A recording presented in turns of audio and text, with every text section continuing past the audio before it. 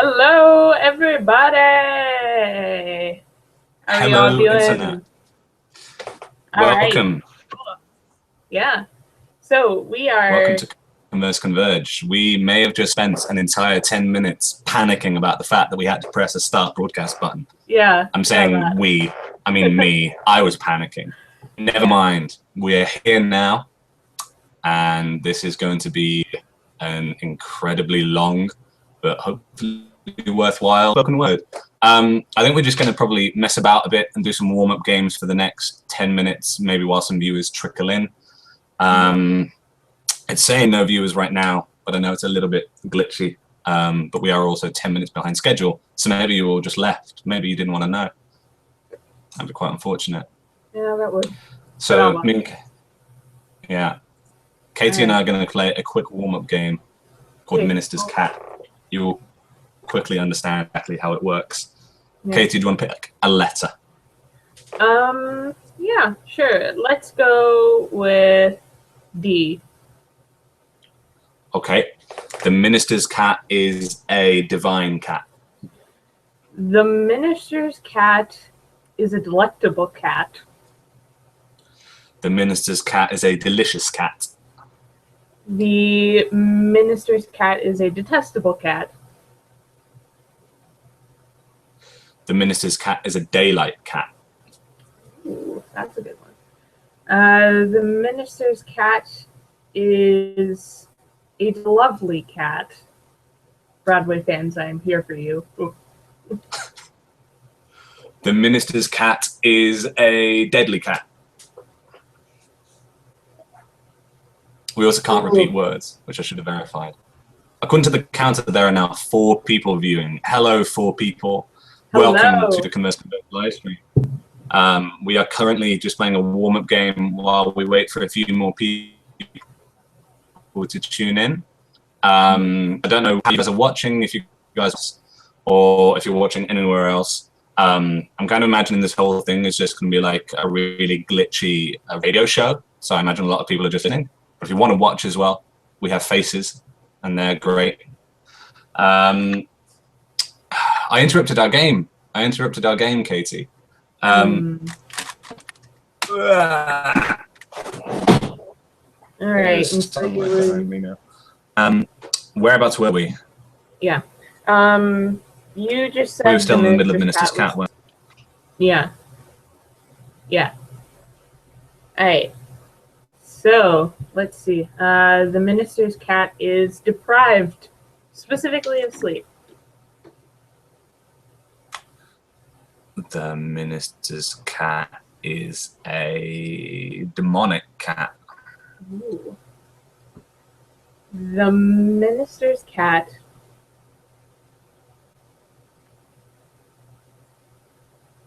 is a draconic cat.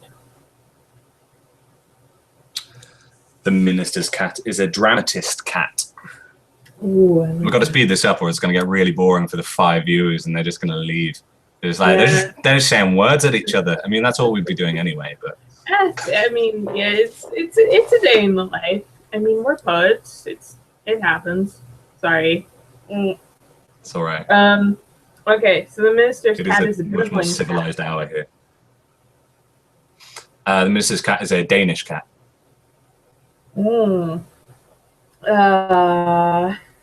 The minister's cat is a.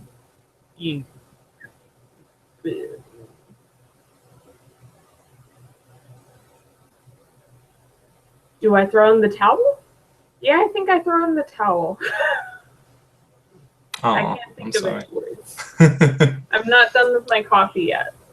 All right, cool. Well, we have only lost 1 of our 5 viewers in that time, so I feel like we're doing pretty well. Or it keeps going up and down. No idea what that means. Hopefully it's not lagging too much, guys. I apologize. There was almost nothing we can do about it. We're just going to have to hope that the recording comes out well on the other end. If you have anything to say about it, we are tweeting using the hashtag Converse Converge today. So if you've got any feedback either about the feed or about the stream, if something's going well, if something you don't like, you can all just talk about it there. I guess we're going to call a formal segment now, or at least begin to. So I guess we'll start with the introduction. Katie? All right, cool. So I'm Katie, in case you don't know. I am the co-founder and co-director with dear Carl over here of Pangaea Poetry. And so basically, historically speaking, what is Pangaea Poetry, or even not so historically speaking? Well, Pangaea Poetry, I think basically you could say has its start in, oh good lord, what year was it, Carl? It was 2013, correct? When we had the first YouTube Poetry Slam, right?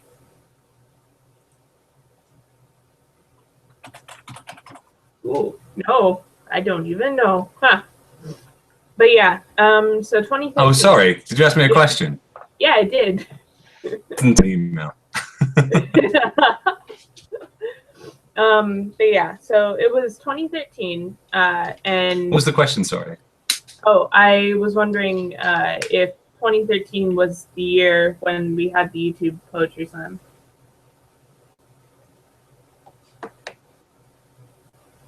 Oh dear.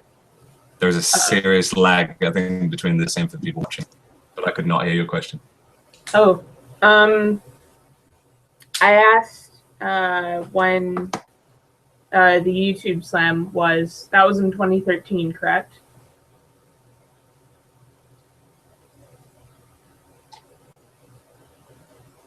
No, I'm not getting a word out of you. Can you hear me fine? That's Yeah. terrible. Rather unfortunate. You can try and type it to me if you want, and I can answer questions that way, and just hopefully it will iron itself out in a little bit, I guess.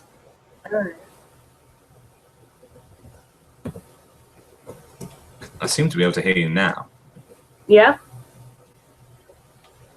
Why does it, like, as soon as you're doing something that's not a test, something goes wrong? Nature of the beast. What can go wrong will go wrong. Say la vie. Obviously. But anyway, back to the introduction. So, 2015, that was the year of the YouTube Poetry Slam, correct? I zoned out. I was doing the email. What am I doing? I don't know. All right. Well,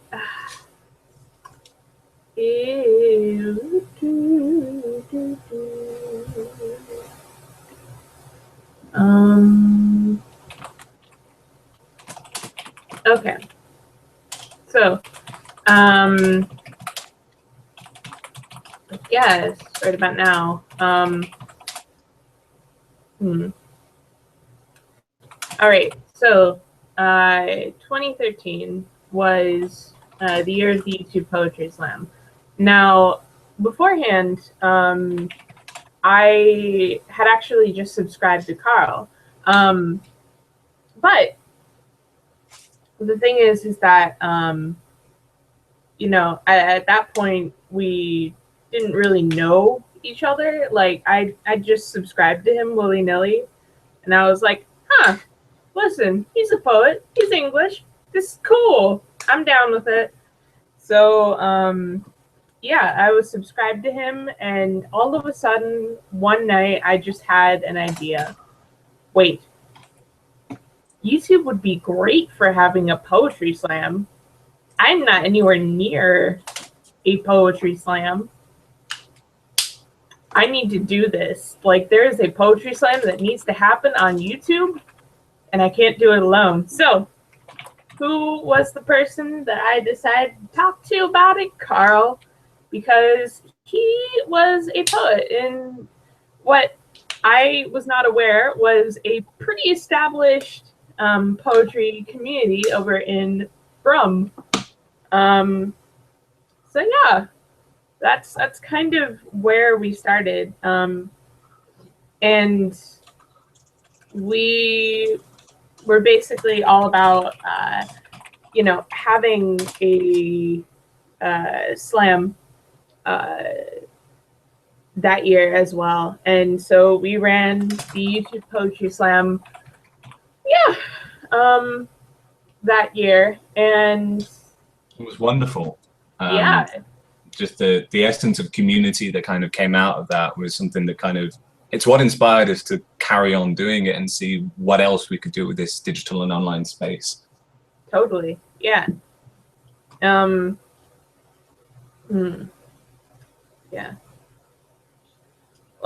Yeah. And so from there, we're like, okay, yeah, we really, really like this format and everything, and we really, really like what we did. And so we're like, cool, well, let's do it next year. But this time, let's do it, with a little bit more individuality to it. Let's create a brand around it, I guess you could say, for lack of a better word.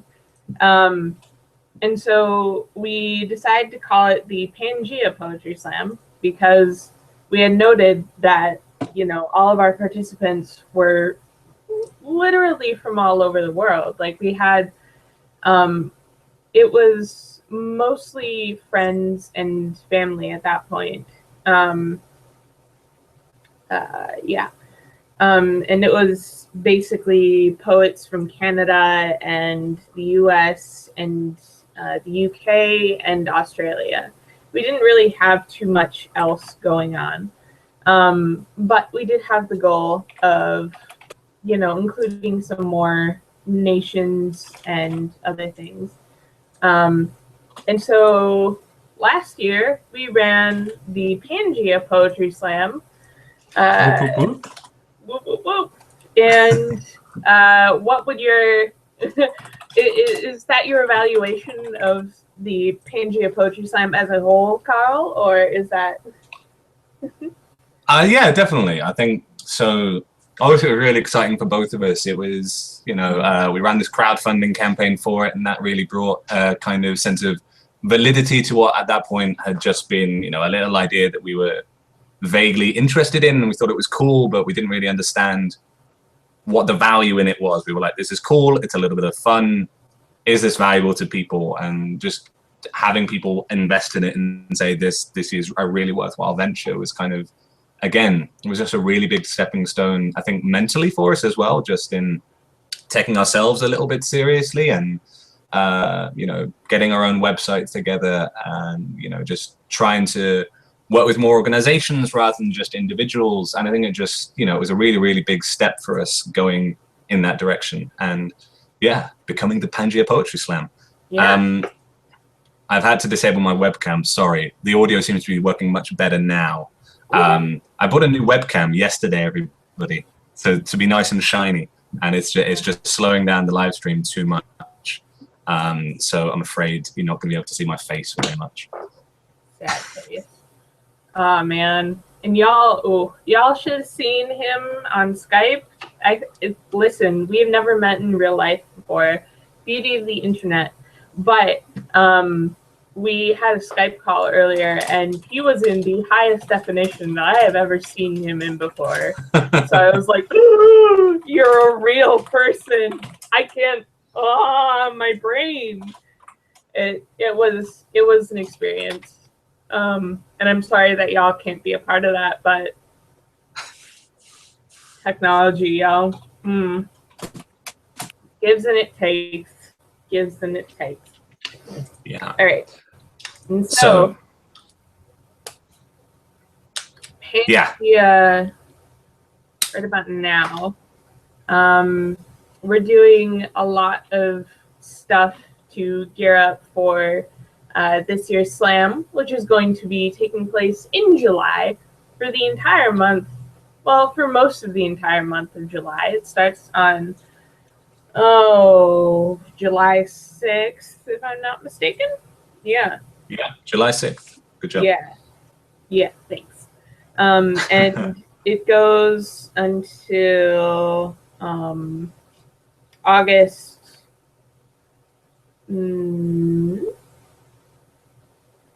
Goes until August August 2nd. Yeah. August 2nd. Sorry, I didn't realize you were fishing for help. Yeah, August 2nd.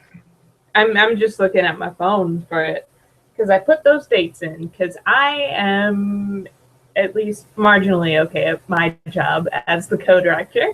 And so we've been doing a lot of work for that, and we've also been doing a lot of work to put together Converse Converge for y'all. So this lovely little space where you all will be encountering the lovely visages of poets and poetry organizations from around the world. Yeah, it's going to be a lot of fun. Yeah. Cool. Also, I guess Carl, I'll take over and talk more about specifics and logistics of how Converse Converge is going to run. So, as Katie was saying, like Converse Converge is it's part of what we do, and kind of the current thinking around Pangaea is that we are a bunch of spoken word artists from around the world using digital technology to bring poetry to more people. And the slam was the first way we thought of to do that, but Converse Converge and the map, which we're going to be talking about in a little bit, are all just different ways of doing that. And we're all about trying to build this sense of community and discussion and dialogue across countries using digital technology, trying to understand how spoken word differs from place to place, how its challenges are different or similar, what we can share about what we've learned in different places, how we can support each other, how we can help each other. And I think this Converse Converge is one of the first steps towards that kind of new direction of trying to work more collaboratively and just talk with more people about Converse Converge. So in terms of how it's logistically going to run, so we have a whole bunch of organizations who are going to be taking part. There are limits to how long a Google Hangout can last while it's being live streamed. The limit is 8 hours. We have opted for between 6 and 7 hours for each quarter of this 24-hour live stream. So the current Hangout that you're watching is going to expire at 7 p.m. All of them are all ready to go. They're all loaded up. And it's just going to be a case of hopping on over, and it shouldn't be too difficult. So this one is going to be running until 7 p.m. And it's going to be a lot of fun. Places where you kind of need to be looking and where you need to be paying attention, be looking in the description, particularly if you're watching on YouTube. That is where a lot of the information is about what we're up to today. It's where the full schedule is, which has been changed slightly since the most recent one that we've sent out. It contains the link for the map, which again I'll talk about in a little minute, and it contains all of the links for the websites of the people who you're going to be hearing from very, very soon. So, you know, if you're hearing these guys and you're thinking, these guys are amazing, I want to know how to find out more, it is all in the description. That's where your eyes need to be, and that's where you can check it out.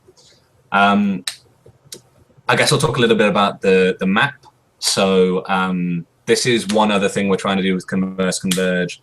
Again, for those of us inside the Hangout, it's going to be obviously quite intense for us, but for the people outside of it, who hopefully are going to represent like a really interesting cross-section of international people interested in poetry, we wanted to come up with something cool that we could do with you guys that was more active and less about just, you know, listening in like you might do with the radio. So we've built a website. It's a very simple website. It's just kind of mapping and date software, where you can input information about poetry events wherever you are in the world. And we'll map 200 events in the next 24 hours. It's a pretty big target for us to try and hit, and we really need your help to try and get there. You know, if you've got, you know, just open another browser window and have a look at it. It's map.pangaeapoetry.com. Again, that link is in the description. And just start adding. Just start letting us know what you're thinking about it. And yeah, it's kind of still a little bit in beta, but the basic functionality should all work. So you should all be able to add events that are happening in your local area. It's sign up through Facebook. You don't need to set up a new account. There's none of that.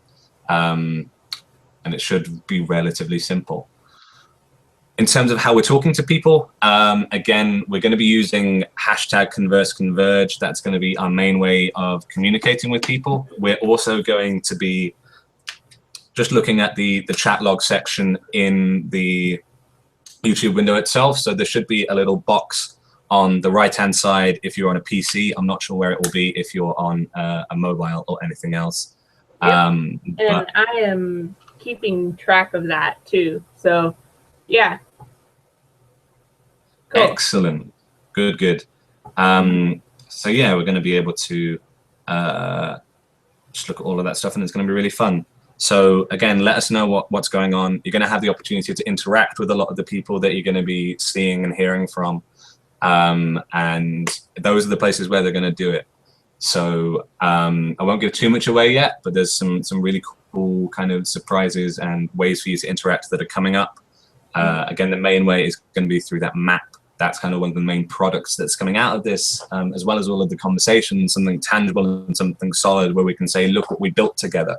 Look what these people did when they came together for 24 hours to try and make something cool. I don't know if there's much else I can say just in the lead up. We're going to be handing over to our first guest, Varjak and Simpson, in about 10 minutes time. But before that, Katie, do you just want to give a spectacular rundown of just what organizations we have lined up for the next 24-hour extravaganza of Spacross? Goodness knows how many countries. I'm buying you time while you bring up the spreadsheets. Goodness knows how many countries. Goodness knows how many languages. Yeah. All right. Yeah, I would love to. Well, first off, we have Varjak and Simpson, as we had mentioned. And we're really excited to talk to them. And then we're having the UK's very own Apples and Snakes. And then we have Poetry Club Mumbai coming in. Then we have Word Up Nigeria. And then we have Mouthy Poets from the UK. Then Louwenmaul, I think. I'm probably saying that wrong. So I'm sorry to all my German friends and family. It's clear. So we're having them come in from Germany, and that's going to be awesome. I'm so excited. And then we have Poetry House Amman coming in from Jordan. And then we have an open mic happening. Woo! And then we continue on with having the writing platform on in the form of an interview. And then we have some Irene Lassen. And then, and she's from Spain. So we'll be having a lot of Spanish poetry happening. That would be cool. And then we have, and then we have the Bad Alicia Poetry Exchange from South Africa. And then we're all just gonna hang out and chat and commiserate and everything, I guess. And then we have Julio Ludimir from Brazil. And then we have Word Warriors Nepal coming in. And then we have some open mic stuff happening. And we're gonna be hanging out. And then we have Slam Dream from India coming in. Then we have Slam Find from the USA. Then we have the Writers Center coming in from Singapore. And then we have Poetry Circle Nowhere coming around. And then there's so many to get through. It's so cool, but it's such an arduous task. Yeah, there's so many. And then we have the Airplane Poetry Movement from India, and then Rochelle Da Silva, and Poetizer, and then we have Abdul Hamoud. Then we have another open mic, and then another Google Hangout. And yeah, that and then we're done. Is our time, yo. Are you all ready for this? Because I'm ready for this. I'm totally ready for this. we do have to fill another 10 minutes before Vajak and Simpson are ready. Yeah. No, I'm so freaking excited for this. It's going to be a really incredible ride, and it's going to be just, yeah, months of work for us just getting in touch with all of these people, and it's been so great to see the response. The reason that list is so long is because so many people out there want to connect, and so many people want to be able to reach out across borders and hear about poetry and learn about poetry. You know, we often talk about poetry and we talk about the spoken word movement, but it's not, you know, it's moving in all of these different directions and in different parts of the world, and often kind of, you know, without touching base and without really knowing what another part of the world is doing with spoken word. And, you know, there are cool things happening everywhere that couldn't happen anywhere other than the place it's been started, just because of how different these places are, just because people's needs for what spoken word can offer are different. It means different things to different communities, and I feel absolutely privileged and humbled to be able to offer just a little bit of a glimpse into what all of those different communities look like. It's going to be really, really great. Have we had any comments on the YouTube chat log yet? Oh, many. Yeah. We have Arca coming in. Arca, is that how you say your name, Arca? Oh, good Lord. And then we have Dan Simpson, who is already tapped in, which is awesome. So he's ready to go. So I'm excited. And then we have Khalil. Yeah. Excellent. Cool. No, this sounds really good. All right. So I guess, I suppose whenever we're ready with it to Dan. So that's going to be enjoyable. I'm not sure what the best way to do this. Dan, you've been sent the link on your email, and if you click it, you'll be able to come into the Hangout. That probably should have been done behind the scenes, but never mind. It's probably quicker this way. Can you tell we've never done this before, guys? Can you tell? We're new. No, it's gonna be outrageous quantities of fun. Oh, man. I mean, we can always just do an Minister's Cat and see how that goes. I kind of wanted other people to participate via Twitter. Cat? Oh, man. I'm sorry, I know it's early there. I felt like I had a really unfair advantage with it being afternoon here. You do. My status as a human thesaurus is significantly much lesser, especially because, you know, it's 7:30 a.m. here. But anyway. No, it's rough. All right. So what are you most looking forward to about the live stream, Katie? Oh, about the live stream. I am really, really excited for just hanging out with the people we'll be talking to. Yeah, I don't know. There's just something about being able to hang out with poets from, like, you know, totally, completely different walks of life that really, really just sounds like an excellent idea to me. So yeah, I'm most excited for that. Yeah. Woo! Woo! No, it's gonna be really cool. What about yourself, Carl? I'm trying to think because I know just a little bit more about what everybody has planned, but I also don't want to give anything away. I don't know. There's some stuff coming. Like there's going to be like a talk show style section, which is going to be really interesting.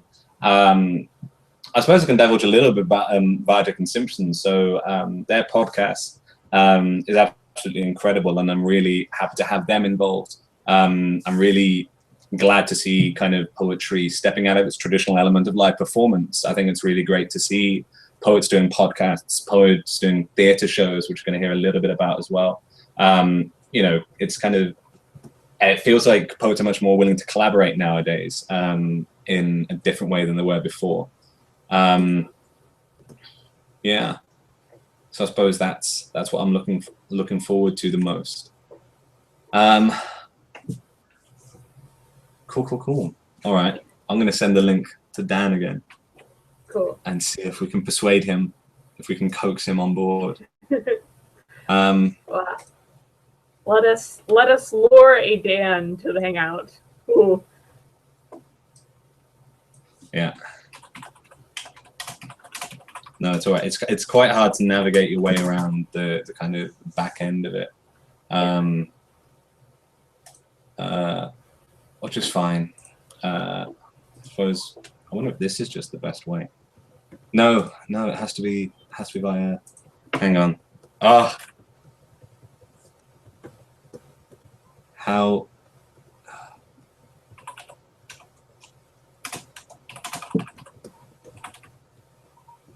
Let's try that.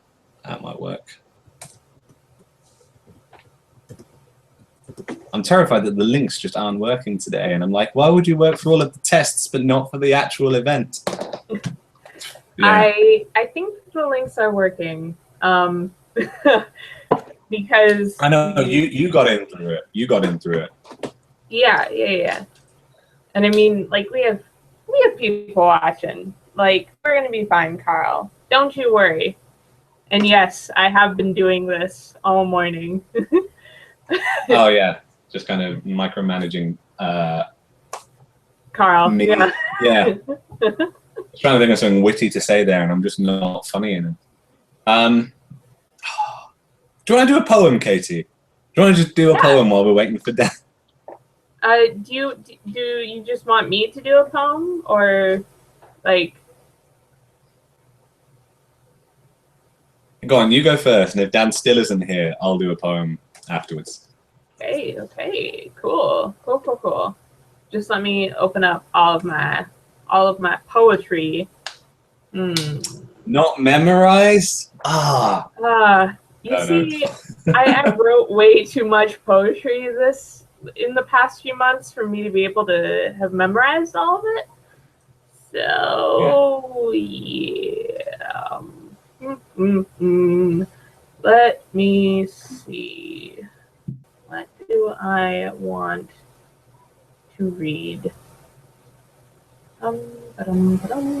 Ooh, okay. I think that this is something that you'll want to hear, Carl, because it's basically my ode to the Lake District in England. Hey. It's called Cumbria. It's time to return to the Lake District, where winds swirl slowly down from the mountain tops, and bodies of water reflect the softness of the shy English sun with unending patience. There's a feeling there. It's comforting. It's ancient. It's like I'm floating in a lake full of the spirits and whispers of my ancestors holding me up. It is green everywhere, like a child's experiments with modern art, but somehow it works, and it makes me happy. It reminds me that it is possible to grow even where you cannot walk. I just want to lean back on a tree there and watch the world age with the ghosts. They could tell me their stories on the wind, consonants beaten on leaves like timpanis, vowels spun gently into my ear.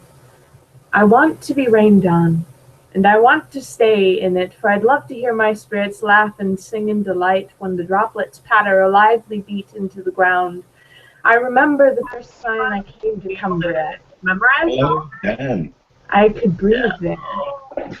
The wildflowers that had sprouted on the hillside were dotted with dewdrops from the storm that had ambled through the valley not 5 minutes before. I need to breathe more air like that. So it's time to return to the Lake District, where the breeze whispers poetry from phantasms, and the water is clear enough to clean even the muddiest of minds with unending patience. There's a feeling there. It's comforting. It's ancient. It's home. Woo! Woo! Thank you. Katie. Wow. Oh. Hello, Dan. Hello, Dan. Hello. We can hear you and everything. It's great. Wow, it's working. I'm flabbergasted. I'm delighted as well. Hello. Hello. So Paula should be also joining us in a moment or two. I think she's just coming in, and then we can tell you all about Jack and Simpson. All right. Sounds great. Do you want to talk a little bit just about yourself in isolation to the tour de force that is Jack and Simpson? I'm sure. So, hello everyone. I'm Dan Simpson. I'm a UK-based poet, based in London. Do a lot of work down in Kent, but across the country as well. I guess I kind of do quite geeky, nerdy spoken word type stuff that has a funny kind of angle to it. Sort of main things I do are gigging and comparing. I run sort of poetry projects and residencies. I take on commissions, run school workshops, all that kind of good poetry stuff. So that's me. Yeah. Hey, I'm at Dan Simpson Poet. Come say hello. Yeah. Definitely. Get on the Twitter. At Dan Simpson Poet. # Converse Converge. Dan once had a show called We're All Orange Ghosts, inspired by the Pac-Man ghost Clyde. I think that might be all. That image, I think, might give you the essence of what Dan Simpson is about. Yeah. I think that kind of sums it up, really. That sort of finding the human through the geek, trying to be emotional through technology, I guess. Yeah, it's yeah. So that's me, I suppose. And hopefully, Paula will be sort of jumping in a minute as well. Yeah. Don't worry about it. It's fine. We're happy just to have you. Yeah. So, shall I tell you a little bit about maybe what we're going to be talking about? The next half hour-ish. And we just saw her very briefly. Hey, Paula. Hey. So I've just given a very brief intro to who I am. So Paula, do you want to say who you are, and then together we can say who we are? Yeah. So I'm an artist working in video and performance, but I began as a spoken word artist, which is my major. And yeah, I'm working in video performance and writing, basically. Sounds pretty great. Fantastic. So so together we are Jack and Simpson. So we've recently formed a production company. So we're going to kind of say a little bit about how that came about, why we like working together, the kind of stuff we make, and then sort of probably round off with it's kind of things we've learned. And I think these are probably important things that maybe are useful for kind of everybody to kind of hear about. And we'd love to hear sort of questions and responses. So if you're sort of putting in responses on the chat, do ask us questions, do ask us anything you want to hear about, and we'll try to do our best to respond to them. So should we start about how we began? Yeah, let's start with our history. So, Paula, why did we start working together? Well, we met.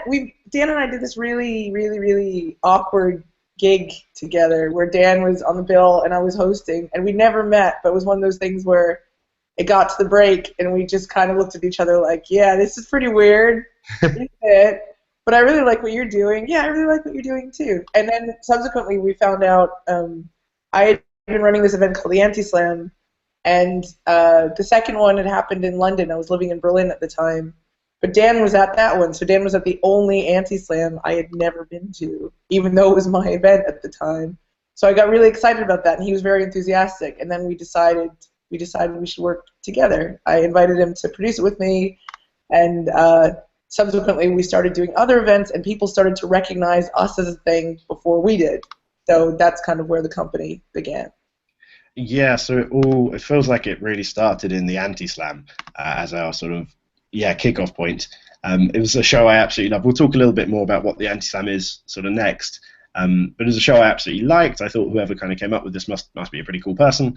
And then when I met Paula, it was just like, I think I gave, instead of just being like, yeah, it's amazing, whoa, yeah, it's totally perfect, don't change it. I think I also said, yeah, it is brilliant.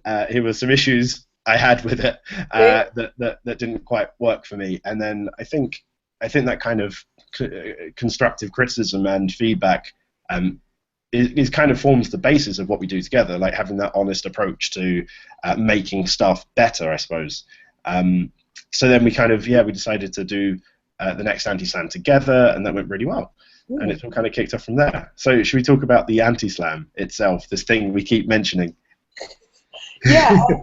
So, okay, so the Anti-Slam is an event that started in Berlin in 2009. I sort of started performing for about a year then. I was very much a part of the poetry slam scene in Berlin, but also in Germany. But I was also, as a native English speaker, a big part of this emerging English language comedy scene. And I found that my life was split between hanging out with a lot of comedians from Australia and America and Canada, and hanging out with a lot of slam poets from Germany. And I really wanted to create an event that they could all perform in, we could all hang out in. But also I wanted to somehow deal with the fact I was really sick of competing with my friends all the time. And it would be good if it was playful and it was funny, because I wanted to involve these comedians. So I had that thought, but I had no solution. And then I went on a bit of a poetry pilgrimage to New York and Chicago, and I saw this insane performance by Jamie DeWolf, formerly from Suicide Kings, at the New York Poetry Cafe. And I think this is where we try to figure out how to play links in this. How does that work? Do we know? Shall we just, let's see, go on the side? So yeah, we want to show some clips from the kind of work we make to kind of illustrate it, because it's all well and good us telling you what these things are, but we've got some really fun clips to show you to kind of demonstrate the anti-slam. So we wanted to show you this. I see there's a little YouTube thing you can include. I'm not sure if it works with Vimeo though, so we might have to show our YouTube clip. Essentially what you can do is there a little bar on the left side of your screen? Yeah. Yeah, okay. There's going to be a button on the side that is basically a computer screen that's green and has a white arrow. And Okay, that's so going to be screen share. Okay, Yeah. I'll do that for our Vimeo clip. Will that play the audio as well? Well, let's see. Yeah, it should, hopefully. It should. It does for Katie, and it doesn't for me. So if it doesn't work, pass it over to Katie, and the audio will share. Okay, cool. So welcome to my screen, everybody. This is my home for a long time. Quick, look for his bank details. They're somewhere on the screen right now. Close all the embarrassing links and stuff. Okay, so hopefully you can see a girl, because you know if one image sums up the anti-slam. That is a good image. So I'm going to play this. Hopefully you can hear the audio as well. Very warm and welcome to Amy McAllister. Just pause it. Can you hear the audio? Yes. Yeah. I'm just going to play it then. Okay.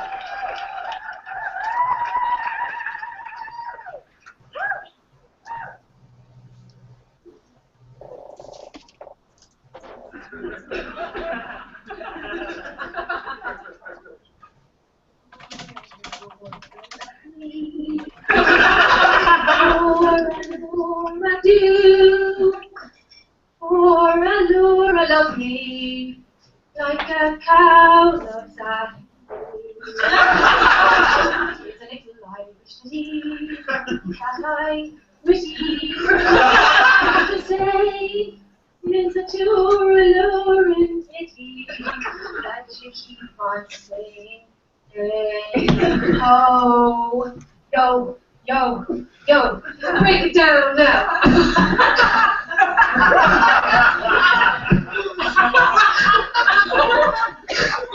Roses are red, shamrocks are green. Let's go to bed and do something obscene. I hold you higher than the ever-elevating hair of Jedward. Wanna take you bedward. Spanish butter known as clover. Lick with all over. You're my Mr. Over and over.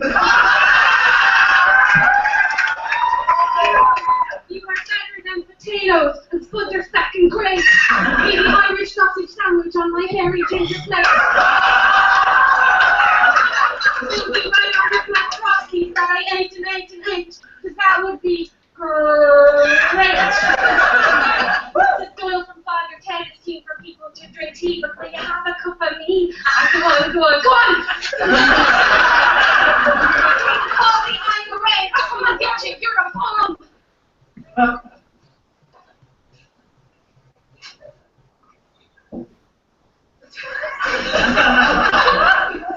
there's so much beauty in the world.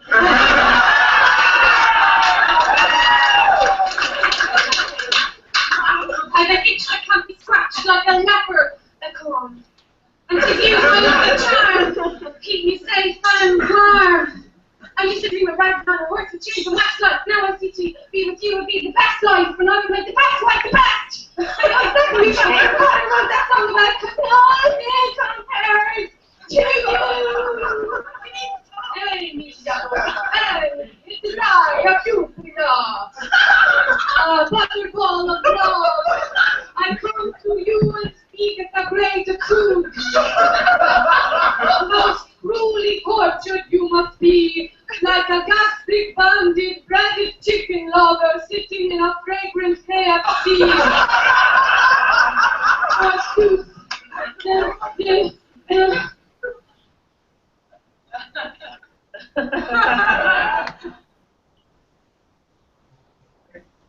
Forsooth, the fair young laddie of your liver-dancing, creamy, panting dreams be not available, for he rages on the dainty streets of Soho, playing Gaelic football and other teams. But I assure that in the city you'll find plenty more to read. Dear Graham North, I'm a person our imaginary child. I'm crying in my head. I love you,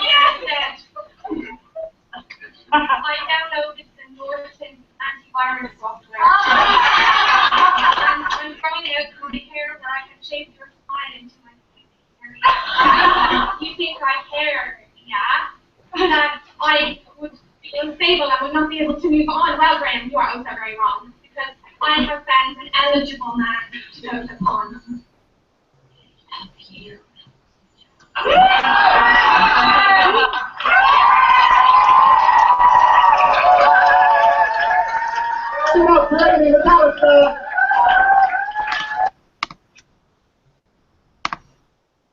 Okay. Right. Hopefully we're back. Yeah. Oh, good. Just So that was Amy McAllister winning the anti-slam a few years ago. Hopefully it gives you a sense of what it's about. So essentially the anti-slam is a place where we get some amazing poets and performers generally in to do their very worst poetry, their worst material, to write something that is going to be so horrendously bad it's entertaining. And it's a lot of fun. It's a lot of fun. Nice. I like it. Yeah. So we've been doing this for kind of 3 years, and this is the thing that started Varjak and Simpson, I suppose, as a company. And so in the 3 years, we've grown and developed the show. When I came in to help Paula out, it was kind of a yearly thing in London, and then slowly we've sort of increased the size of the venue. We're now running it sort of as a sold-out show every year as an anti-Valentine's thing. We've also gone to 8 different cities around the UK. So we've tied in with local slam scenes to make the anti-slam happen in all these places. So we've got it in London, Bristol, Cambridge, Oxford, Edinburgh, Manchester, Sheffield, and Newcastle. So it's kind of become this national annual event in all these places that then tie into this big epic final where we get the winners from each anti-slam to come down. And this year we did that at the Roundhouse. So it's kind of grown over the last 3 years. It's also been quite an international thing. So maybe Paula can tell you more about the international side of things. Well, yeah, I mean, actually, sort of going back a bit, because that clip was actually from the 3rd London Anti-Slam, which is when it kind of has become much more of it's become a UK thing. But the origins of it are actually international, because as I said, or I was starting to say, it was a bilingual event to start with. So it happened in German and in English. And then because I was connected to kind of the European slam scene through people that I had met at international slams, it subsequently happened in Poland and in Italy, and then later even in Sydney. But maybe just to give it international. But Dan, have you heard this screen share thing? If I just click on this share screen and then I click on the link to the video, will it play? Is it as simple as that? You go to share screen and then, yeah, go to the video, make it full screen and play. Okay. It worked for me. Whether it works for you is. I have a feeling it works for everyone except me, which is really helpful. Oh, poor Carl. Oh. Great. Well, I mean, the thing is, I think if you actually just Google Berlin anti-slam, it'll come up as the very first thing on YouTube because it's got over 1,000 views or something. Nice. So I don't know who was able to do that. Yeah. Paula, it should be on the little sidebar on the screen to your left.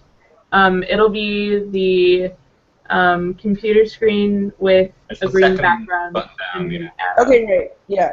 Yeah, that's screen share. Okay, so hang on. So if I go, and I think the other thing that's different about how it was in Berlin, and because I guess the other thing that's kind of interesting is every single time we've moved to another new city, it's taken on a different flavor, and the event continues to revise itself through that. And I think maybe one of the biggest differences about what it was like in Berlin versus what it was like in London is it was a much more raucous event because it involved a lot of Jägermeister, who actually kind of sponsored us for the very last event and gave us 4 or 5 bottles. I don't know why I didn't think of doing that sooner, but anyways, I found it, so let me just figure out how to screen share. If I screen share. Okay. So,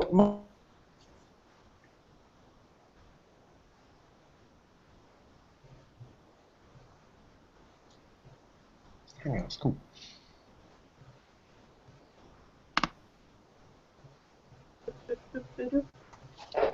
Slight lull. Never mind. Have we lost her completely? Hello, Paula? Claimed by the screen share. Oh no. Okay, cool. In which case, maybe while she's gone. Do you want to try and share this clip while we see if she can come back? Oh, she's back. She's back There twice. is a Paula. I've just realised and then immediately everything shut down. Yeah. on All the- right. So Paula can't do screen share. We have figured that out. Dan can. I can do this. Oh, right. Okay. That's good to know. The thing I've realised is on the live screen, it's just on the live stream, it's just showing me. So people are getting fantastic shots of my reactions to other people's words, which is quite nice. Okay, so Paula, which clip did you want to share? So I think we were going to share the Vera one. Did you want to show the Berlin trailer? Yeah, because I kind of wanted to show the progression. So we had the Anti-Slam in Berlin. It was an international event. It came to London. It was very much about spoken word. And then the third clip would be Vera. Okay, So cool. if you just Google Anti-Slam Berlin. Okay, so or otherwise send me the link on our Facebook chat. Got it up. So literally, if you just type in Anti-Slam Berlin, it'll be the first thing that comes up. Or only. Got it. Yeah, cool. All right, I'm going to share this. So this is the I trailer. should have just fixed the face thing. Sorry, Dan. That's okay. Okay, cool. I'm going to show you this YouTube clip now. And then you're going to get a bit of a sense of also how the jury, I don't know, the environment around it, not just the performance. Yeah. Okay. So Oh no, don't use the YouTube app. Don't use the YouTube app. It won't work. Just use screen share. I'm using screen share now. Okay, good. I'm giving you my entire screen again. Hello and welcome to my screen. Let's show you the YouTube video. Yeah, full screen. Unmute. Play. Lowest score wins. So we're talking about pitiful poetry, silly stanzas, ridiculous rhymes, not just bad, not just terrible, but horrible, embarrassing, cringeworthy. Judges, please, can I see your scores? A 2. We give him a 0. A 1 and a 10. Oh.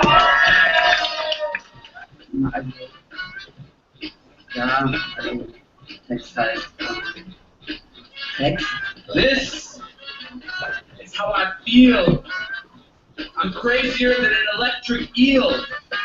Und deine Situation von Dickerschweine steht mein mir dann. Ich komme wie ein Flammenmeer und dein Style ist einfach nur Schrecken von Camembert. Yeah. Eeny, meeny, miny, Mo. Larry and Curly go to the picture show. They leave popcorn on the floor. What is life? Diese Frau die Katze macht Miau. Rains on the rain. On the rain.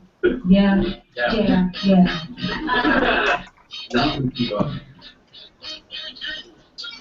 I'm sorry I tried to fuck your friends. I was just trying to make amends. You're the most beautiful woman I've ever met yet. Das ist jetzt in beiden Richtungen gemeint. Ich habe da schon nachgedacht auch. My body is a temple. I can sell just to God. Einer von den Tagen, wo du gleich weißt, dass du mit dem Fallschuh nicht aufgestanden bist. But wait, the fun really starts when I take my pants off. We should instigate a no painful noises microphone rule. Alright?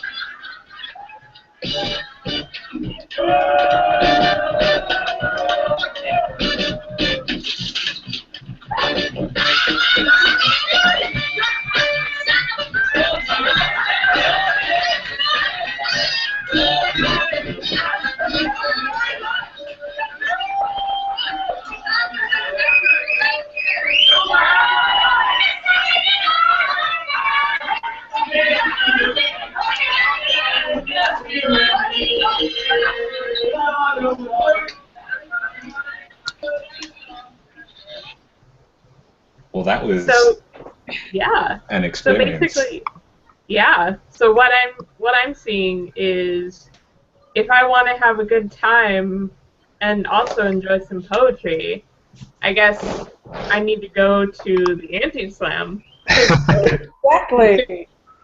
Excellent. Sounds like So I mean, obviously it's a very silly show. It's a very fun show. But the thing is, it kind of serves a weirdly serious purpose at times as well. And there's kind of three things we've identified that it does in an interesting way. By being so ridiculous and raucous and silly, it actually serves as some sort of development for artists. We get such beautiful and wonderful feedback from the people we ask to take part in it. They always say it's incredibly cathartic. We've had people turn their character into entire shows.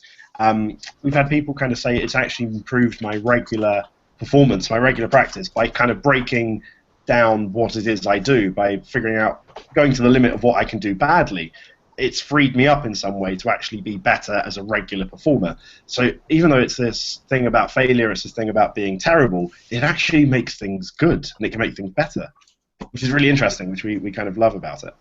But I think it's also, it's not just about the fact that it allows you to be bad and it allows you to do the things that you try to avoid. I think there's something around the fact that people have said to us, in order to write something that's really appalling, you have to unpick what is good, actually. You have to really kind of go almost a bit existential about, like, what is poetry and what is a good poem and what is the thing that I also aim for. So it's making you really think about how a great poem is constructed, but also what are your fears and what are all the things that you're trying to avoid. Yeah, absolutely. So that's our first thing that we find that the anti-slam has done, which is about artistic development. The second thing that we found it does is development of audiences. It actually gets people in who don't normally go to poetry gigs. We always do who's been to a slam before, and we get a massive cheer and a massive hands up for people who have not been to poetry. So it kind of appeals to a comedy crowd, and Paula also makes sure we program in performance artists and theatre practitioners, people from different disciplines, to bring in that different audience as well. So we actually do get an audience that isn't just your regular poetry crowd. Of course, we get those as well, because it's a brilliant show that's brilliant for poets and people who know that scene, but it's also incredible for people who don't maybe like poetry or think they hate poetry. And then to watch poets be so self-aware, we get the pretension, we get what can be an elitism, we get what the perception of poetry can be, and we smash it. We just go, yes, that's what it can be, and we're going to ridicule it and parody it. So people see that we can ridicule ourselves, and they'll go, hopefully, and they do. They go to more regular spoken word shows with that kind of awareness that, yeah, poets aren't all really serious and incredibly worthy about their art. They're comedians, they're communicators, and they're entertaining people as well as poets. So yeah, it certainly helps develop audiences. Nice. Also, just as an aside, I am keeping track of what is going on in the YouTube side of things, and Louwenmaul, I still am probably saying that wrong, I'm so sorry, but they just asked when the next Anti-Slam is, so... That's a brilliant question. Our next Anti-Slam for sure is at the Edinburgh Fringe. So we do it every year at the Fringe. Which is a really good one. We love doing it at the Fringe because we get that international artists can come take part, which is absolutely incredible. So we're doing it at the Fringe. Let me get the date up for you. So if you happen to be at the festival, do come down and watch it. We're at the Banshee Labyrinth, which is kind of the hub of spoken word at the Fringe, if you've ever been before. It's on August the 27th at 11 o'clock at the Banshee Labyrinth. But the brilliant thing about the Anti-Slam, and maybe Paula can speak about this a little bit as well, is how, and it's something that we like doing as Far Jack and Simpson, is creating a model that can work anywhere. So, where's the next Anti-Slam? Where's the next Anti-Slam? In terms of where in the world is the next Anti-Slam? Yeah, where in the world could the next Anti-Slam be? I mean, I think the thing is, you know, in terms of how we run it regionally, it's a bit different. It's like Dan and I like to be there, or at least one of us likes to be there.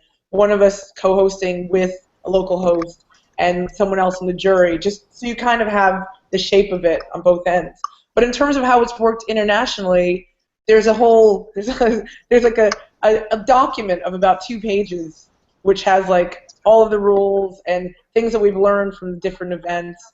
And then what we do is we just kind of offer it up and then ask that if the host promoter has any questions, that they stay in touch with us, and that they, when they promote it, that they link it to the Anti-Slam Facebook page, so people have a sense of it being a growing international entity. Because I mean, I think the big goal would be if we had an international Anti-Slam.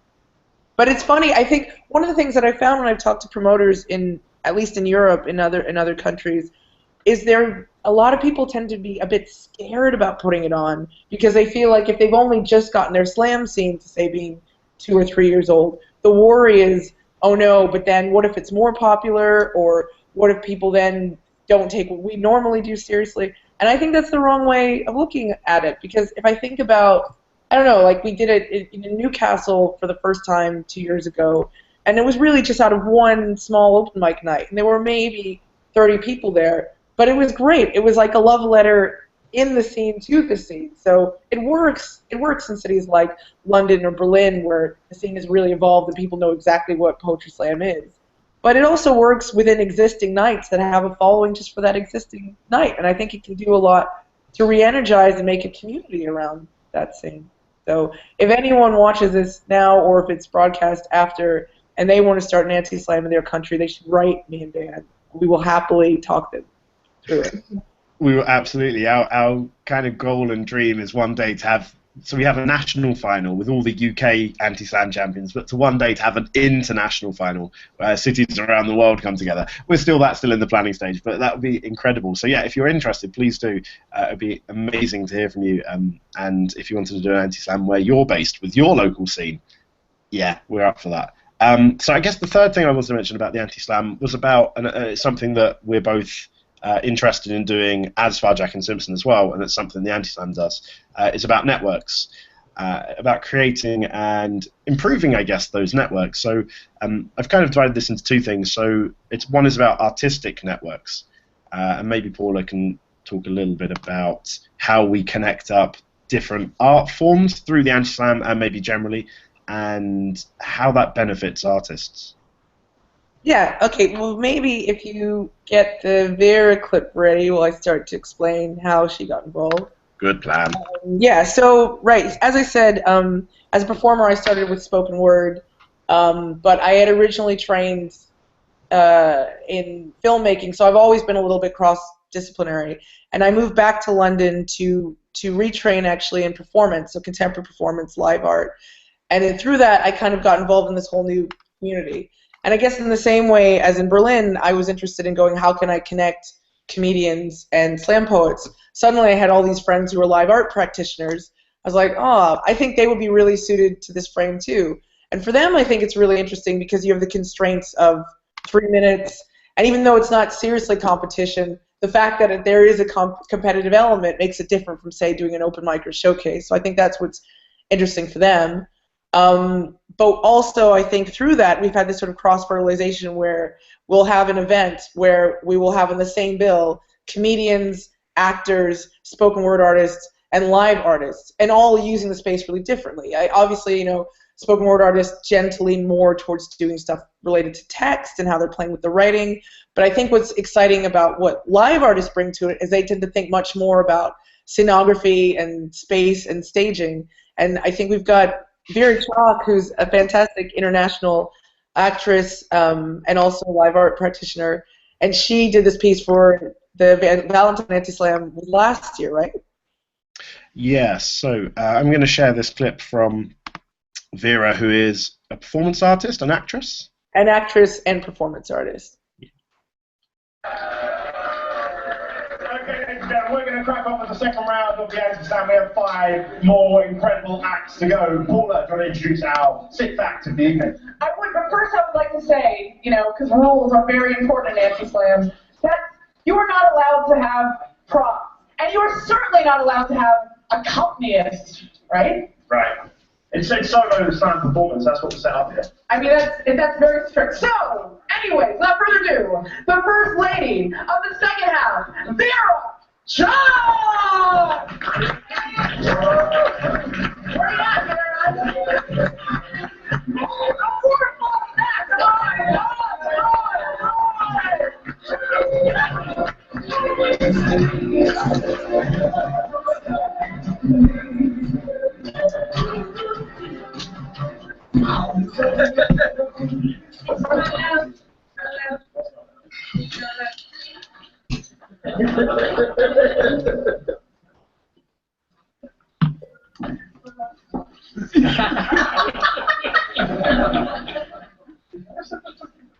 It's called Vampire of My Heart, or How I Found God and I'm at one with the universe. You sank your fangs into my soul and sucked my love into a dark black hole. Oh, universe.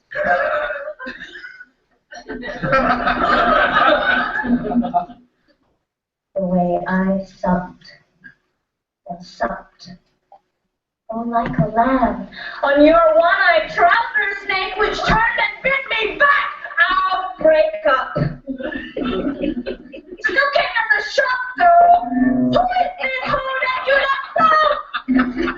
The gift of warts from you to her. A shadow of a Brodigan cuss. It's a virus ravage her vagina and your face. Like clouds, fungi in the night, growing, creeping, ever showing how your life lacks buttresses. We met on Twitter. I found one of your songs the other day.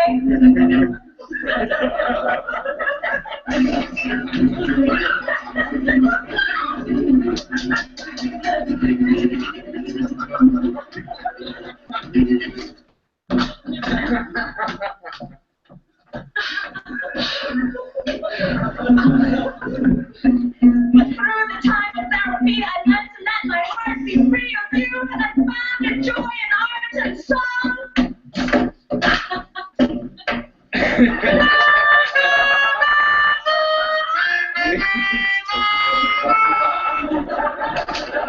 And part of me will always be your George Bush kitten rhapsody. Oh, kittens, they are very nice. Very nice.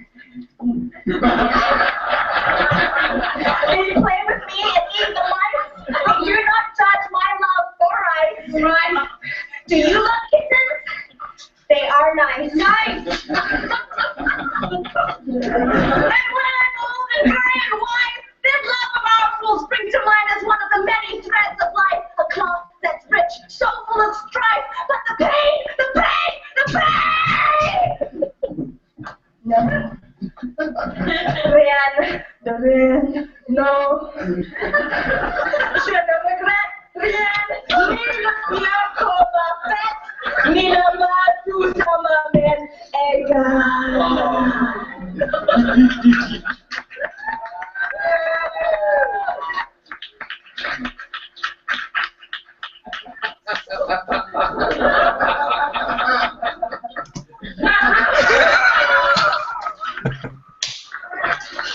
Oh dear.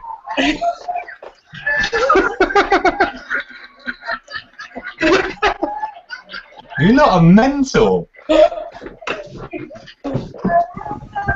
That was really something. But we love it. So, Sorry, I'm just giggling. That's one of our favourite anti-slam pieces. But Vera being, a kind of live artist, not a poet, kind of means she went in a different direction to maybe what poets do. The whole physicality of it, the use of another person, the weird music stuff. And what's amazing, tying it back to artistic development, is poets then see that and say, oh, that's something I could play with. I didn't think about the body so much. I didn't think about character construction so much. So it's incredibly, and obviously these people then get to know each other and talk to each other, go to each other's shows. So in terms of artist development and networks, connecting up artists from different disciplines, the Anti-Slam is a beautiful place to do that in. And also, I think it's kind of like challenging. It's challenges presented by mentoring effectively, because I think the other thing that we hear, in addition a lot to being really cathartic, is we very often hear people say, "Oh, I didn't go far enough." It's like I thought I had this really crazy piece, but oh man, I didn't go far enough. Yeah, absolutely. People artists to go away with. Yeah, people that sometimes when we've had people come back for a second go, they've taken that character and taken it to the next level. Okay, so we're kind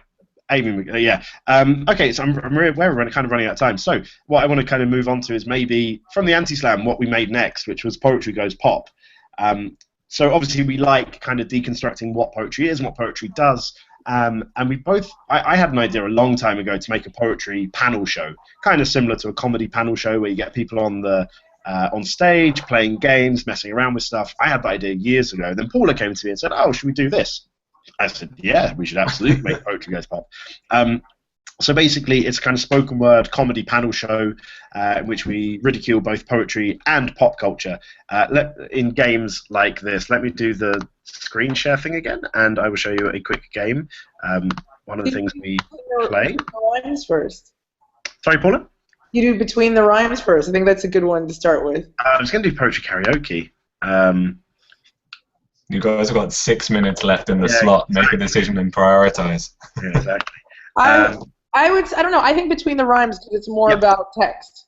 Sure. So this is one of the games which hopefully, Between the Rhymes, we explain a really difficult to understand poem in a way the audience will understand it better. So let me show you this. Oh, no, I've done the wrong one because I'm an idiot. That's me trying to sing The Owl and the Pussycat to the tune of the Kinks' Lola. That's not the one we're showing. This one. It's called Between the Rhymes. And what I'm going to do is I'm going to give a poem to each team. Because sometimes I find that poetry is quite difficult. And some people say poets pick obtuse metonyms just to sound them, make them seem sagacious. But thankfully, we have some experts in the room who are quite capable of deciphering such verbally dexterous wordsmiths. Our teams will get given a poem, then they will translate, one will translate, you will find out the real meaning behind such brilliant poems, as Roll the Dice by Charles Bukowski. Who do you want to read? Who do you want to translate? So I'm gonna, James is gonna translate this, and Nick is gonna read, I think. Roll the dice. If you're going to try, go all the way. Otherwise, don't even start. Your mother and I don't think you should study drama. If you're going to try, go all the way. This could mean losing girlfriends, wives, relatives, jobs, and maybe your mind. Have you thought about doing a law conversion? Go all the way. It could mean not eating for 3 or 4 days. It could mean freezing on a park bench. It could mean jail. You know, they're always looking for teachers.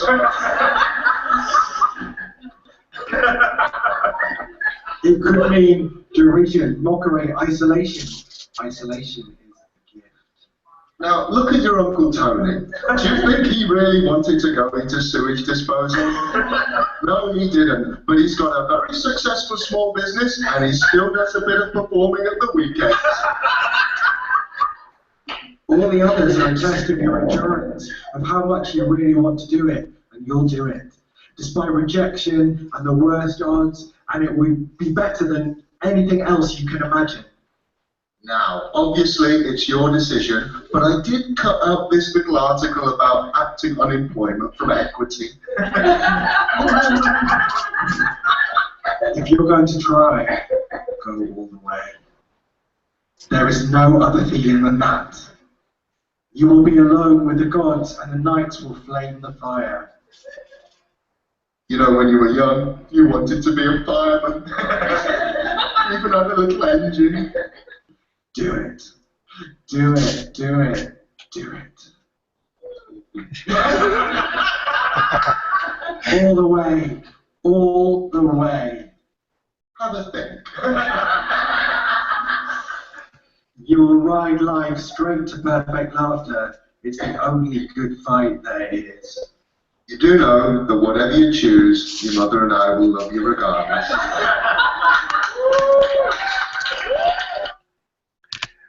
Okay, so that's one of the games we play on Nevermind the Full Stops. Very quickly, what do we want to say about Full Stops for? Sorry? I just saw this note saying we should really mention the podcast. Oh yeah, so podcast. By the way, I just realised that's actually a show called Poetry Goes Pop.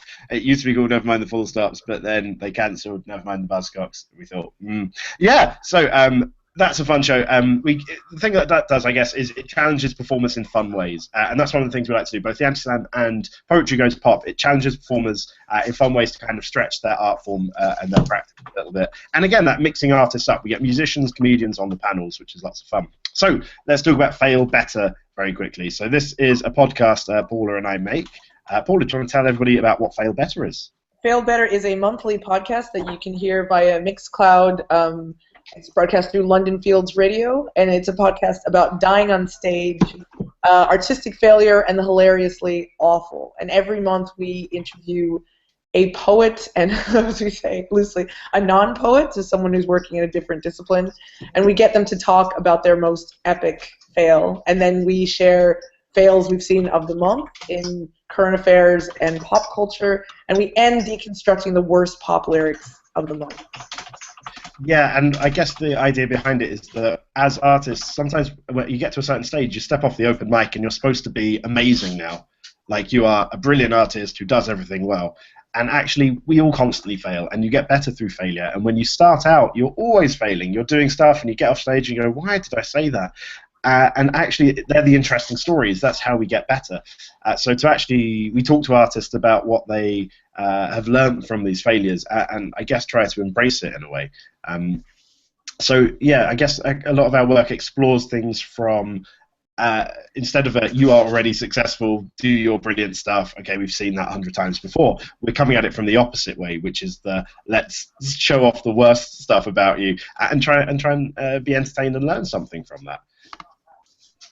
And I'm just dropping a link to the Mixcloud of London Fields Radio, where people can listen to the last 4 episodes and all the other great stuff they do. And we've got a new episode coming up, maybe not Sunday, early next week.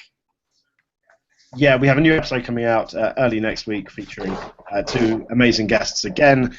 So do have a listen to Fail Better to learn all about failure and how we can make it better. So before we go, I guess, should we quickly touch on maybe what working in partnership is like, things we've learned, things that maybe people watching in or listening would find useful? I just want to check. Do we not have like only a few minutes left or something? Oh, or did I misunderstand? You have 1 negative minute. I will give you 60 seconds to talk about partnership. Cool. So working in partnership is an incredible thing. As poets, we're often solo practitioners. We go to gigs, we say hello to people, but that's kind of the limit maybe of what we do. And I'm sure, Carl, you guys have found this as well. Working in partnership for me is about being honest and having those differences and accepting them, but then resolving them in a positive way, and having this kind of common and united vision. Luckily, Paula and I have found that quite naturally in terms of what we like to do, which is about finding the beauty and the joy and the hilarity in failure, and connecting up these artistic networks and trying to spread out the art form a little bit further. Paula, go. We go to gigs, we say hello to people, but that's kind of the limit maybe of... Yeah. Lucy has joined us. You guys have found this as well. Working in partnership for me is about being honest and having those differences and accepting them, but then resolving them in a positive way. Lucy, can you close the place where you're currently viewing the live stream, because we can all hear the live stream while we're in it? Yeah, sure. So Thanks, Paul, I'll leave our section with Paula. Yeah, tell people about working in partnership, and we'll say goodbye. Yeah, I mean, I guess the only thing I would say is I think the best thing about our partnership has been we didn't sort of go, we're going to put together a company. We started working together because we had similar ideas and we liked working with each other to the extent where other people saw us as a company. So maybe there's something about coming to something because the work is leading you that way rather than trying to like force fit an idea to make something on it. I'll just leave on that, I think. Perfect. So we'll leave you with our link. So come say hello to me and Paula on farjackandsImpson.co.uk. Yeah, if you're interested in the Anti-Slam, Poetry Goes Pop, and our Fail Better podcast, it'd be awesome to hear from you. So yeah, farjackandsImpson.co.uk. It's been lovely to speak to all of you today. Have a brilliant rest of your conversing and converging. Yeah, bye guys. Thanks very much, Farjak and Simpson. Cheers. Pleasure to have you. Bye. Pleasure to have you. See ya. Hey, Lucy. Hi. How are you? Hello, Lucy. I'm good, thanks. Hi. Good. Hi. We'd normally have a little bit of introductory segment before you came in, but you were right in here. Oh, sorry. No, it's okay. It's fine. We were overrunning. That's cool. I thought I would just hang around in the background, and then you knew that I was ready at least. Yeah, no, that's fair enough. All right. So Lucy is from Apples and Snakes, which is pretty much the foremost organisation in the UK for supporting spoken word artists and for supporting their development. We've got a lot of really exciting stuff to share from Apples and Snakes, but I think Lucy's just going to kind of kick things off with a bit of an introduction. Yeah, hi everyone. I was just going to say a few words really about Apples and Snakes, because Tali coming up has got some great films and videos to show you. And I think actually the power of that visual imagery is probably better suited really to explaining and describing what we do. But as Carl very kindly said, we're the foremost organisation in the country, very much focused on spoken word and live literature, performance poetry. And our vision is in fact to lead the poetry revolution, creating artistic and social change through the power of spoken word. So I think through the videos you'll see the extent to which looking at the artistic impact as well as the social impact is really important to us, and we try not to kind of hugely separate out those two things. And we work in a number of ways. We're really, really fortunate in that we've got a head office and a team in London, but we also have 4 coordinators who are based around the country and developing work very much at the grassroots level, which I think helps to create a sense of being really a national organisation. And I think you're hearing from Pete later, who's our coordinator in the South. Yes, we are. So that would be great to give you an insight of what it's like working at a regional level. But the overall aims of Apples and Snakes obviously are to support the development of spoken word artists, but also to involve more people generally in spoken word as participants and audiences, as well as artists. So we have three main strands of activity. The first of those is producing, curating, and commissioning. So we tour new work, we produce artists working either on their own or in collaboration, and we're very interested in cross-sector, interdisciplinary practice. And we work very much in partnership to deliver that work and to deliver that events program across the country. So we run about 200 events during the year, and some of those are one-off nights, regular events, and tours. And we're also trying to develop more creative digital content. I'd say we're quite early in our journey towards doing that, but that's definitely something that we're trying to do more of. And then the second thing, Paul's already kind of touched on this briefly, but artist development is really fundamental to our work. We try and nurture spoken word artists at whatever level they are. So we do a lot of work with described as so people who are very much at the beginning of their journey and their career as spoken word artists. But we also work with people who are much more established and have been practicing as spoken word artists for decades. And we try and offer a really broad range of opportunities so that we're meeting the needs of artists at every stage of their career. And then the third thing we do, which is actually very much at the heart of a lot of our work at Apples and Snakes, is participation and outreach. And we work in mainstream schools, but also in pupil referral units, in hospitals, in libraries, in prisons, and in communities, with children and young people and with adults, but to bring them together to experience what it's like to work alongside a professional spoken word artist or poet. And that has a really transformative effect on people. So I've just noticed that I don't think I've gone over time, but as we're now just running a bit ahead, very happy to answer questions. But if you want to go straight into Charlie, that's totally fine. So just let me know. All right. Yeah. Well, I have the video ready to go. Excellent. So, yeah. All right. I will go up to screen share. Great. Thanks, everyone. Enjoy. Thanks very much, Lucy. It's really great having you here. Yeah. All right. Let's watch this.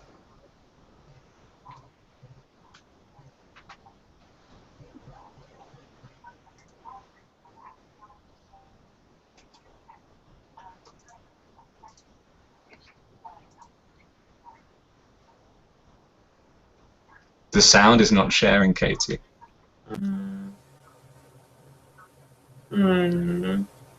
Let me see. Why is that always a new problem? I think I know what it is, though. There we go.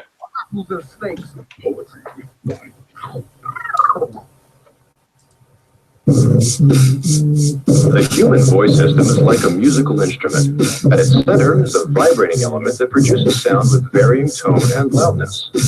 Yo, Johnny had a 6-string, Martin had a dream, Kay had a 10-pack full of raw rhyme schemes, Polar had bad skills, some paper and a pen to survive like Bear Grylls and make it to the end. My friends had some creative writing degrees, but that didn't make the future much less frightening to see. Still, we found a couple mics in a Bristol basement and started speaking in tongues like a Baptist congregation. Jesus with a carpenter, easy, maybe. We try to reach Olympus on some A4 sheets. I know we had to be a Cupid fly by the seats of our pants. What still stands as a testament to speech in a world where jargon covers every kind of fact. To say something articulate is a defiant act. I'm not saying we're Black Panthers because we write and rap, but we're here to help free people from the idle chat. Galileo had a telescope, we just have a phrase and a harebrained scheme so the access to space. So give it up for those who help make it happen today, ladies and gents, the one and only Apples and Snakes. Apples and Snakes is not a reptile nor a fruit.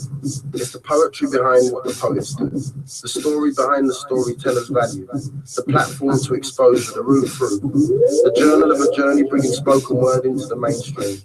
Artistic organisation promoting education, trying to undo the taboo, challenging the concepts and attitudes that poetry is just a few dull and gloomy words thrown together with no virtues outside the context of learning in schools, with little or no contemporary relevance. We advocate for rights, fighting to ensure that poets don't become extinct, widening the gap between poetry in motion and poetry in print. A single poem cannot save the world, but it can unpeel a little corner of it. reveal the sticky insides of it, return you to your curious childlike self, delving elbow deep in the pulsing mud and guts of the earth. It does not deal in the iron scaffolds of facts or concrete proof, but a slow, unfurling phrase of quiet truth lingers long in the head, spreads soft as butter across a hungry, porous soul, filling holes of wonder and doubt with language made liquid. It disrobes the moments laid shrouded in ragged cloaks of stutters and chokes, big, white, silent. Thoughts, feelings, hopes that once defied shape and form suddenly swarm like butterflies defying the prison of cocoons, but no. A single poem cannot save the world. But it proffers its secrets for safekeeping in the seashells of willing ears. As small and unassuming though those shells seem to be, you only need lean a little closer to hear the insistent roar of a defiant sea.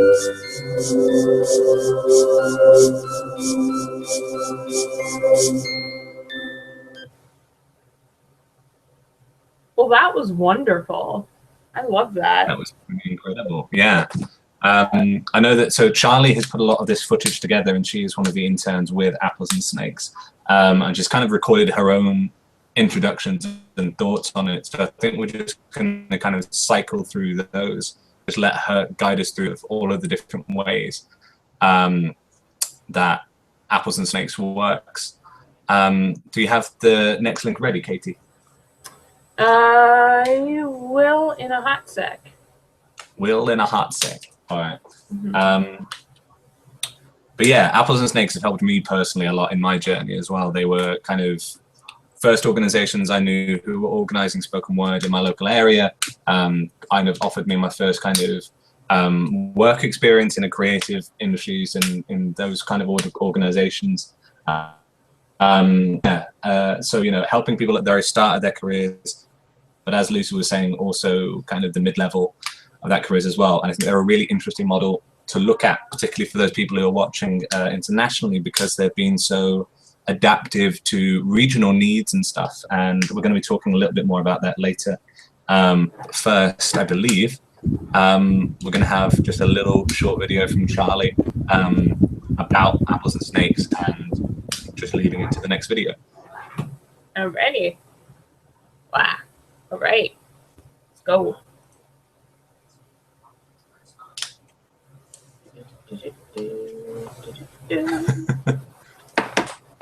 Wow. Alrighty. Physical elevator. It's great. Ooh. Yeah. All right. All right. Let's unmute that, and then. Hello everyone. The video you've just seen was commissioned by Apples and Snakes, and I think it worked quite nicely as a segue into the organisation.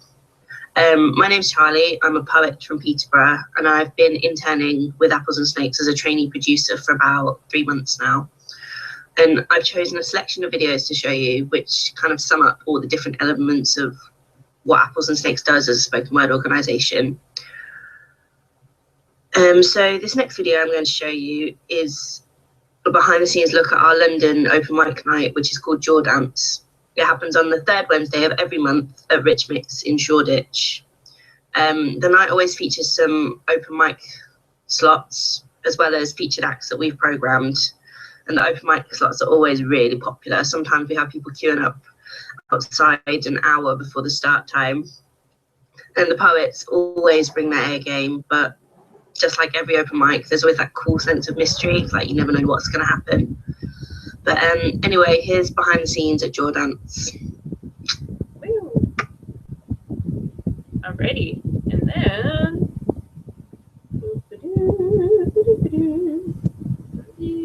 is that one.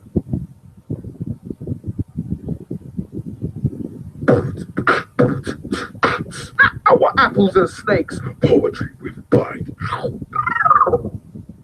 Right, are we ready for the open micers?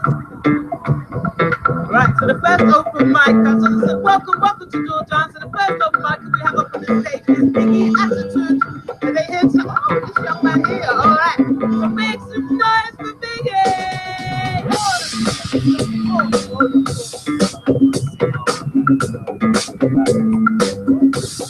Spoken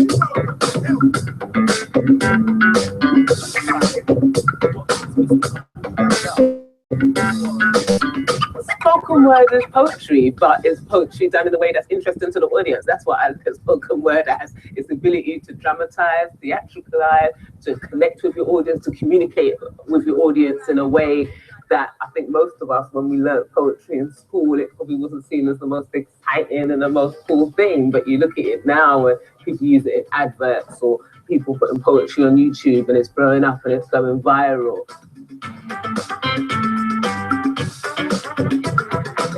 It makes me like a tall order, but I have learned the hard way, and I now know my worth, that I was destined to be a great wife, woman, lover, mother before my birth. So before you step, contemplate. Apples and snakes personally means to me, really, they were there at the beginning of my spoken word poetry facilitation career. So I go way back with them. They were one of the first organizations that gave me an opportunity. And then in terms of my own artist development over the years and the support that they've given me has been absolutely and utterly invaluable. The complete encyclopedia, Britannica, may contain dinosaurs, but we don't mean to panic here. One more? You guys want one more? I'll tell you what I tell my wife. It'll be quick.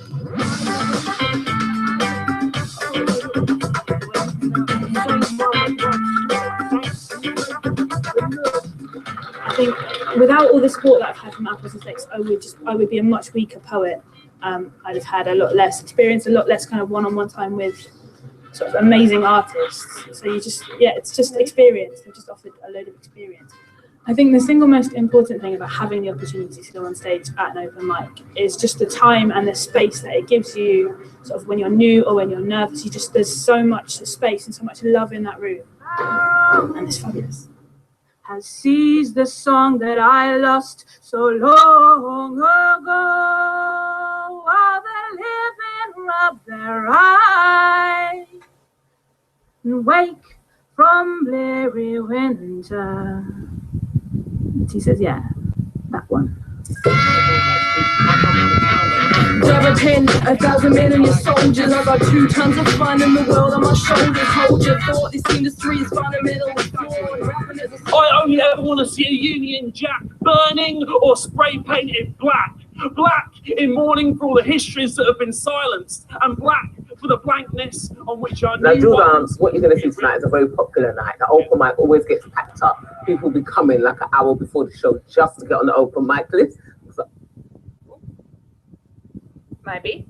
open mic list gets filled up very quickly and people get very upset. So open mic, you know, it's the ability to rock up to a place, put your name on the list and come up on the stage and perform. Now, that's the lovely thing about open mic. You don't know what the hell you're going to get. You know, you're going to have a completely unique experience. Some people, you're going to come up and do stuff and things that you've never ever seen before. So like I say, that's the joy of open mic. See, from I saw you walking, I knew you wasn't from these ends. If you were from these ends, you wouldn't have walked down these alleyways. You would have heard the echo. Yeah, so tonight we're at Jordan's and we're one of the feature acts. I think we're the last one. Anna just went on. So we're the last act of the night. We're going to do a 15-minute set for the audience tonight. Other women have started to roll eyes, meanwhile pushing up their chest just a little higher. Why? I think it's definitely a place like not to be judged. And I think a lot of times you can have like a lot of pressure from the audience. But open mic to me, as soon as I hear that, I'm like, okay, I can do what I want to do because I know that I'm not going to be judged and I'm going to be loved. And that's really what poets want to be. Should be loved. I love like the diversity of the open mic, like how you can hear so many different styles on one night. It's a beautiful thing. I need for you to tell me why I should feel sorry for you. I mean, you put yourself in the danger zone. It's like you did it to yourself. Gun out, aim up, target yourself. Squeeze trigger, shot fire, bang. For your audience must be impressed or you're wasting your breath.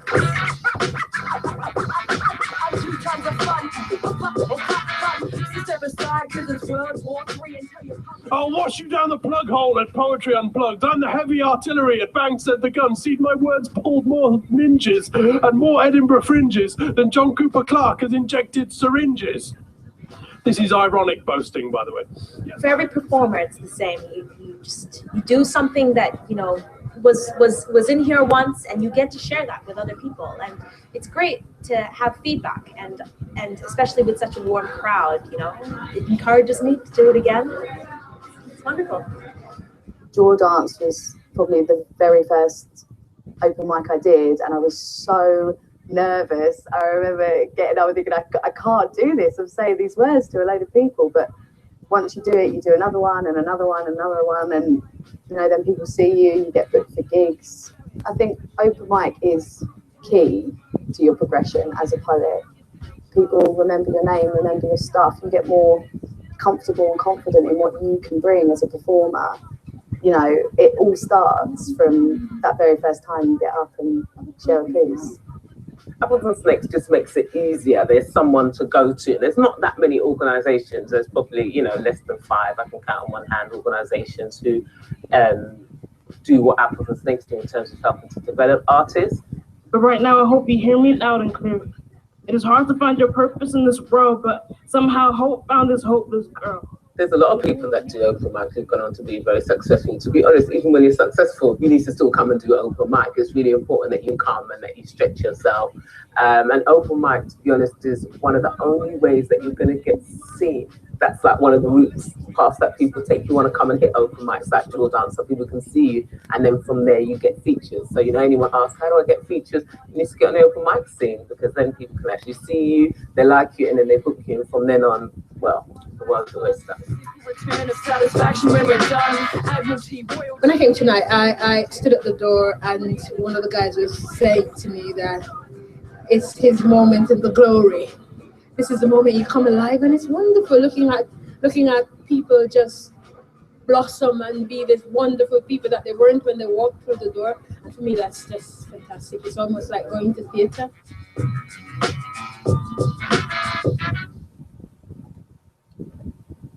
All right.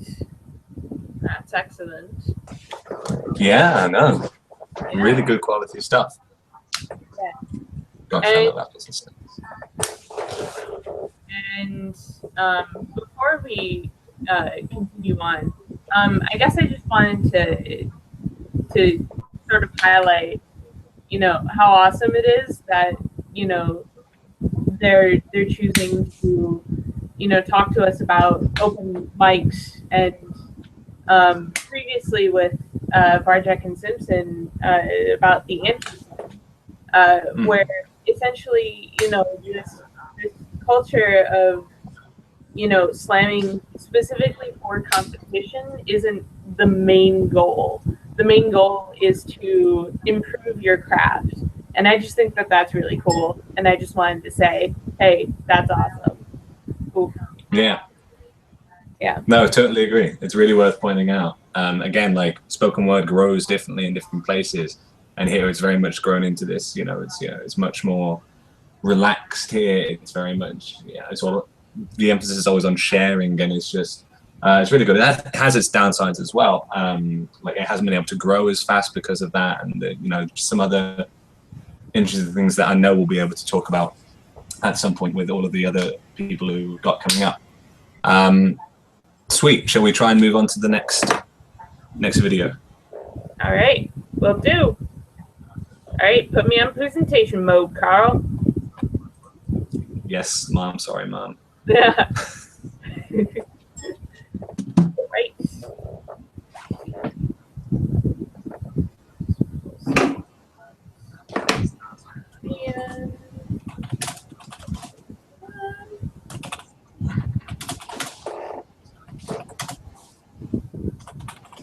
So Apples and Snakes a lot of community engagement and participation projects, particularly engaging in like social and political issues. And this next video is Architects of Our Republic, which is probably one of the biggest participation projects Apples and Snakes has done, bringing poetry to a wider audience. Architects of Our Republic celebrated the 50th anniversary of the March on Washington and Martin Luther King's I Have a Dream speech. It took place at the South Bank Center, and this video, I guess, sums up all the activities that went on and happened in the celebration. So, here's Architects of Our Republic.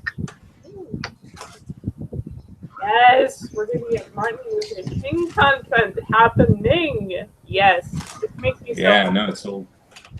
It was a really, really great event. I didn't get to see any of the main stuff, but there was some fringe events happening here in Birmingham, and it was really, really high quality stuff. I'm looking forward I haven't even seen it myself yet.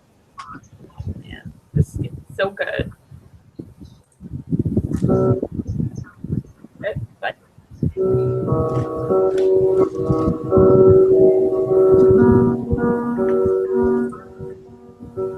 In a sense, we've come to our nation's capital to cash a check.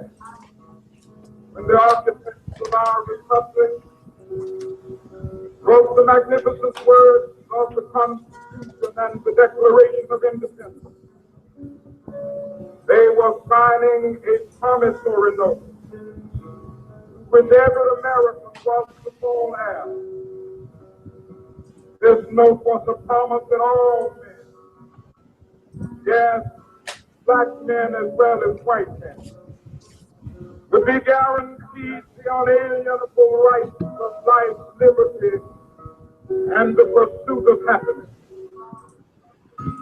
Black and white people, make some noise. Everybody's glowing, everybody's looking better, praise the Lord. So welcome to our performance. We've got lots of things going on this afternoon. Well, here we are in the cool ballroom, and we're about to do the performance named Architects of Our Republic. Make some noise, because you're going to see some wonderful, wonderful, wonderful acts.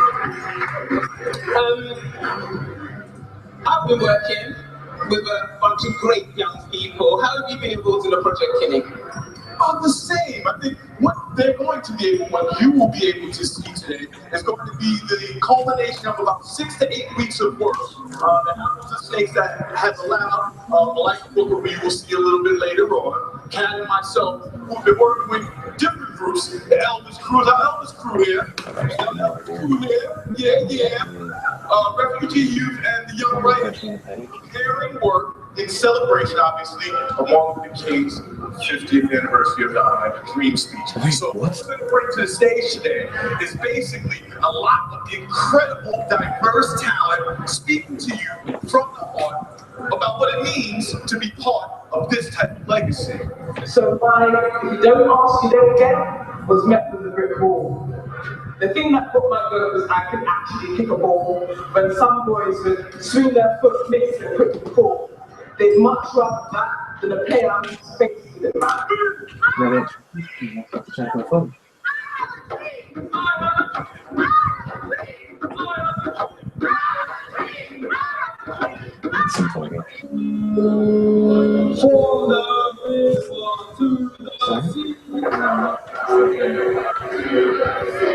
All our people will be free. All our people will be free. Would you know a real hero if he staggered towards you, dragging his shackles, dripping his chains from the prison he was forgotten in? I said, if I came here today, it would be as if I was there. There's still a lot of injustice in the world. There's still a lot of problems. There are still a lot of things we need to fight against. So I think political activism is still really important. The price of freedom is eternal. To keep working at it. The years long each on, so you have to keep on, until that dream he talks about is realized.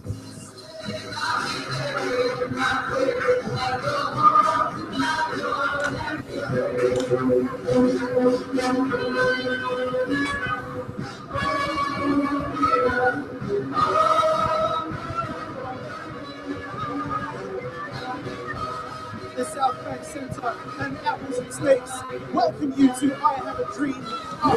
Welcome the anniversary of the March on Washington. Make some noise for the beginning of this event, please.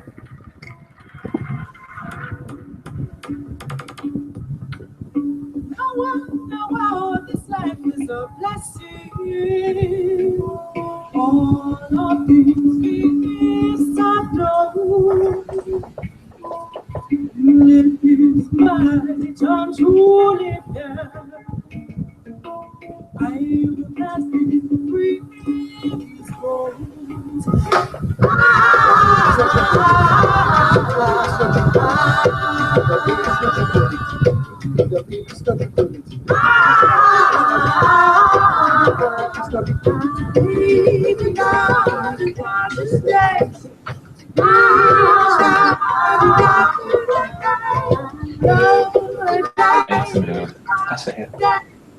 that. Near is Harry Potter. Right in the grey line, ready for playtime, ready for cricket. We are not idiots, we are not dickheads, we are not stupid. We are not all like a megatron too black.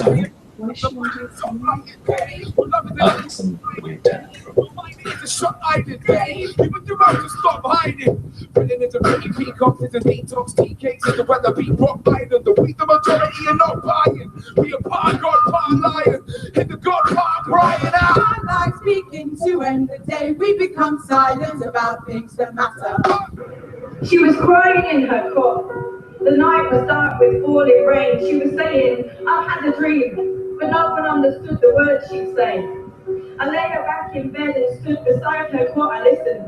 I watched her as her eyelids twitched as dreams appeared like visions. But no one really listened.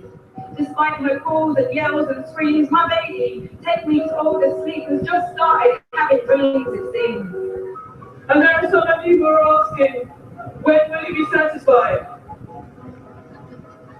Well, nobody can be satisfied as long as women all over the world fall silent and fall victim to unspeakable horrors of brutality. We cannot be satisfied as long as our basic mobility is based on exterior and youthfulness before and ahead of our hard work, achievements, intelligence, and experience. We can never be satisfied as long as the world's female children are confused by contradictions, stripped of their selfhood and robbed of their dignity, when little girls are limited and segregated.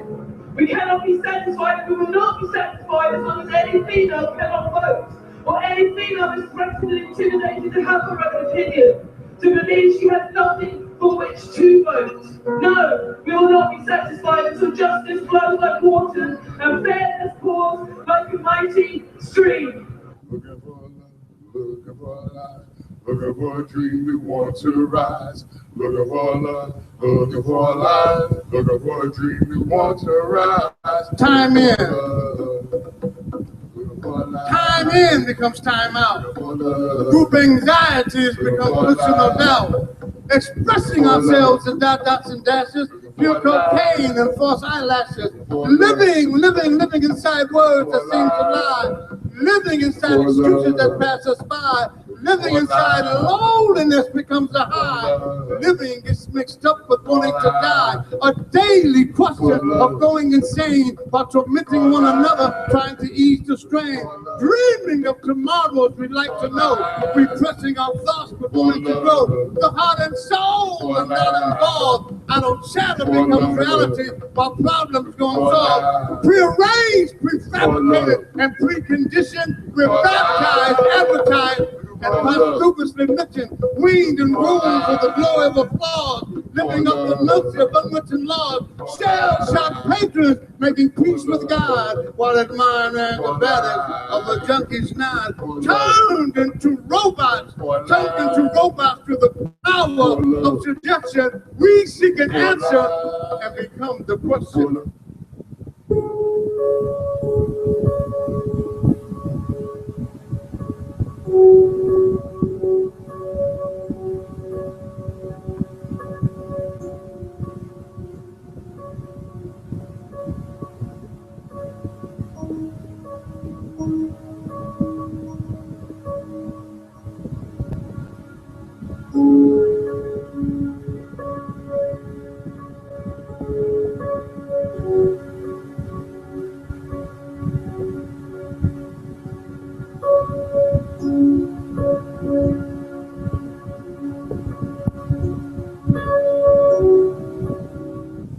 All right.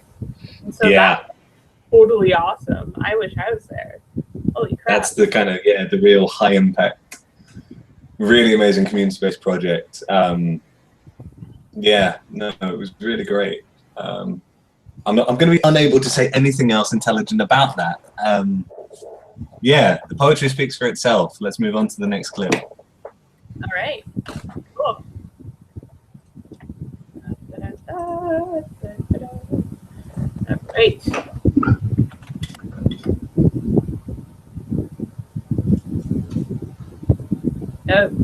Another angle. This next video showcases another angle of apples and snakes. the engagement and development of youth on a national scale. We work a lot with schools and young writers across the country to showcase and build upon their voices. Shake the Dust is a great example of this, as it was the biggest national youth slam across the country. I think probably the country's ever seen. I don't really have much more to say on that, so here's the video. Also, it should be totally noted that Shake the Dust, it comes from the title of one of my favorite poems in the history of ever by Anis Mojgani called Shake the Dust. Yes, that's definitely important to mention. It is based off that poem. It is very much inspired by it. Yeah. And all right, let's go.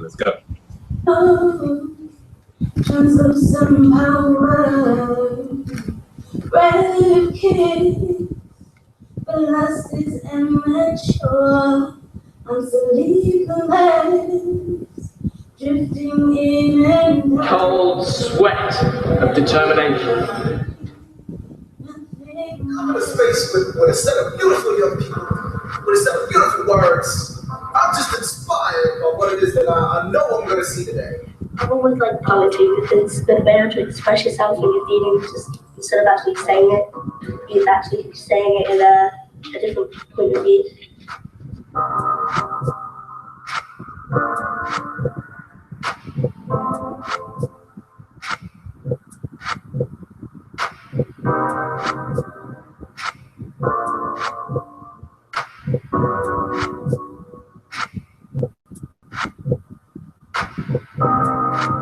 Shake the Dust works in the 9 different regions of the country. In each of those regions, we've placed a poet coach and a shadow working with that poet coach in an educational institution. So that's a school or a youth group or anything along those lines where we can access young people. We're the East School in the space right now. Do we have Samuel, comedy specialist for students? The poet coach and the shadow work in conjunction with a teacher liaison and work with a team of young people and bring them forward to a regional final. In that regional final, 5 different teams from within that region came together to present the work that they've been developing with their poet coach. Any other suggestions? Lighting, thank you. Yeah, if you go that way. All it is, all the disrespectful bullies expecting respect. The bullied sitting sadly, beginning to reflect.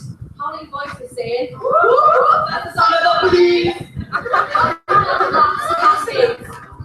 The important thing I think for young people learning poetry is finding out how they can express themselves, how they can be expressive through their words and through their actions. And I think that helps them to gain confidence and it helps them to interact better with other people in the broader world as well.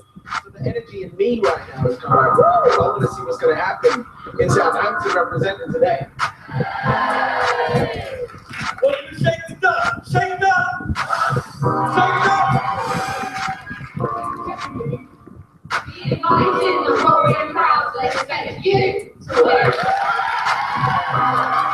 From each of those regional finals, a highest scoring team was determined. Thank you very much. And those are the teams who are representing their regions here for this national final weekend.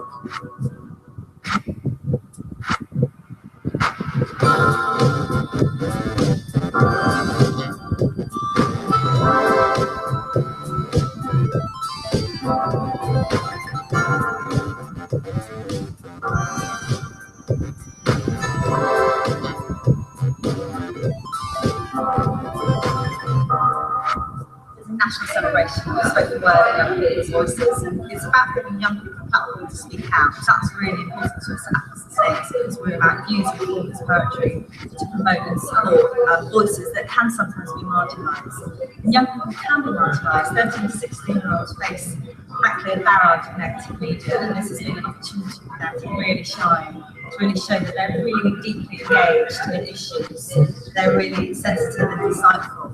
And actually phenomenally talented and creative, so that's just been amazing.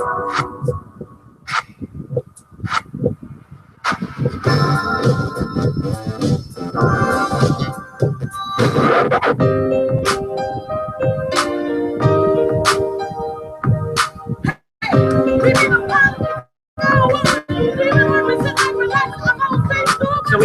days here on the South Bank. The first day, everyone arrives, everyone gets here, we have our welcomes, we have our first range of events, and then everyone goes home with that adrenaline and that excitement, ready for the next day, Friday, which is where we bring everyone together for a series of workshops. Your class in school will not get up and talk about everything. And you go on the stage in front of 900 people. These lot have just made my job easy, and I'm hard on them. They take it. They take it. I am hard, and I do push. It's because they are so amazing. They produce the most amazing writers. They make it exciting, and I'm really happy not just about them being in the slam, but what we can do afterwards with them as well. To me, this is just the beginning of their poetic and performance journey. I think they're going to make amazing performers and ambassadors for poetry.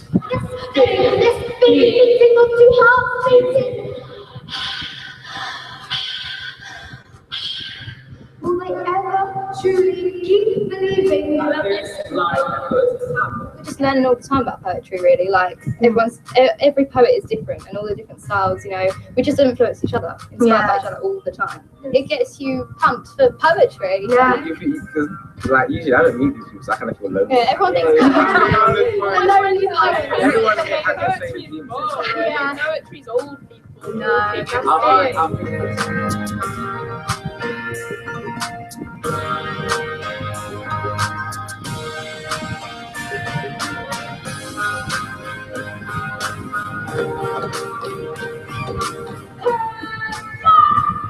We fight for freedom, for belief, to protect our faith.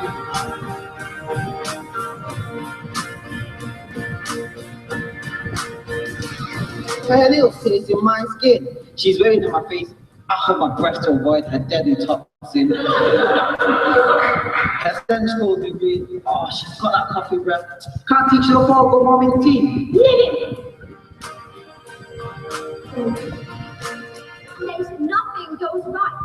Is enough to ruin my day. You said sorry. And Barrel gives birth to a bullet, and she falls, as his smoke runs achingly toward the heavens, whispering, "Forgive me." His fingers stained with gunpowder, his face drains white as the child's screams get louder. Personal, global, personal, global, personal, global.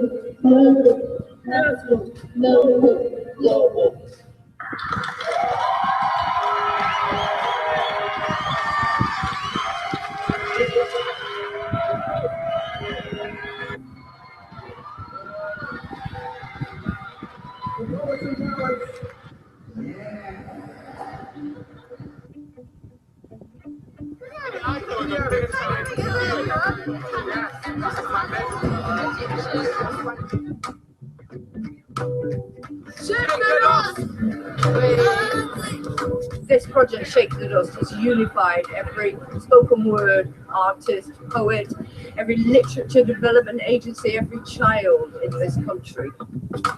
Well, I walked into the festival village today, and immediately what I saw was young people having a time of their lives. I think that's a really important thing.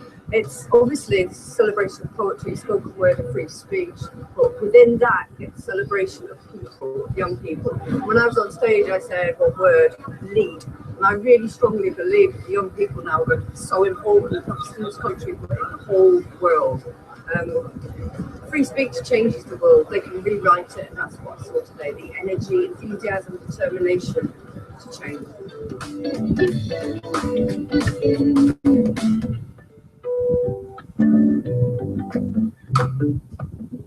They're all champions for getting up. I mean, whatever we might hear on the news and doom and gloom of economies and the bad o'clock news, when you see kids like that on the stage, you realise the future is absolutely fantastic. Turning my brain into mere passageway or passage, another eye of gravel.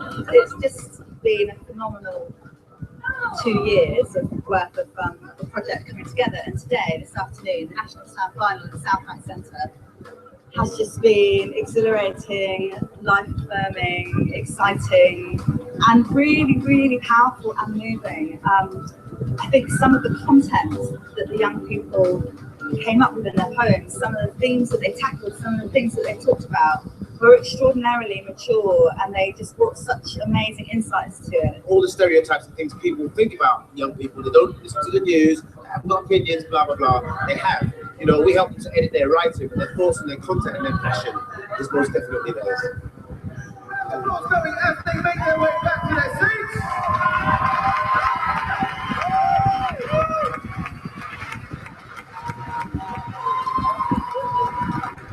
So, as you can probably get a sense of behind me, darkness has fallen, but the energy is still very much here. We've been going for about 4 or 5 hours straight, something like that. My voice is starting to give way, and that's all from the joy and from the energy that's been kicking through this event. We've had the slam final, we've had team after team up on stage performing. They haven't had enough. I don't know if you're catching behind me. You can see a little cycle that's just broken down. The energy is just amazing in here, and it's all coming out through spoken word.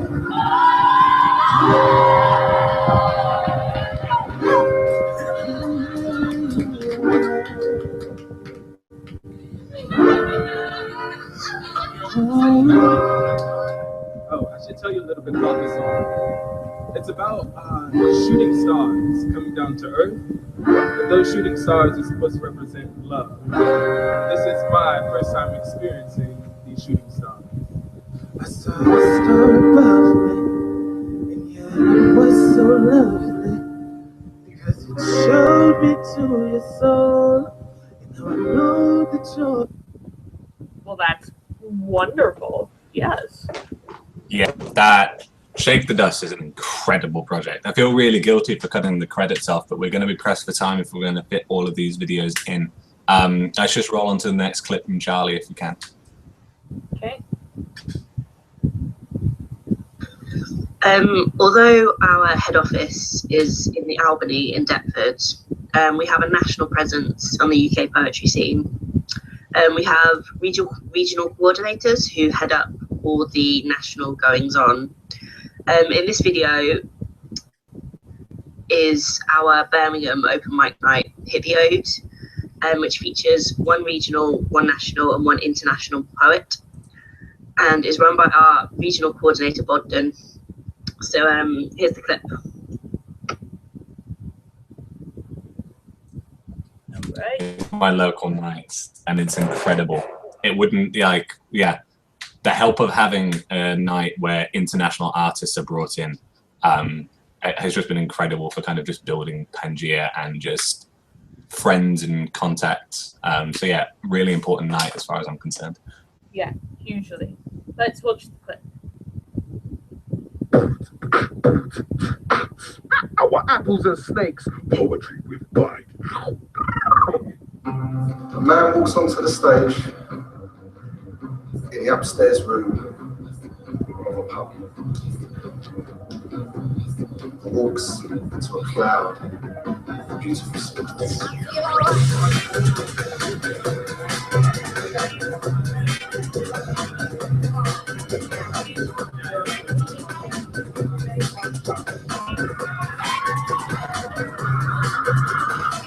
Okay, ladies and gentlemen, this is no longer a drill. This is what we pray for. We are now beginning the April edition of Crypto.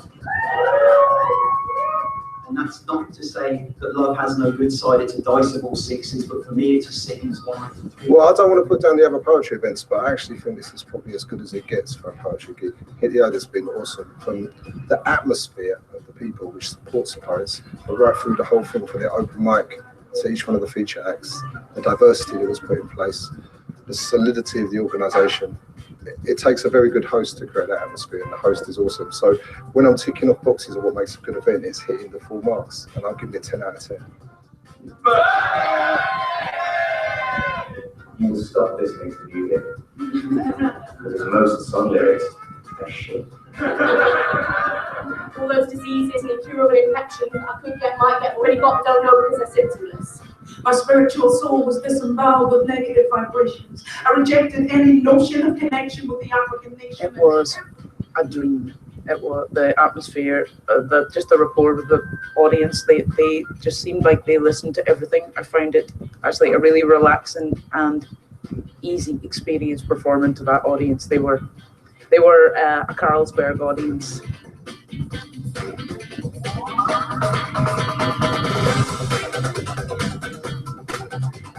For I'm my walker, I'm my soldier, I'm my legion and stigmata, and with the foot bind of a concubine, I'll still march on and over, for there's no man, no situation worth the shame to ever call for. I thought I'd start with a light poem. Yeah.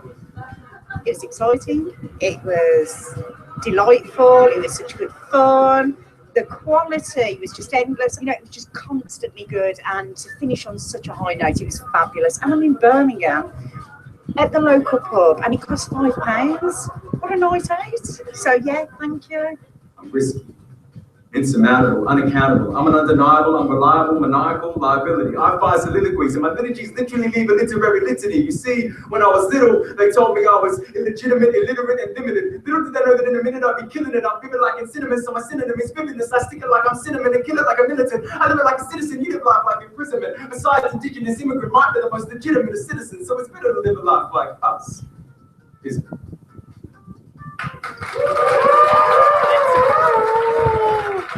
It's not my thing.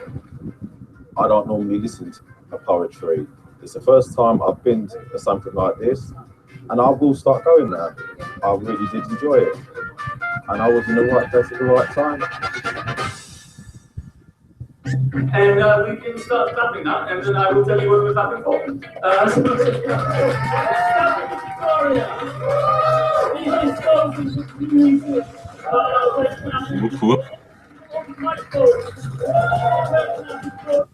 Nice. There's a 2-second clip of me in there. We don't even have time for jokes. Got to keep rolling.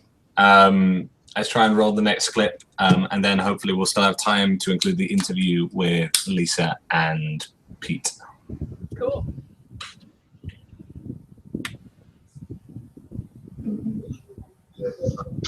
It seems Hi there. So I'm here with Lisa and Pete from Apples and Snakes. Going to be talking to Lisa first. So one of the really major parts of how Apples and Snakes plays a role in kind of developing infrastructure in the UK is the artistic development work that you guys do. You just want to talk a little bit about what that is? Yeah, I think that's one of our 3 core strands of work, really, as well as putting on events and doing lots of participation. We do loads of artist development work, and that's everything from meeting artists for conversations, running masterclasses, producing one-person shows, scratching work, open mic nights. There's a real mixture of shadowing, mentoring. We're kind of really interested in working with young and emerging talent, but also looking at what we offer artists at mid-career level. So those artists that are a bit more established, what can we do with them? So we have a program at the moment called the Inventing Room, which is for mid-career artists to experiment with other art forms. So we've done one with a theatre company, we've had to do one with a circus company, we've had to do one around creative technology in performance, and it's just a sort of creative lab for 3 days where they get to try some stuff out. So that was very specifically for that level of artist. And we have, over the year, we've probably run across the country 10, 12 masterclasses in different areas. Anything from how to run workshops in schools to how to be a host, how to write a funding application, covering the whole sort of business of being an artist. Because one of our missions is about helping artists sustain a career as a paid poet. So we have a real wide range of different things on offer, predominantly which are free to the artists. Yeah. So obviously I know a lot about what you do, and I know that it's really incredible work. But those who are kind of, particularly for those organizations who might be listening, who kind of lack the kind of resource that's available to us here in the UK, just because of where they are in the world. Have you got any advice on how to deliver high quality artistic development without much budget? Yeah, I think it's really about how you set up networks and how you set up sort of peer support, because poets are really good at kind of helping develop other poets. It's generally quite a supportive sector. So we have programs like Poets Place up in the West Midlands, which is where poets get together in a space and talk about each other's work. We've just set up a project in London called Crit Club, similar thing. So a again, quite established artists who want a safe space to share new work, come together and critique each other's work. And it's a free thing. We just find a space to do that in, so it doesn't cost anything. It's just about coordinating and bringing that together. So there's been other initiatives like Malika's Poetry Kitchen, which is set up by a poet and working with other poets to do that. And there's other collectives that exist. So I think there's a role for organisations. We don't have money just to be able to offer support and find space for people to gather to kind of share stuff. We run things like open mics. Again, that doesn't need to cost huge amounts of money, but it's a good way for people to share their work with audiences and get feedback from that. So I think there's lots of things you can do, which is just around offering advice and information and networking and being aware of the scene beyond where you are that can help artists that maybe don't have the time to do that. Or, you know, we have a kind of open door policy really, where we'll talk to any artist that wants to come in for a conversation and offer them some advice. And sometimes that's all that's needed in order to put them into the right direction. It might not be working with us, but it would be opening that to, you know, opening up to what else is around. Yeah, I think one of the kind of crucial things that's just kind of highlighted is always making sure that there's a difference between money. If you can't get money, there's always other resources that you can invest in those kind of activities, whether it's in time, space, whether it's advice. You know, that stuff is just as valuable and just as important in that artistic development. Yeah, absolutely. A lot of it is about, you know, we kind of always. No, you can go. Oh, I was going to say, I think we're quite good at saying a cup of tea is quite useful with a poet. You know, it's almost like it's just that thing of being there to have a conversation. And when you're a freelance artist, that's a massive thing actually. You don't know where you need to go to find out about stuff. So I think that's one of our really important jobs, and it's something that nationally the coordinators do a lot of nurturing and supporting of those artists in their region to help them develop. Speaking of regional coordinators, so we'll now go over to Pete. Pete, you just want to tell everyone watching kind of who you are, where you coordinate, and a little bit about what that's like. This song is where that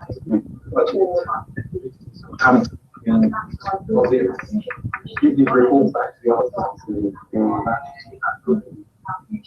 So it's really voice. Yeah.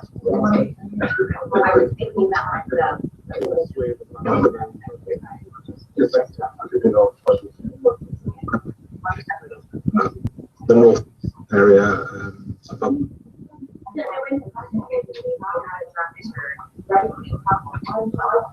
yes. Coordinates and just to carry on from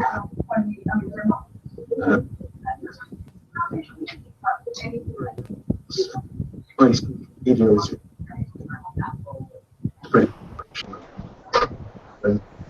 Yeah.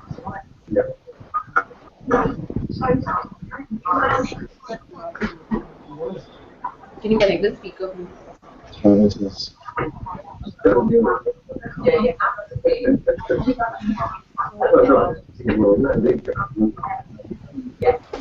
All right, it doesn't sound like the audio is going to clear, Katie, so let's just actually skip that because we are due to have the Mumbai step back in any second. So that was Apples and Snakes. I know Charlie had a video that was just going to be briefly explaining where you can find them, but I can do that just as well. I'll post in the live stream links to the webpage. It is simply applesandsnakes.org. They're on Twitter as Apples and Snakes, and their regional coordinators are variously Apples and Snakes WM, Apples and Snakes SE for Southeast, etc. And they should just be a really great organization for you guys to check out. We are currently being joined this very second by the Poetry Club Mumbai. Hello guys, can you hear us? Hi. Hi. Hey. Yeah, can you hear us? Yes, we can hear you very well. Yeah. Also, Carl, could you take me off presentation mode to play? Yes, I can, so we're not stuck just looking at Katie's face. Thank you. You're welcome. Right. Okay. Hi guys, how are you? We're good. How are you? We're very good. Yeah. We're having a rocking and rolling time over here. Right. So, whew.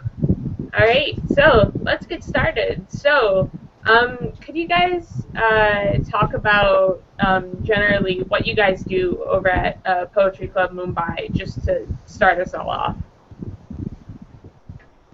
So we started this 2 years back, which was in June 2013. And what prompted us to start the Poetry Club was that there weren't platforms where people, young writers especially, could come and share their work without, being judged or and be comfortable with their writing, and also listen to other people's poetry and learn something from it.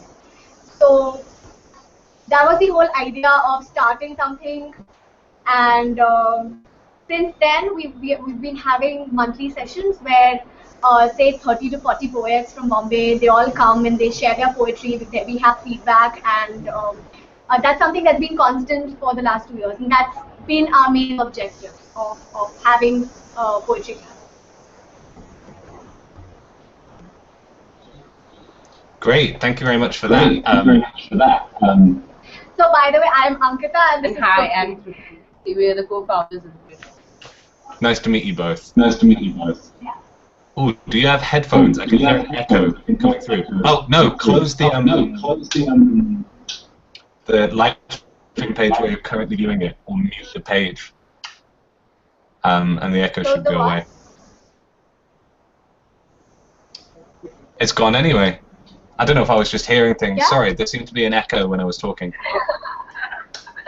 Okay. Cool. Is everything fine then? Yeah, everything's good.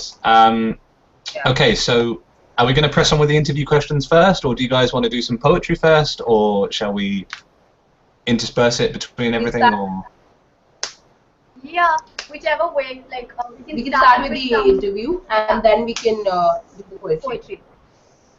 All right. All right. Cool. All right. So, what prompted you to start Poetry Club Mumbai? So as I told you, we didn't have something like this 2 years back, wherein young writers could come and perform their poetry without judgment. So what we did have in Bombay were a lot of slam events, where a lot of say people who are already doing poetry professionally, or people who are very confident with doing poetry were doing it in those slam events. But a lot of writers who just started in doing spoken word, or were not really into performing for audiences, were not displaying their poetry, and that was leading to a lot of like we're not meeting new poets. That is what was happening, which is why we started the Poetry Club. The idea of the Poetry Club is it's a platform where it's more like a session and less like a slam, like where people get together and talk to each other. And the poetry is done within that group, and there's feedback at the end of it, where after a poet goes, other poets will say what they liked, what they did not like about it, whether it was good, bad, ugly, but in like nice terms. It's encouraging and it's constructive criticism. That's the idea. That sounds pretty great. I feel like you kind of said the answer to the second question as well. But what kinds of events do you do, and how frequently do you do them? So we do monthly events, and we've been doing that for 2 years since we started. We do monthly sessions, which I just described, where a feedback kind of thing is involved, where any poet can come in, and it's not open to audience. The idea is that poets meet and give feedback to each other. We're also planning to do other events, which would be like feature events, where audiences would be invited and say 5 or 10 poets would go up and perform. We also do discussions on various poetry-related topics, where we get people into a room and discuss our ideas and views and opinions on different aspects of poetry. Yeah.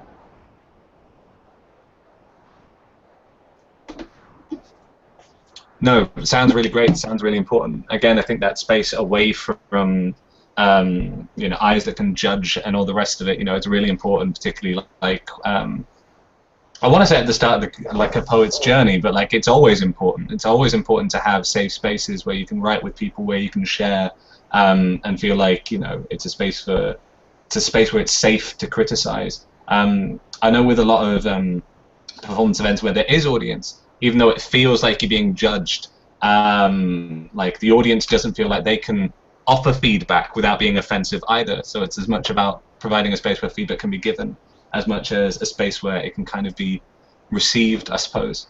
So moving on to the next question, how can people join the Poetry Club Mumbai? How can they find out about it? So essentially how we work is we have a mailing list.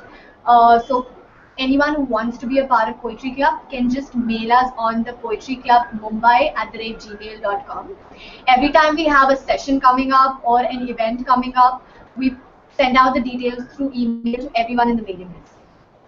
And if for regular updates and poetry related events happening in Bombay, we update the same on Facebook, so people can just follow us and like us on Facebook. We have a page called the Poetry Club Mumbai, and we are also on Twitter with TPC Mumbai. That's the handle. Great. So, no, carry on. It's okay. yeah, that's it. All right, no worries. So it sounds like you've been able to do a lot, like quite quickly. Just in terms of the scene there, feels so much younger than here. So what did the next steps look like for you guys? What's the next big thing? So as I told you, we started this 2 years back, and June is our anniversary month. So we complete two years this month.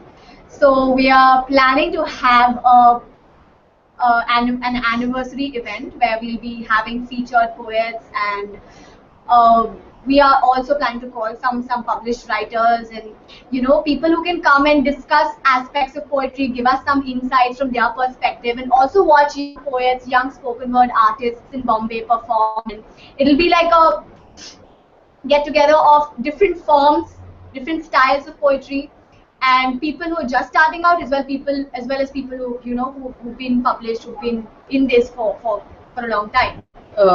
We also do a radio show with a web radio channel called Radio City Freedom.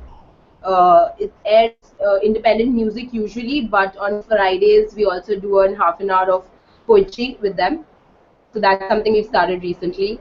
We're also in talk with certain new age publishers about how do we get poetry to the audience, and Hindi poetry especially, poetry that a lot of people write, but we've moved into English now, so it's getting lost. So yeah, that's something we're doing. It all sounds really great. Yeah, we also plan to put up some YouTube videos of our poems, something we haven't been able to do, but yeah, that's also something we are planning. Happy birthday, by the way. Yeah. Thank you. The stuff you've managed to do in such a short space of time is incredible, and I guess just the kind of the speed with which you guys have grown as well. It must have just felt like, you know, the city was waiting for this. You know, like it must have just been the journey must have been insane. Very true. So that's something we noticed. Like till we started it, we felt like there were no poets in the city, and as soon as we started it, there are so many people writing poetry and so many people who have the same views and opinions about how art should be and how spaces for art should be, that it seems overwhelming that it's somehow we've just, like you said, they've been waiting for us. Can I ask if you have any advice for anybody who, perhaps like you did before you started, felt like, you know, there's nothing around, but they also don't know, you know, if anybody would be interested or anything like that? Have you got any advice for somebody who might be thinking about, I want to see more poetry in my area, and how to go about starting that? So the advice would be that to get in touch with other writers, to start out by getting in touch with your friends, is how we started out. Our first session had 7 people and we all knew each other, like we were like college friends and friends like that. So the first step would be to start out and get in touch with your friends, people who write, and maybe start out with a little cozier, session where everyone's comfortable, everyone's sharing their poetry, and then I think eventually, if it turns out, if it is meeting your objectives of getting an audience as well as learning something, it automatically spreads around, the word spreads around. And I think that's what happened in our case, that we absolutely did not do so much of promotion or Facebook, publicity. It was completely based on word of mouth. People who came to the sessions, people who spoke about it when they went back, the kind of belonging that they have for, for TPC is something that has worked for us as far as getting venues, getting places to perform, and reaching out. The reason that we've been published in newspapers is also because people have spoken about it to their friends who are in the media, or so I think word of mouth works a lot if you're doing something that is really making people comfortable, reaching out to them. And also Facebook, I mean, I would say that something that has helped us is Facebook, like putting up pictures, putting up videos on Facebook kind of makes people feel that it is, it makes it accessible. Like if you just write about something, if you just talk about something, it's not useful in the age of social media. When you really put up pictures, when you really put up videos, people get more, more comfortable with it, I guess. Thank you very much. That's really great advice for anyone who's thinking about that. I don't want to eat into your poetry time, but I just have one more question for you. So just in terms of, obviously where you've grown is incredible. Can I ask what the major challenges have been for you so far, or have there been none? Has it just been like a non-stop roller coaster ride and nothing bad has happened yet? What are kind of the challenges that you guys came across in your journey so far? So something that's starting with everything is just that time. We both are chartered accountants, and it's been we've been doing this with our studies. We just cleared last year, so that's been one difficulty, like managing something like this, responding to mails, responding to people while studying, working, is something that's been difficult. And the second thing has been venues. I mean, to get venues, so we work on there's no money in it. I mean, the idea is it's not for profit. The idea is that we eventually want to be able to pay artists through this, but we're not doing it. We don't charge anything for our sessions. We don't collect money in any way. So the idea is to get venues for free, and that has been the difficult part. I mean, convincing people to give us venues monthly for this for free has been something that I guess has been very challenging and something we've been struggling with for a while. But recently this year we met a guy who's giving his space for free for about 6 months, and that has like made our life easier. So thanks very much. Again, just a really great insight into how like these grassroots things start, just trying, everybody just helping each other and supporting each other and just living off that until you can reach that point where you are paying artists and you're able to start, investing in yourselves as well. Like TPC still, so young, but it's reaching so many people. Like it should have the kind of the funding to support it that a lot of smaller organizations overseas already do. Okay, I'm gonna stop talking now and let you guys get on with some poetry, which I believe you have for us. Is that all right? Yes. So first up, we have Natasha.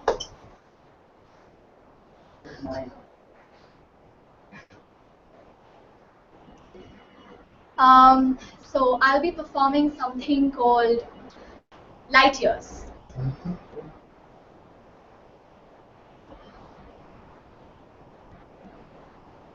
You said, time heals. I used to wake up to your dreams. It would take about 9 seconds for me to run out of breath and for the tears to seep in the pillow, and from the 10th to 1,000,000 seconds I would pretend that we never fell in love, so never fell out. You said, time heals. Every time your name comes to my lips, your thought to my mind, your scent on a stranger to my senses, I take it back inside. With a deep breath, until my lungs are filled with so much air, my heart does not feel as heavy anymore. I then shift focus to trifling questions like, why does my dress not fit me anymore? Trying not to think why I don't fit me anymore. You said, time heals. I still have scars. They're not war wounds, so I don't flaunt them. They're the remnants of love, so I hide them. I hide them so people would not be scared of falling in love. They say soulmates are just parts of the same soul separated into many. I thought we were two parts of the same soul, but my wounds have cut so deep into me. I think my soul must be broken. I think I found my soulmate. I think it's me. You said, time heals. I think time is a child whose favorite game is hide and seek. With time, I've learned to hide every part of me that calls out your name. And when it comes to seek me with the bouquet of love or the loss of it, will find me without any traces of you. I will succeed in hiding the hope my hands had when they wrote love letters to you, in hiding the faith I wore on my face, and hiding the earnest desire of my feet. They would have walked all along with you till we reached a place called forever. You said, time heals. But if moving on meant pretending we never existed, then time does not heal. Time only hides, always in places you knew it would, because time is a child. You said, time heals, but it does not make you forget how to remember. All it can do is push it deep down or far across until it appears as tiny as those twinkling stars, and maybe as insignificant, but across light years. They could burn you in nanoseconds. Across light years, they could be bigger than thousands of Earths combined. Across light years, they could make you feel insignificant. Even though light years is not about time, it's distance. Just like us, it never really was about time. It was about the distance. Too much distance for too long hardly makes the heart grow fonder, but we could have used some time. And too much distance would have seemed a little smaller. It would have taken only 83 seconds for a light of hope to reach from you to me. Instead, you hurt me and said, time heals. And now, not even light years can measure the distance between us. You said, time heals. I still wake up to your dreams. It takes about 3 seconds for me to rub the sleep out of my eyes and move on, because I cannot afford anymore.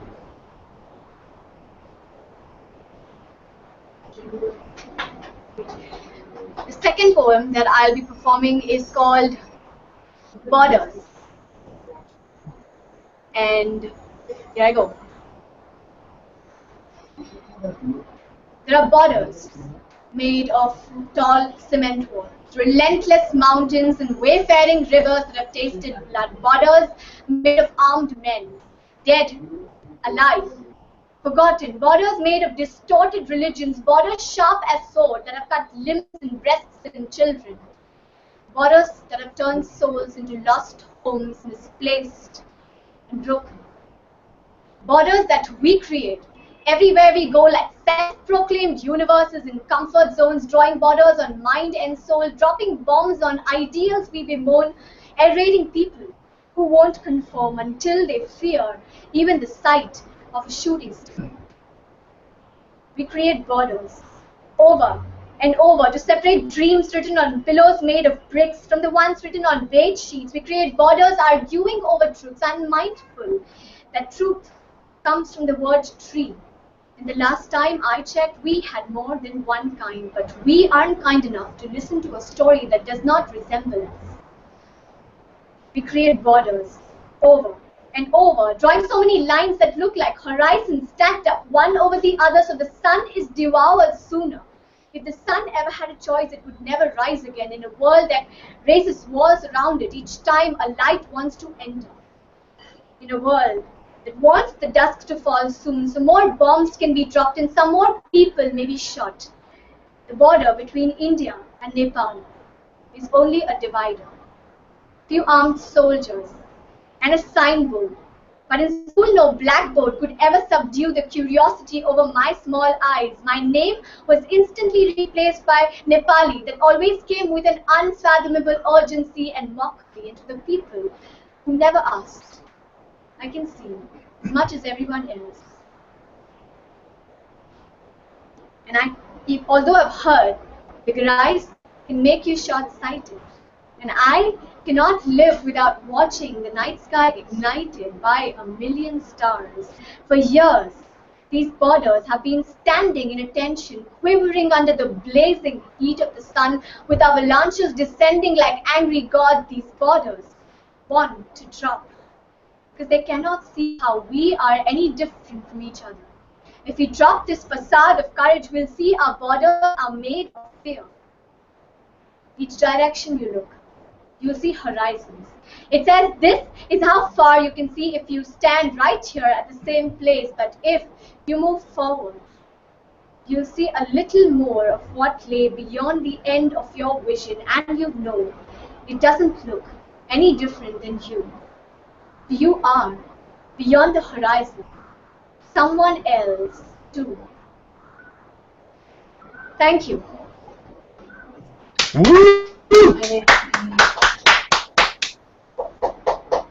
Thanks a lot. The next poet coming up from TPC is Siddharth Warrior, and he's a doctor by the way.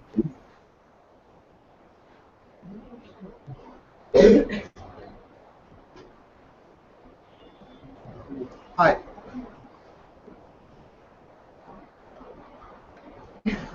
My name is Siddharth Warrior, and my first poem is called Gravity, and it's about. Can you hear me? Yeah, we can hear you great.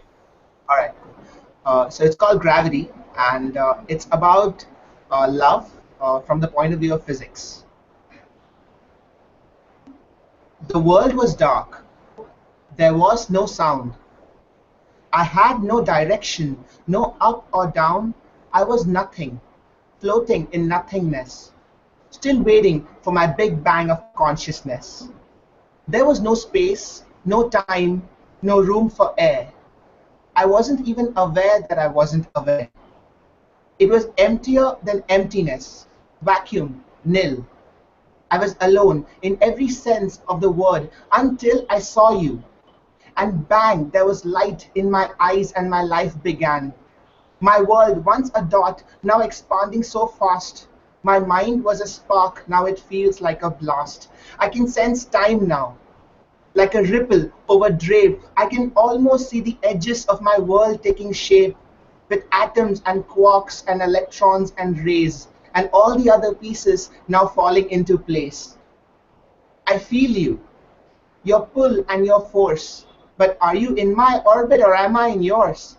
I think of resisting, it doesn't last very long because physics is against me and your gravity is strong.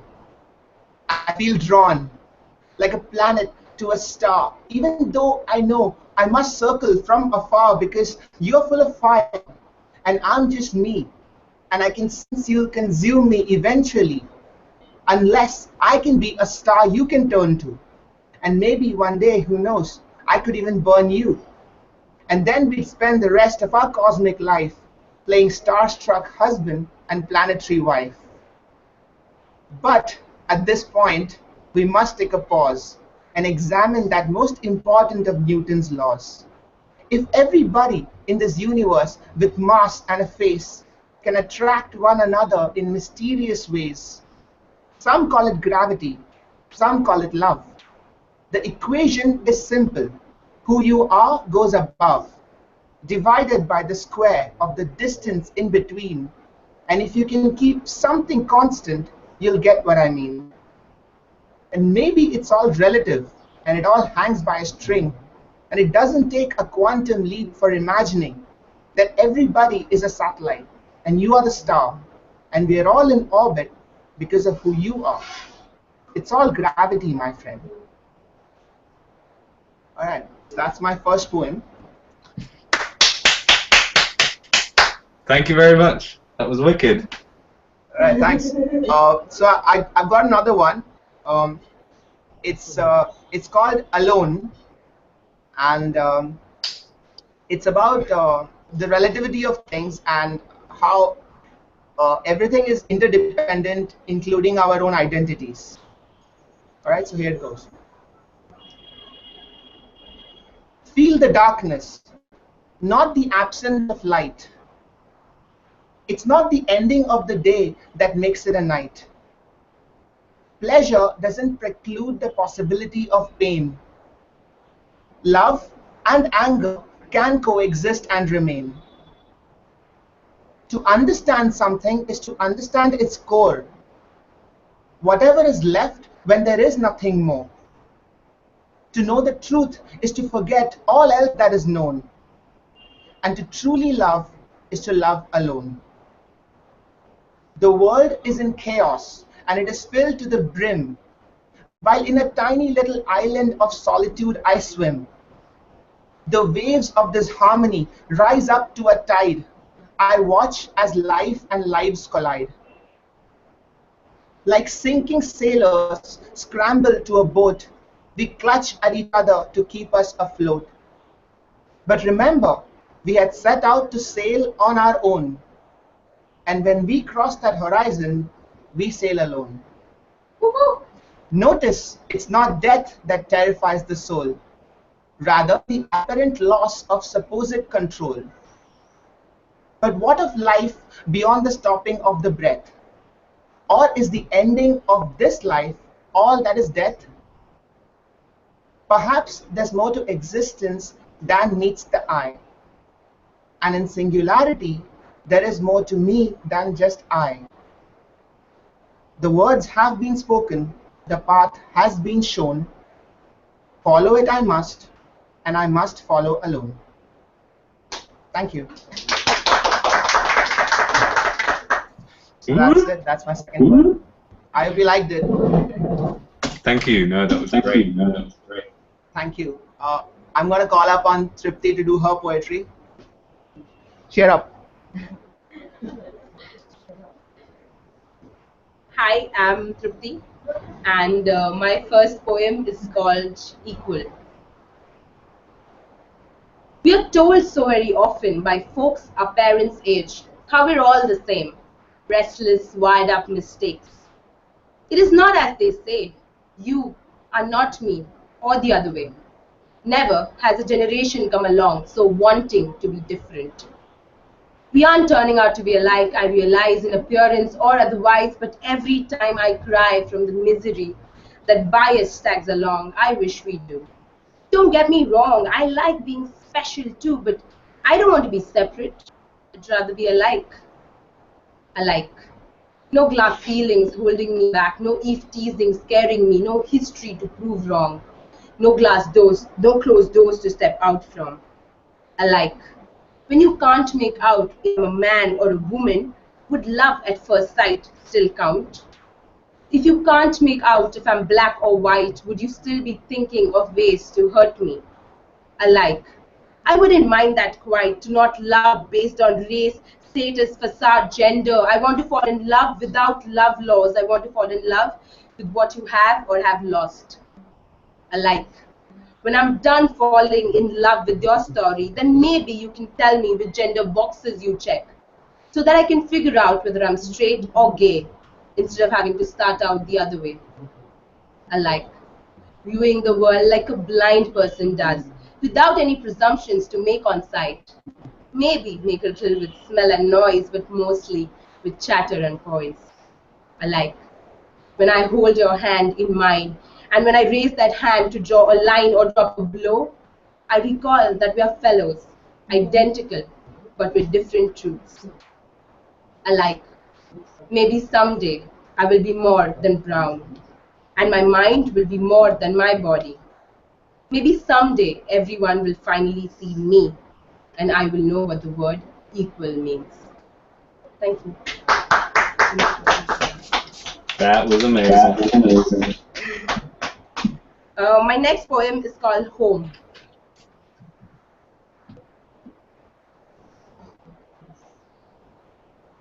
You are home. The one, when I first saw it, wondered if it was as pretty inside as on the outside. You are home. The place where nothing seems wrong or out of place because maybe some mother put everything back. You are home. Where even after all the pillows have been soaked with my tears, there is someone's lap to take more of the sorrow. You are home. where after the long planes, trains black from places unknown, or voices strange in beds too soft or hard, there is a bed that knows my skin enough to know what is soft or hard enough. You are home, where the showers know the right mix of hot and cold, where I know which knobs are to loose, and where I should tread with caution lest I break something. You are home, which still smells of my exit. Next time I see it, everything is just as I left it, as if nothing else can ever be allowed inside. You are home, that I wished I lived in earlier, unlike the one that threw me out too soon. I was just starting to know its walls when it said my lease had run out. It's been 2 years now living in you, but it was last week when I sank in your silence and didn't listen closely enough for thieves or ghosts that I knew you were where I wanted to stay. Where I wanted to hang my pictures of youth, where I had a corner where the light is the best, where there was so much familiarity that darkness wasn't enough to hide all of you. Where I knew each tile, each stone so closely that sometimes I forget you aren't a part of me. You are home. I don't know if for you I am the owner or still a tenant, but for me, you are home. Thank you.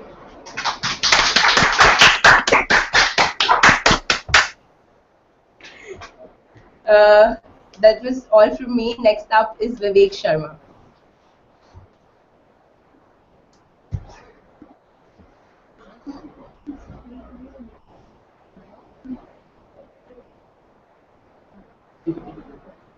Hi guys. Hello. So I hope I'm able now. Sorry? All right. So I'll proceed with my. Now I was just checking if my voice is getting across to you guys. All right. So I will begin with my poem. The first one is called Redemption. I have short poems. I'll read probably 3. So yeah, the first one is called Redemption. Sometimes I wander into emptiness inside my head, tiptoeing timidly and sneaking over edges, acquiesce in thoughts of life and death, and vividly sculpture the cliff with epitaphs sometimes. And at others, I track back, hearkening to what sails in the wind, flutters and chimes, to whatever's left amid the darkening dusk, the orange eviscerated sun. The lure of the falls never been stronger, never sweeter the desire to shun. I smile at that precipice, deathmonger, hoping to trip but failing in gumption, absolve me, pull me to my redemption. Yep. Thank you. It's hard to unmute myself in time to have the applause sound like I'm not faking it, but no, it's really wonderful poetry. Thanks a lot. So this next one is not titled. I think most of the poems that I write are numbered and not titled, so it's difficult finding titles for my poems, I think. So I'll go ahead with it, number 28. So yeah, there it is. Were I to tell you what I am inside, and what my love for you has come to be, pray tell me, would you still come home to me, and unto me your love would you confide? For I no longer dare to dream galore, nor light my sunset lamps with laughter pure. For long since have I eschewed the allure of starry nights, of morning dew and more. All I am now is a bouquet full of weed, that cannot bring delight to ailing eyes. A journeyman who's lost his love for skies, a fallen fruit that has no flesh nor seed. So tell me, would you push to me that rope that binds at one end love, the other hope? Thank you. Thank you. And the third one, this is something which I think I'm on a mission for. This one is called Elegy Written on the Death of Poetry. Before I lay this flowery wreath on you, a carcass now, and painstakingly still, before I drape this morning black anew, a poem, won't you rise again and fill, for one last time, my heart with ecstasy, with rising suns and promised lands afar, with pain of loss, despair, melancholy, with hope that rises, healing every scar.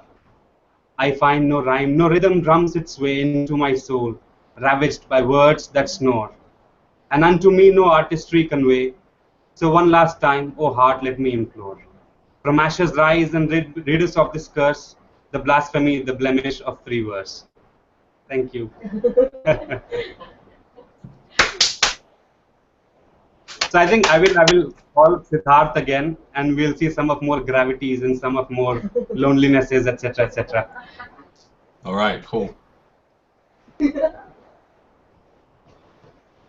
Hello. Hi. So, like Ankita said, I'm a doctor. I just finished my MD medicine residency, and this is something that I had written. This is something that I had written while I was working in the ICU. So forgive me if it's a little morbid. It's called Life. Okay. Life is such a fleeting thing. A fragile bird with broken wings. Bound by fate and choice and age, I watch it flutter in its cage. Like a trail of smoke across the mist disappears, however it might resist. Life too will flare, then flicker, then fade, and leave no trace of the path it has made. Though at times it pretends to be wrapped up in immortality, the slightest gust of change or chance brings crashing down its ignorant plans. For all our gold and glitter and glow, for all our style and splendor and show, we are but a few lines in an endless rune, and even that ink will pale off soon. Then why must we all gloat so loud? What have we done to be so proud? What have we done that will last and not be dismissed as distant past? This I thought as I stood on stage and watched my life struggle in a cage, and remembering all that I had done to be who I am today, I set it free. Thank you. That was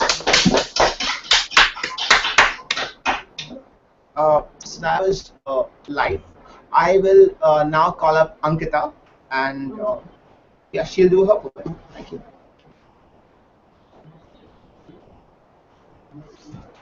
Hi, Carl. Hello again. I'm Katie. Ankita. So this poem is called Solitude. I seek solitude, where I am deprived of your warm embrace, like the touch of the first morning light, of midnight songs under the violet blue sky, of the poems you would knit to keep me warm on cold nights, of how you left without confronting me with questions, or running away from my answers, enticed by the care for neither.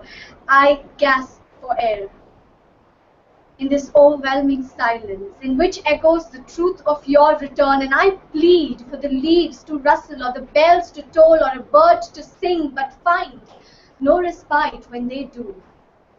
For the leaves rustle and fall. Bells receive only eternal silence. The bird's song is birthed by a parched throat, so I leave the chaos that has become of my love, and sense the surging fire of grief reduce to a sparkle like the evening star. I follow it like a compass, believing it will direct me home, and find solitude lingering beyond the door you left open. Thank you. Next. Nice. Thank you. I will call Trupti. She'll do another poem for us. Thanks. Hi guys, I'm back. Hey. Are you glad? Baby. So this one is called More or Less. When I was 13, I fought my mother's mother when she said a girl wants less, needs less, eats less. Maybe I was just hungry, but I yelled back. I cried, I fought. She cried too. When I told my mother what happened, she smiled, happy that I fought a fight she didn't.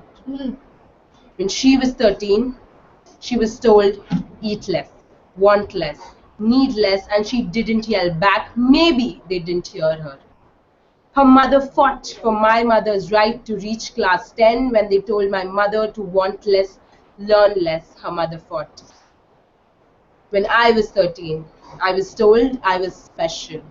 I grew up listening to that I was what content felt like, that they had asked for, prayed for me. That story I repeat to myself on days everyone else makes me feel less. My mother wanted less, needed less, never yelled, but when lessons were passed on to me, when my brothers wrestled with me, I was told to kick and bite and hurt, but never cry foul if I couldn't fight my own battles. Today, when I travel or loiter, she fights with me, asking me to do a little less, hold back, not fight so much, realizing she's cut me loose and there is no coming back. She fights with me to do a little less, but she fights with them for my right to do more. We are a legacy of mothers fighting. They are mothers themselves in society, trying to figure out the equation of less and more to pass on a balanced equation as heirloom.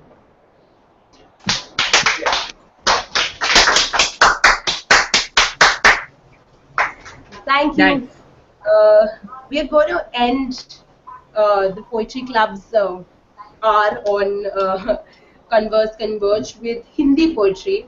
I don't know if you would understand it, but the idea is that Indian, this is our mother tongue, we all speak Hindi, but since we've grown up with English as our languages that we learn in school, we've started writing in English, but we talk in Hindi, we meet, and this is what our language is. So I would invite Saurabh to come and do a few of his Hindi poems.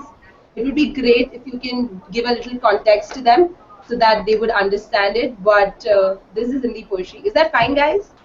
Yeah. That's absolutely wonderful. Thank you.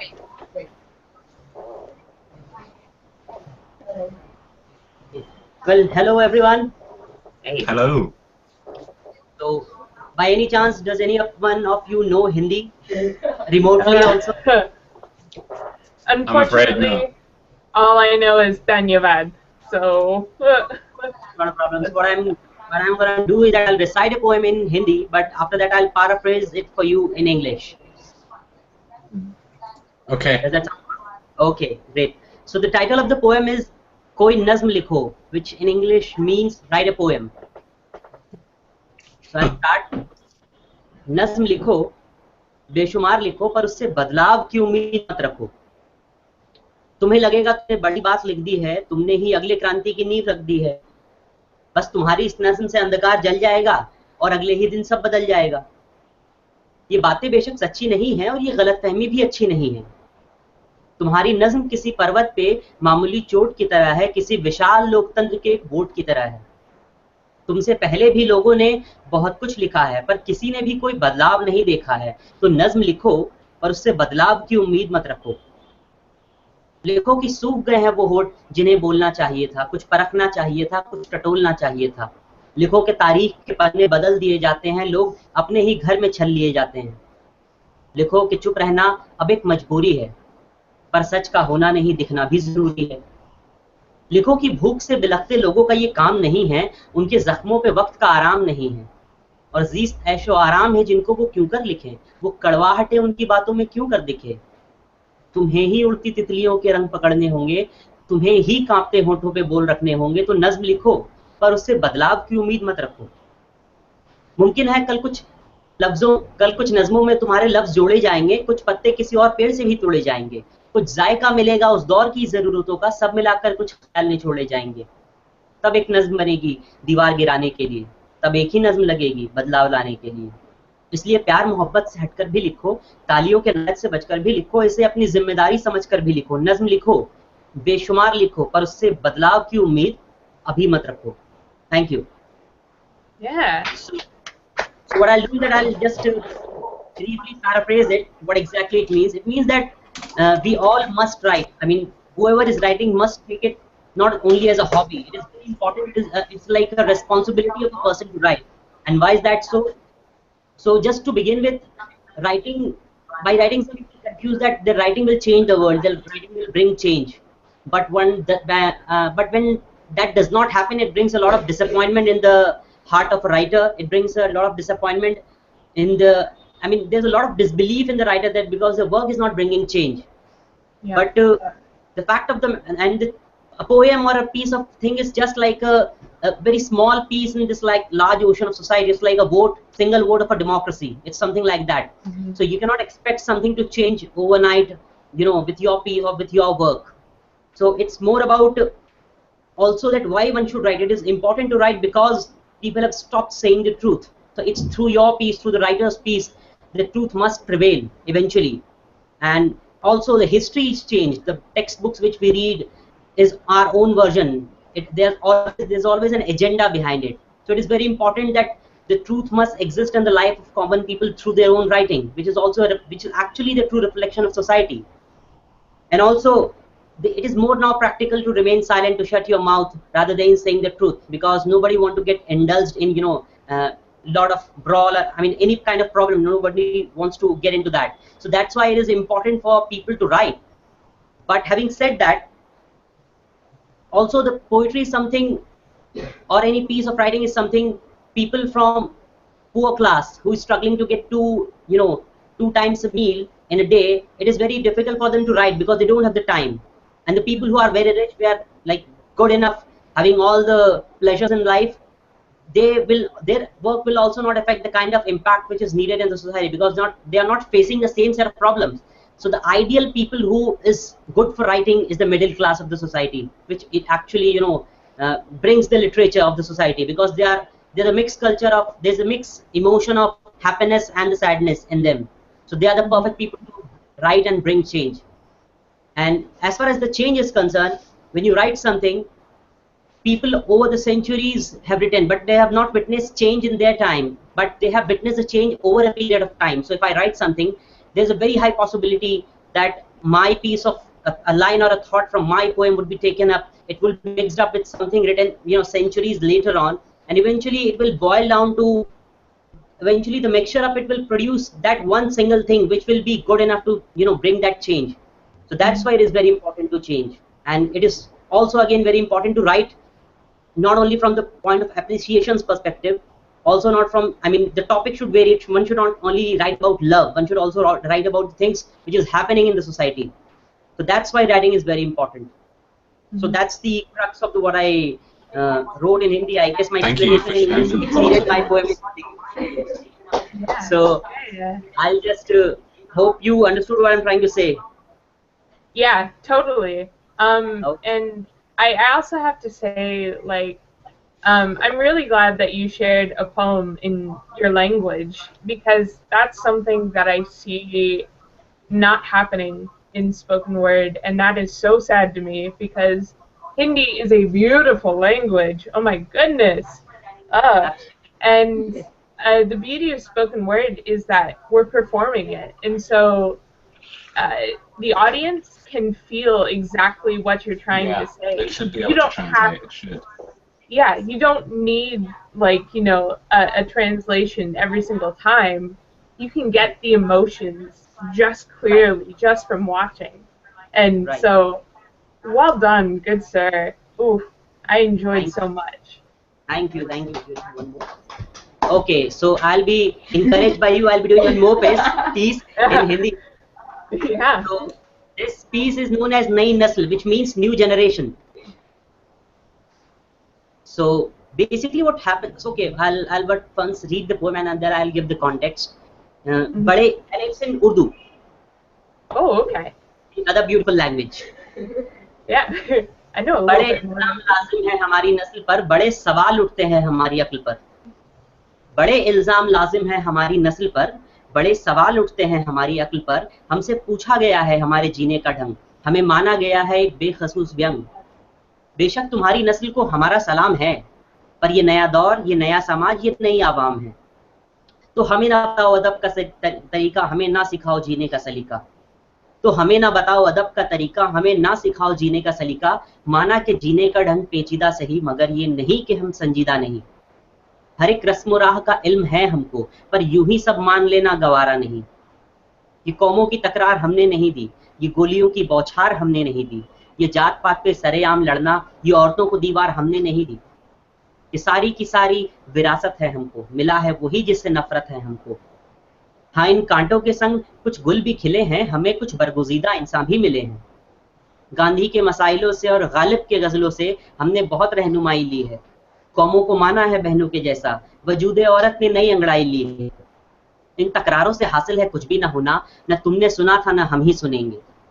इन तकरारों से हासिल है कुछ भी ना होना, न तुमने सुना था न हम ही सुनेंगे। गर्म खून है जो तजुर्बे मिले तो नए रेशमी मुल्क के धागे बुनेंगे। जरा गीत हौसलों के बरसाओ हम पर कि हम भी नए रंग फजा में भरेंगे। जरा सा भरोसा जो दिखलाओ हम पर कि जो भी करेंगे अच्छा करेंगे, कि जो भी करेंगे अच्छा करेंगे। So that was a piece in Hindi. So basically what happens that our generation, who is a very young generation, we always come across people, you know, from the older generation who always try to patronize us, who always feels that what used to happen in their times was beautiful and now everything is like polluted, everything has lost its charm and meaning. Things were better in their time and everything is bad in our time. But so this is like a request from our generation to that people that it's something, what you feel right now, it's not true. Our generation is equally capable. We have our own culture, we have our own sensibilities. Time is changing, so things will change. So you should accept that change. But having said that, we have not forgotten where we have come from. We have not forgotten our culture, our sensibilities. We are equally sensitive to that, and we are equally, we respect that equally. It's just that our way of respecting that is something you could not understand. It's also the fact that had you been the most perfect people on the planet, had your generation been the most perfect people on the planet, then there should not have been any problem. The problem of terrorism, the problem of social problem, it should not have existed if you were the most sensible people. Well, such is not the case. So there were flaw in you, there will be flaw in us, but our intention is pure. Our intention is to do something good. So all you need to do is to trust on us. We'll do something good. Encourage us. We'll do something good. That's our request. So hope that. No, that was great. That was great. I just want to highlight. Somebody's just left a comment on the thing. A poet in Britain who was listening. Who speaks Nepali but was able to perfectly understand your Urdu poetry. I think that's just really freaking cool. That just happened. Oh, great. Amazing. So yeah, I would like to. So that would be all from our side. I'd like to invite all the fellow poets today, and I hope all of us. Oh, can you see all of us? You guys. This is beautiful. Thank you very much. It was a beautiful for all of us. It was a great experience for all of us. And thank you for doing this. Yeah, this is really great. I mean, and it must have taken on so much hard work, and we're glad you're doing this. And it's glad to have spoken to you and have recited our poems to you. I hope you guys enjoyed the poems. And we hope you guys liked and enjoyed the poems, and we didn't waste an hour of your time. Oh man, wow. Yeah. Thanks you guys for joining us and letting us hear some beautiful poetry. Like, yeah, it's been an absolute privilege. Man, so good. Oh. Thank you. Yeah. Thanks. Okay, bye. Okay. Bye. Bye. Bye. Bye. All right. Thanks, guys. Thank you. See you soon.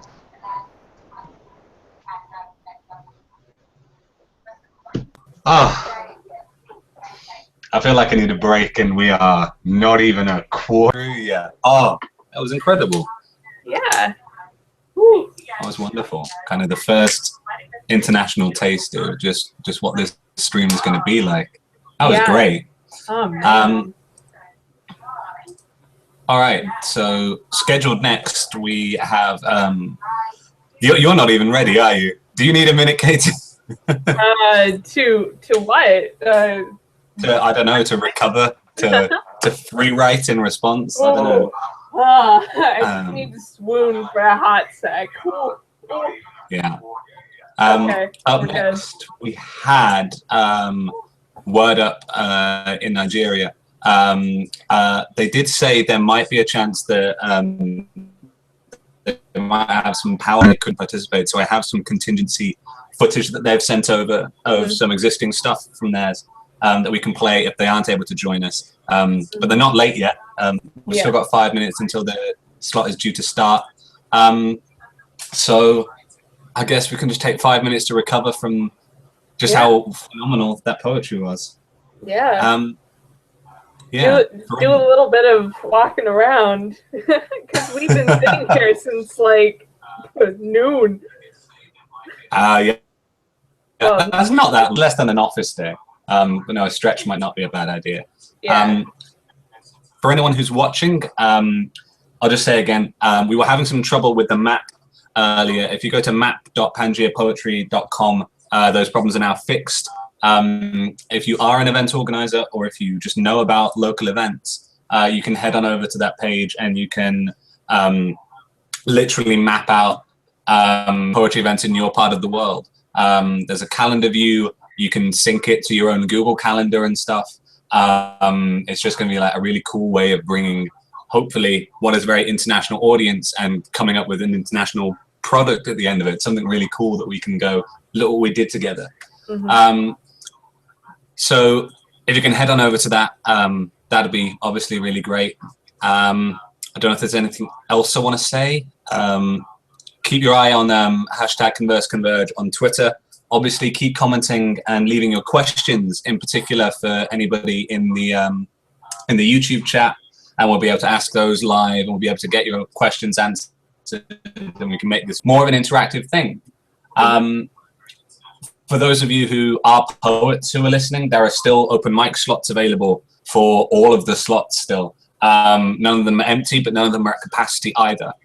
So if you want to share the stage with some poets from the other side of the world, if you want to hear poetry in different languages, if you want to share your work with people who would never get to hear it otherwise, if you want to listen poetry that you might not hear otherwise, this is the place to do it, and it's a totally free opportunity, and all you need is, you don't even need a webcam really, you need like a microphone and a Google. So if you can email us, pangaeapoetry@gmail.com, that's where you can sign up for the open mic. If you missed it earlier, we as an organization, we organize a free online poetry slam every year. It's happening in July this year. You can head on over to our website, pangaeapoetry.com, and check that out. We have a trailer video, which we're going to be announcing shortly, which just explains a little bit more about how it runs. But that is, again, another free opportunity for you guys to showcase your work, to come together as a community, and to really celebrate this global spoken word movement that's happening, because it really is truly global. And it feels like it's so necessary in so many places. We were just, hearing then from the Poetry Club Mumbai about, they're 2 years old and they've already grown at such an exponential rate. And it was like the city was waiting for them, is how they described it. Like the city was just, or just, poets hiding under rocks or something, just waiting for the excuse to be like, I have poetry. Listen to my poetry. I think it's true. I think it's a sign of the times. We are, as a generation, particularly, we're kind of, we're very, we're very political in our motivations. But we're also very expressive. We live in the age of social media. Sharing is important. Being succinct is important, and spoken word as a genre just really supports that. And I think, yeah, it's going to be pretty incredible what the next, I can't do maths, 18 hours, 19 hours, 20 hours are going to be like. Yeah, something like that. We barely started and already so many amazing things have happened. I think that's about as much as I can ramble without saying anything. I'll put links to some of the things I mentioned in the chat. I don't know, have we had any comments on the chat since we last checked that we can respond to briefly? Yeah, there have been a lot of comments, but nothing really that we can respond to? Oh. Okay. Arca. I still think I'm saying your name wrong. I'm so sorry. I think it's Archer or Archer. It's one of the two. I'm not Archer. entirely sure which. Okay. We'll find out. So she asked, can we add previous slams or is it just future ones? For the poetry map. Yeah. It is just future events technically. Well, I'm saying that. There's absolutely nothing to stop you from doing historic posts. So you can do that if you want. Yeah, I guess past slams then as well. It's kind of, it's designed to showcase upcoming events. But if you want to say, like, if it's on a hiatus or something and you don't know when it's back, but you still want people from your local area to know you did it and get in touch if they want to do a similar thing, yeah, absolutely. Use it historically. We can turn it into an archive as much as you can turn it into a resource. Everything on the map, it's the code that built the thing is not open source, but the data is. So all of that event data we are open to sharing with, except the email addresses, we're open to sharing that location data and the event titles with other sharing sites as well. So don't feel like you need to, like it's a negative thing if you're posting here because we'll just keep it for ourselves. This is a resource for the poetry community to use if you want to repurpose the map, if you want to get in touch and just be like, can you just get events in, I don't know, like Bangladesh, like we'll get it to you. It is very much a thing that we're trying to do for the poetry community, and it'll be absolutely great if you guys can participate in that, if you can help make this. Okay. I've just been messaged by Louwenmaul, who is our lead contact with WordUp, and he's saying play a few of the links which we sent last time, and he is going to be here presently. Hello, Louwenmaul. Oh. Hello. Hi. Hey. Hello. How are you? I'm doing great. How you guys doing? We're I'm doing not too bad either. Pretty well. Yeah. Woo. Alrighty. So, you said that you wanted us to play some. You said that you wanted us to play some videos. Yeah, I sent the links to the videos, YouTube videos last night. Yeah. So you guys start with that, then we do interviews afterwards.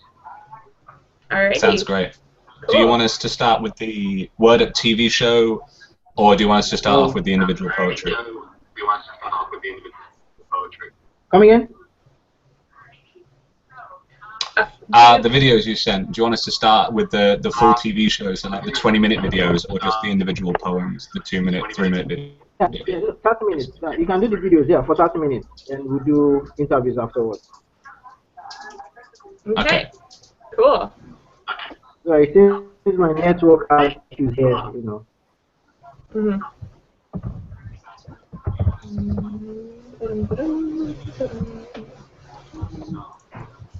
All right.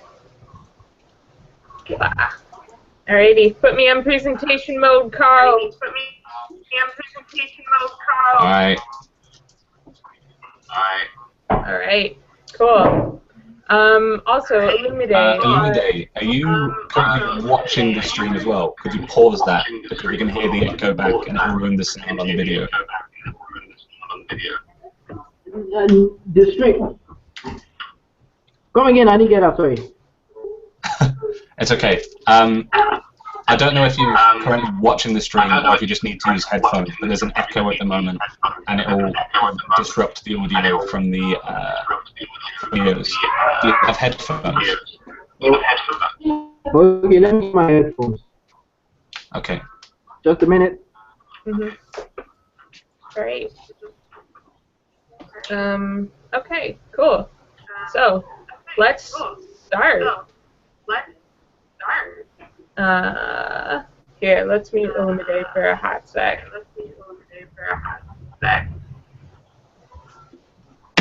Yeah, good plan, good plan. Okay, cool. There we go.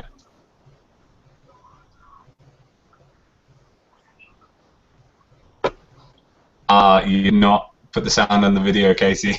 Yeah, I know. I noticed. Poetry is not what we do. Poetry is who we are. We live poetry.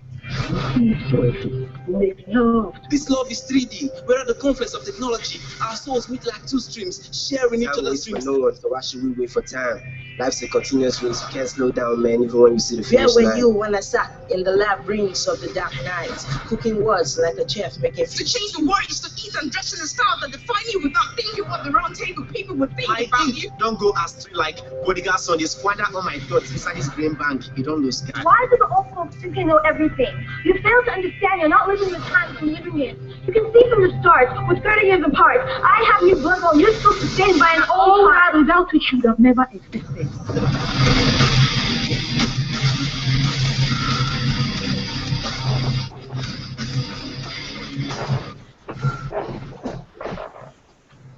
At the touch of love, everyone becomes a poet. My name is Daniel Ekekwa. Welcome to Word Up, your favorite spoken word poetry show. Stay tuned, I will be right back.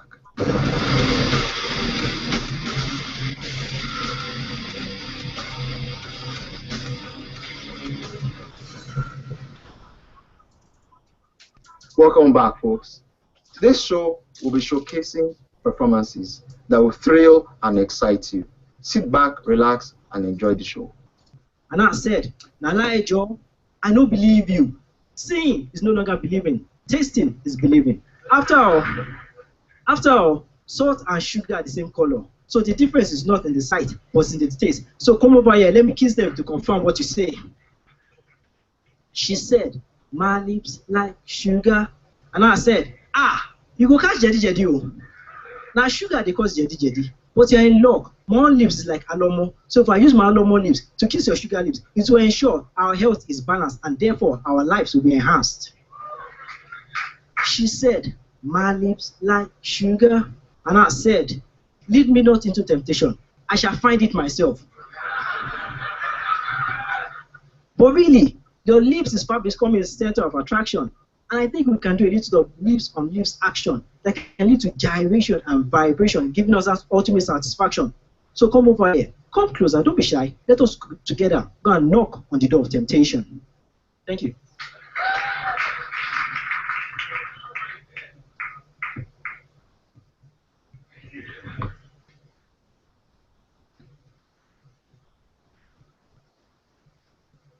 I once met a lady looking so fabulous. She was wearing a short gown that was very scandalous.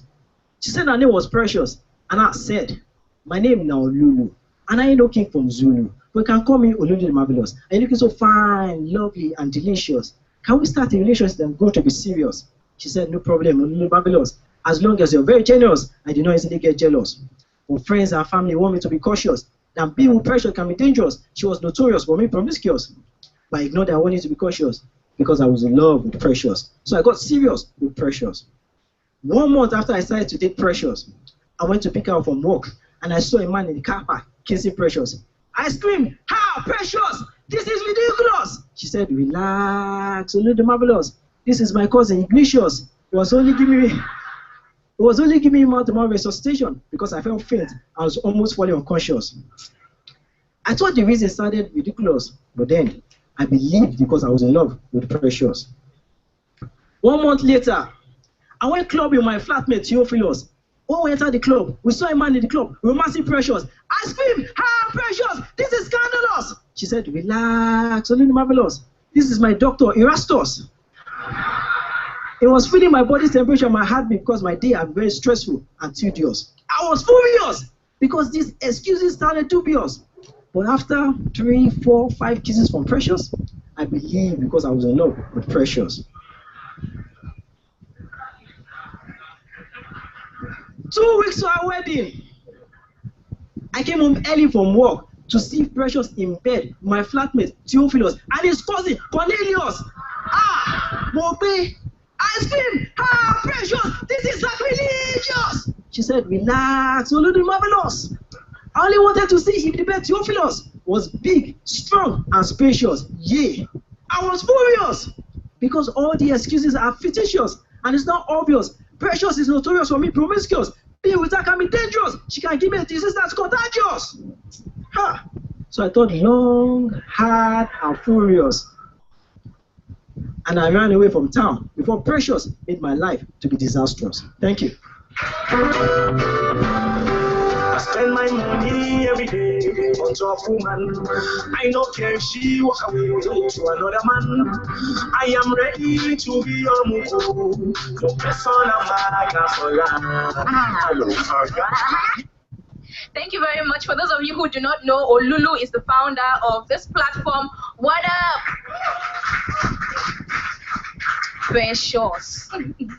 Did you guys notice how his eyes were like this throughout? What's that about? Olulu? Sexy eyes. Ah, Precious. Ladies and gentlemen, we're still talking about new voices, we're still talking about talents, we're still talking about the new generation of poetry. We're still proud to be associated with the journey of the new poets here in Nigeria. So ladies and gentlemen, at the last Spoken Word Slam, War of Words Season 2, this guy, I was tempted to say this nigga, sorry, this guy blew us away, you know? It was fantastic, we didn't see him coming, and he just took us by storm. So ladies and gentlemen, with a resounding applause, put your hands together for Chika Jones. I love it so much. Yeah, in case you don't know, he actually was the winner of that poetry slam.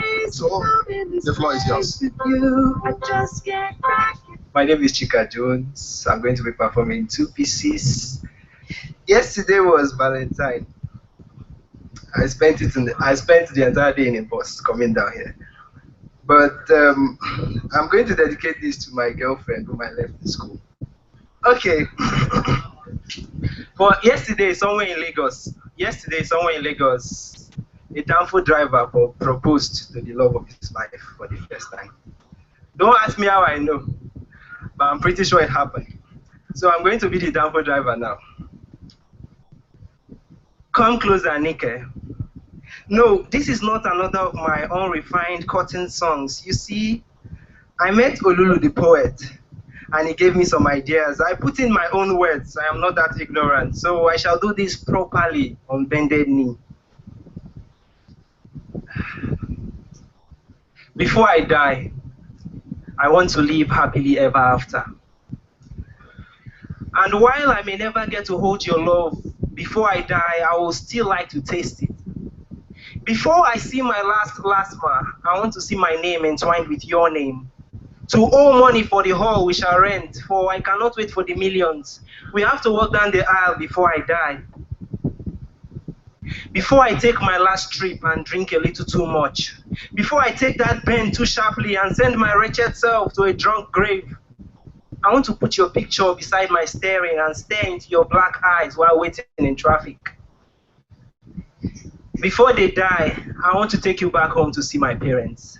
Before we leave, your firm, full breasts and well-rounded buttocks will be the talk of every palm wine joint. I will hold my head high amongst my village friends, the local boy that married a queen. Before I die, I want to show you that the transportation business is good. New clothes every weekend. And in the yard, the only flat screen will be ours. I want to count your different tribal marks and show you that our different ethnicities is no barrier. Before I lose my last fight with Agberos, I want to own you. I want to wake up to the sound of your snores and watch you stand watching me as I wash my Farragon, for I know you'll be the proud, graceful wife of a downfall driver. Marry me, Nike, before I die.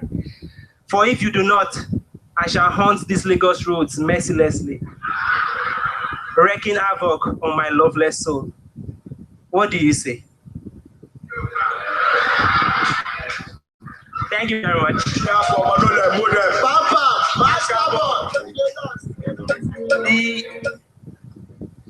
This piece is titled Dear Epidemic.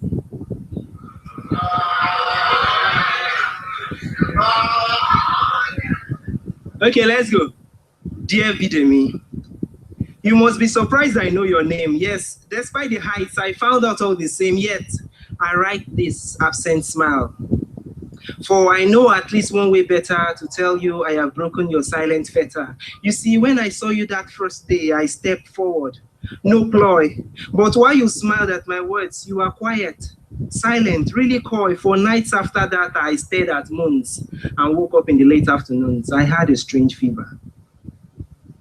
It took some courage to go to your house, sit in the parlor and stammer my greetings to your dad. But when I left that day, my heart was bleeding like the vanquished in Rome. For your father had told me you could not hear my words, nor listen to my heart thoughts, that you only decipher the golden sounds of silence. Then he patted me on the back and sent me home. I have learned a lot ever since, for I refused to let this love die, starved by inability to communicate. Day after day, I sat in that sign language class. Sat quietly as I learned the words, brother, sister, friend. Yet, this was not what I needed. I knew this was something pure, new. When finally they learned that sentence on which my entire being rested, I ran out of the class. I flew down the streets, practicing the words, lest they leave my fingers. I floated up the stairs to your house, only to be hit by the huge padlock in front of your door. No forwarding address, no further information. The cosmos conspired to take you away that very day. I have been waiting ever since. Asked your neighbors a million times. I have finally decided to do that which I swore never to do. I have written you. But these words still remain too golden for paper and ink, so I shall keep them till if ever you return. But if you can, look closely at this paper as I say, I'll always love you.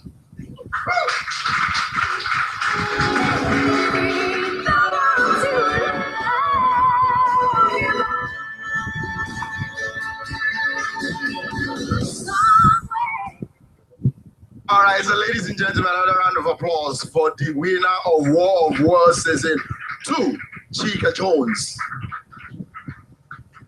Ladies and gentlemen, all the way from Abuja, all the way from the FCT, give it up for Dike Oku Chukwumerite.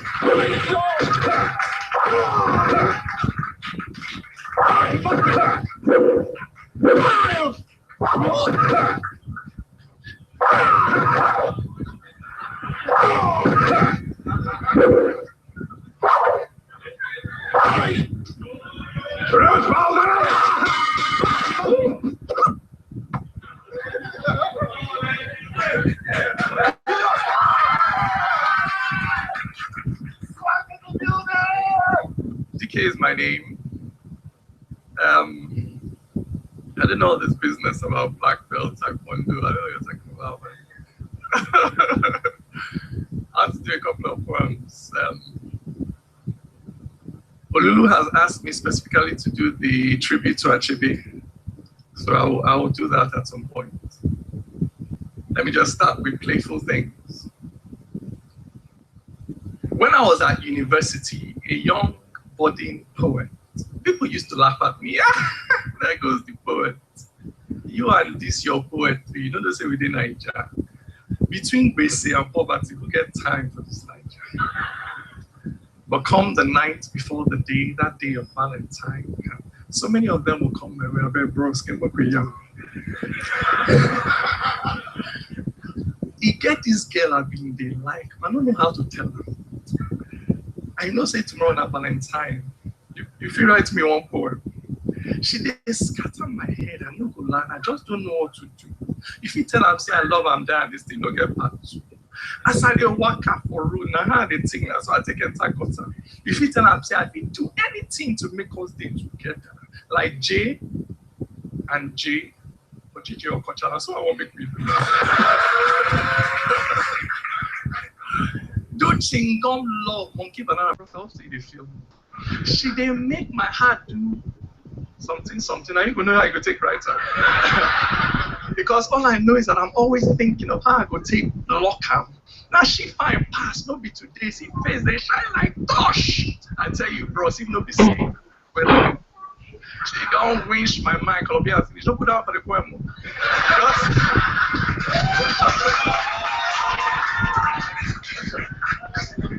Just help your guy put in some polish, but I need that babe tomorrow. So they finish their story, start walking away, then they get to my door and pause. Now I have to strain just to hear them say, let's keep this thing between us. And off they go, this macho men that rhyme with tongues and leave me wanting to ask them, who is the poet between us? Swag and song in rugged chest, hip beneath upturned hands. But love makes one of all of us. But love makes us all poets.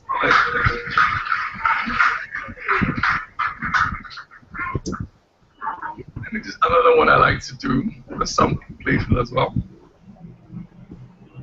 Or maybe I've heard it. I had it with me a moment ago. My head bent over my abadu, trying to read, but having some trouble memorizing my periodic table. It was safe and sound, as in my head. I tried to remember what I just read, talking aloud, because that's how I cram whenever I'm studying for an exam. Nitrogen first, then helium, then lithium and beryllium. Then there is, I think it's boron, and after that one, it's carbon. The next one is easy. I know it's oxygen, and following it, I'm sure it's nitrogen. What is the ninth element? Remember! I just can't remember. So I opened my eyes to look in the text. Saw that fluorine was next on the list. Then neon, sodium, then magnesium. Next one was it was just aluminium. Like that's how I was going, just quietly cramming, just minding my business and quietly learning. I had it with me, still safe and secure as I closed my eyes to remember. Phosphorus, sulfur and chlorine, follow on the list. What is the name of that one? That's when I heard someone whisper, argon. I opened my eyes in shock and surprise, and then we were standing with crystal clear eyes. A smile on your lips, a hand on your hips, your beauty as rare as a lunar eclipse. I couldn't stop staring in awe and amazement. No words could have been compliments. I knew you were speaking, your lips were moving, so I quickly built my back into my hearing. My name is Maka, I see you around. I find it so funny how you talk out loud. But keep up the good work. Good work, good luck with that test, you said quietly. Then you turned around and continued walking. Carried on going where you had been going. I couldn't stop staring to you. It was only then I could breathe again. Don't what?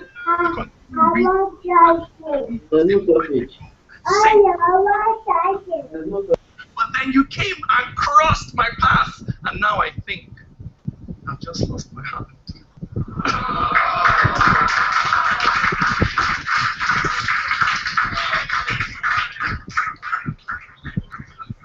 Okay, I think we're going to try and do the interviews now, Katie. Olumide had some power outage problems then, so we need to try and do the interviews while we still have them. Olumide, I muted your microphone when somebody came into your room. So I think you had to unmute it yourself. The little button at the top, the webcam one. Right. Okay, I think I'm back on. Yeah, you are. Welcome back. Yeah, thank you very much. Take me off presentation mode, s'il vous plaît. Stopping presentation. Also stop screen sharing because you've got the infinity thing going on. Yeah. All right. Thanks very much for showing us that, Olumide. So I kind of want to ask, so where is, I know there's obviously more obvious start questions, but where was that, what were we looking at there? So that was like, obviously some kind of show, does that air online or does it air on television there? And was that live event footage or was that like produced for the series? It's actually live event footage, and then subsequently it aired on TV for like a quarter late last year, And right now we are putting it online on our YouTube channel and also on our website. That's wordofniger.tv. You know, it's that the event itself is Word Up. That's our flagship event. You know, and we can, with all humility, say it's like the biggest, spoken word poetry event in Nigeria currently as we speak. You know, we don't know about tomorrow, but as we speak, it's like the biggest spoken word poetry event in Nigeria. Okay. Sorry, there was a little bit of lag there. I wasn't sure if you were finished. Okay. No, it's okay.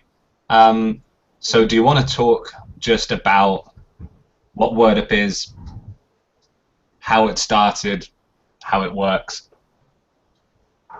Okay, let me take it from how we came about the poetry journey. Because we're more than this. But I'm the only one around for the event and all that because of issues beyond our control. Basically, personally, I've been writing for like 20 years now, and I've always felt that okay, poetry itself should go more than just writing. It should be on a higher and deeper level than just writing it down.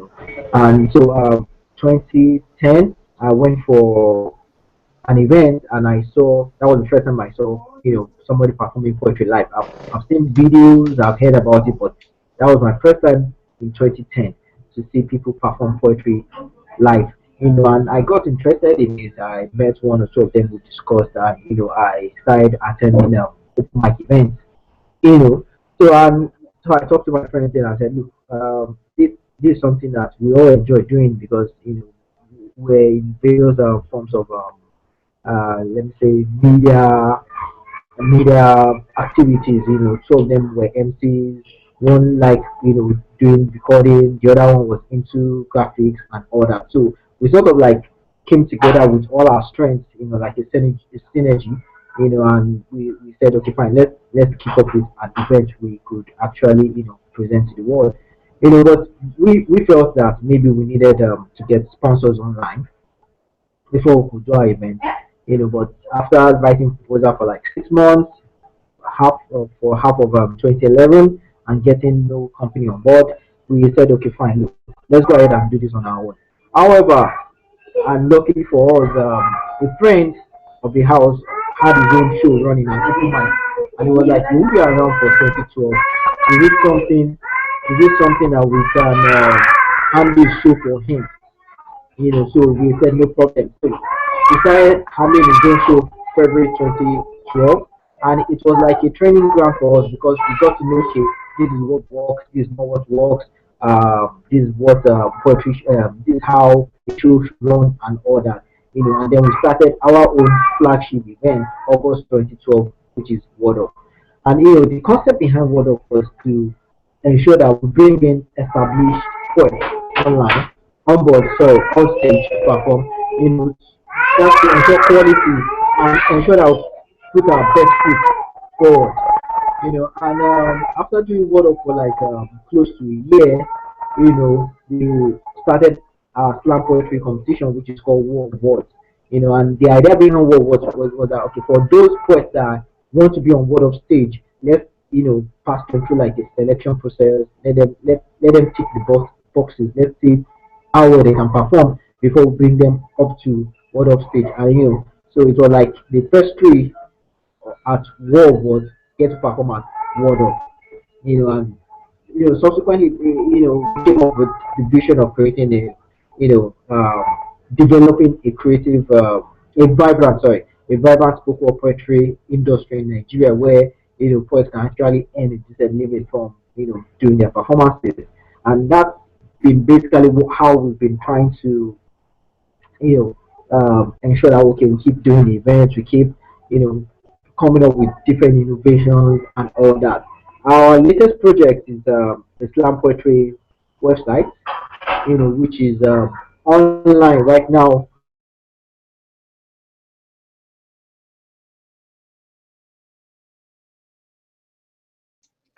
Hello, Illumide?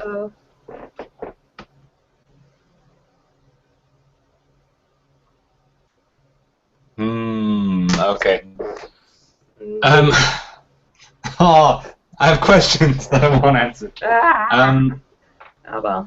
All right, let's chat among ourselves for like a few minutes and see if we can come back, and if not, we can play the end of that the end of that show in the series. Yeah. Really interesting. Just the kind of the way that it's developed there, and again, like in Mumbai, like a very short period of time, but been really, really successful. Kind of, what if it's a very different situation than the Poetry Club, in that you know, they've found sponsorship, and they're getting that kind of like local media attention and stuff, and they've found, like, I think it's really fascinating how quickly they've made like a financially sustainable model out of functionally what it was like in Poetry Slam, and you know, appealing to mass media, you know, getting your own TV show. That's like, I mean, Deaf Poetry's done it, Germany does it a bit, and those are the only two places I know where it really happens. And to have done it in such a short space of time, I really kind of want to know what that journey looks like, and if it was unique to the environment in Nigeria, or if it was just unique to their approach, and whether that kind of financial sustainability can be achieved in other places if you have the right resources, the right marketing sense, the right people involved. That's what I'm going to ask if he comes back. I don't know if you had any thoughts just after what he'd said. I mean, yeah, it's just kind of like, you know, I think that the situation is different in regards to what you were talking about earlier, Carl. And this is mostly just from my perspective, being, you know, an American who's been exposed to deaf poetry as a television show. The thing about deaf poetry is that it's on HBO, which the subscription in America is a little bit expensive. If you want to be able to get it on cable, it's a little bit less it's significantly less expensive if you just go with HBO's online service. But the thing about deaf poetry is that it hasn't actually been on the air since a few years ago. So there's been a lack of spoken word on American television screens. And the situation in Nigeria, like how they were able to, you know, take poetry and put it on TV and keep it on TV for the amount of time that they have is still pretty phenomenal to me. And they've done it consistently too. That's the thing with deaf poetry, is that it hasn't always been consistent. And the same with Brave New Voices as well. It kind of has the same sort of like, you know what, we aren't gonna do this every year, and it hasn't been going for many years, I think, or at least on TV. I mean, as far as like you know, the actual events, yeah, they happen, and they're wonderful, and they're wonderfully documented on YouTube and Youth Speaks' website and all that. But yeah, the work that Word Up Nigeria has done is phenomenal, in my opinion. It's just spread the medium of spoken word so well. I'm really curious to kind of, because I think another interesting thing to remember is like deaf poetry started quite a while ago. I know it's not that long in terms of like compared to like the lifetimes of peopleology. You know, what we can do with the internet now compared to 5 years ago is so different already. So I'm really curious to see how well, because Louwenmaul was saying like they're only just now starting to put it online, and to see if the traffic they get from their online viewership, how that weighs up against their viewership on television. How long is that airtime on television going to be the most crucial factor in whether or not, you know, you can bring poetry to a different audience? That's a question I'd really love to hear about, and I'd love to hear about whether, you know, in terms of financial sustainability. Yeah. Again, what the models for that look like online. Illumide has just messaged me and said, carry on with the video, and he'll be back as soon as we can. So I don't know if you've still got the window open, and Yes, we can I just do. press on with that. Whew. Okay, cool.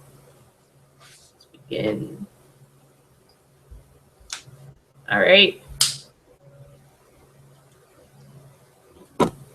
Okunabo, Nanyubu. How? On one that we Igirigata. How? Nany. Yeah, since it's been a while since, you know, this guy started, let's start from the beginning. Asim Kambia Madumife Kwabizu. Asino Okunabo, Nanyubu. How? On one that we Igirigata. How? Nany. Is it true? Is it true that the calabash broke and I'll no longer drink from it? That the sound of the drums will no longer move your lips to sing because the owl was heard in the trees last night? And Odogwanyame, the terrible masquerade was seen in the market this morning. They said it stopped at your door. None. Is it true? Is it true that your name was called in the night? Somebody said they saw you across the river, on the river, and they called to you, but you did not answer. Nani. Is it true?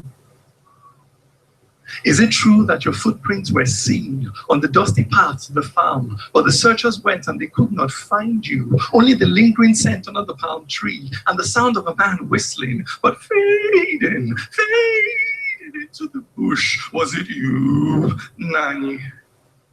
Is it true?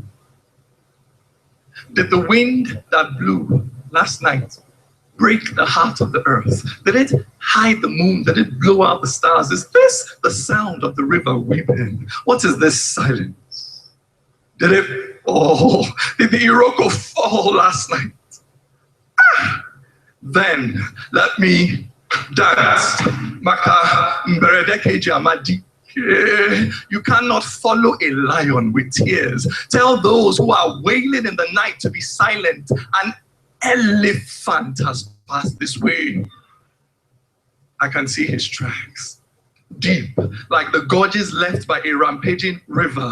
It was he who took our stories and wrote them on the underbelly of the heavens, that the farthest ends of the earth may know the name. Okonkwo. Okwejejemba stood up for us in this contest for dignity. Answered those who said we were savages without history. Took the language of the oppressor, bent it to the service of the oppressed. Tell them to be silent. It is this man that has passed. Stood up for us in this contest for dignity. Answered those who spoke with bullets and bombs. Still he stood in their way, wielding nothing but words, the shield of conviction, his faith in ideas. Tell them to be silent. This is this man that has passed. And in his wake, let the sun rise to the sound of a flute, to the steady beat of an unbroken drum, to the thunder of guns, to the chanting of warriors.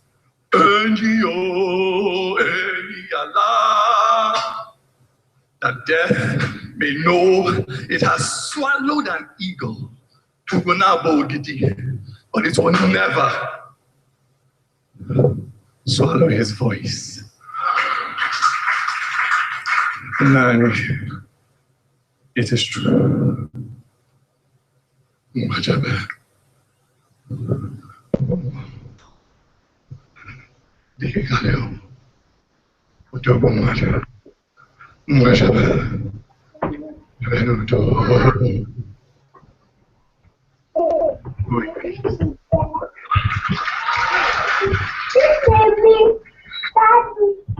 I hear the Yeah, Illumide is back. Phew. Let's try and carry on with the interview.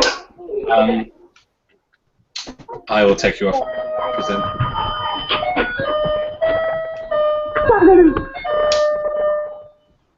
Are you there, Illumide? Yes, I am. Sorry for that power issues. This part of the world. It's okay. Don't worry about it. Don't worry. We had a little bit of a chat while you were gone, and again, like I know we've got a lot to try and cover, but we were kind of asking about how some of the differences between like your online viewership and television, and if you felt like is there any kind of shift happening? Like, where are you getting most of your viewership? Is television still the best way to get it out to people, or is the online stuff doing just as well? What does the makeup look like?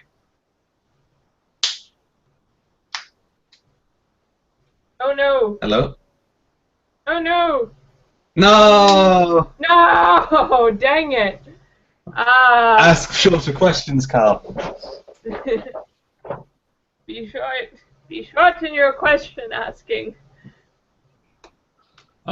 This is. I feel like this is a cautionary tale to any who are watching. No, I feel really. Just be short, precise. Absolutely. I feel really lucky to have we had a Skype call before this and it went fine for like an hour and a half. I don't think I realized that it was quite so much of a problem with power outages and stuff. Mm-hmm. I suppose we'll better finish that video. We're going to finish it eventually. Yep. Okay. Put me on presentation mode then. Oh, Illuminate's back. Illuminate's back. Ah! Hello. Okay. Hi. Hey. Hello. We missed you again. Yeah. Yeah, I don't know. Network. So sorry for that. No okay. problem. But yeah, so how much of that question did you hear, Olay? You have to stop. You have to come back again. I didn't get it. Yeah, repeat it. It's okay. I think it was particularly kind of just. I think I kind of know the answer because you're moving into working with the online student. But how, in terms of like how you see the future of Word Up going, obviously television is a really big deal. But we were talking about like the difference between like Word Up TV and like deaf poetry and how far the internet has come since then. How important do you still think television is to kind of reaching those new audiences? How does it stack up against the online stuff you're doing? Are they both as important as each other? Does TV still dominate? Well, I think it's a combination of both. You know, live shows.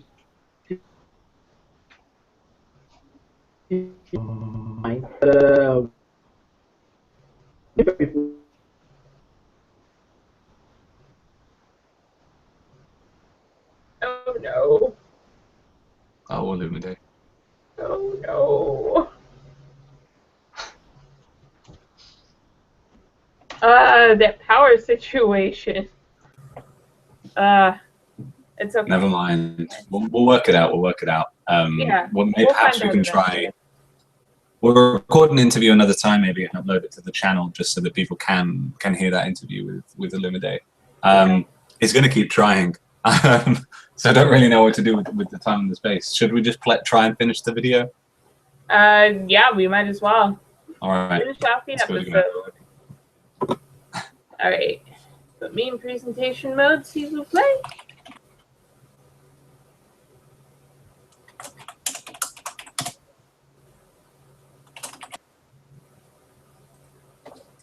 Yes. For some reason, you spoke in French, and I did not understand you. Sorry. I'm used to doing that. That's my B. Okay.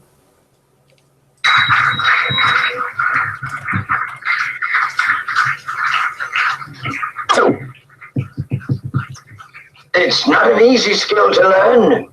I've been practicing it for many years. Ladies and gentlemen, Chicago! Chukwumerije, man. A round of applause. Let the contest begin. It's quite amazing how I was able to feel different things at the same time. Did anybody feel that joy and happiness and sorrow and all at the same time in one performance? I think it deserves another one. That was beautiful. All right, so ladies and gentlemen, at this juncture, we would be closing. I usually don't like this match, but somehow I have to go home. Remember, we're still going to introduce the founder of Word Up, who will be giving us the vote of thanks, and then we'll be thanking our sponsors and everybody else who has made this possible. So please stay behind for that. Ladies and gentlemen, please make welcome on stage Olulu. What up, people? Basically, we'd like to thank everybody that supported us, from Hits on TV to Galaxy TV, Silverbird TV, Stephen Oshinaja Media Production, Reverb Sound Company, DJ Swags, Maximus Media, all the poets from all over Nigeria, and without, because poetry itself is nothing without the audience. If there's nothing, because what's the use of talking when nobody's listening? What's the use of performing when nobody's watching? What's the use of dancing when nobody's appreciating? So poetry is nothing without everybody here, without the audience. So we'd like to thank you very much for coming. God bless you. Safe journey. Thank you very much, Olulu. Once again, I'm Duvi, and that's Don Fabrino. Thank you so much, and God bless you. Remember, you can follow us at WordUp411. You can visit our website, wordup411ng.com. We've got the blog where we continue to showcase poetry. We love poetry, and we research on poetry, so you don't have to. See you next time. Bye. Wow, we have come to the end of yet another exciting and thrilling episode of Word Up. For more information on poetry in Nigeria, visit the web address on your screen below, and also follow us on Twitter. Till we see you again, this is Daniel saying peace. And so that is an episode of Word Up. Yeah. No, it's really something. Yeah. Hello? Yes. All right. Sorry, I thought I lost you then, and I was like, oh gosh, it's happening to everyone. Oh, Not yet. No, we're fine. All right. Yes. Still hopeful that Olumide can join us for the last 10 minutes, but we have some shorter videos from him. Do you think you'd be able to play one of those? Yes. On it.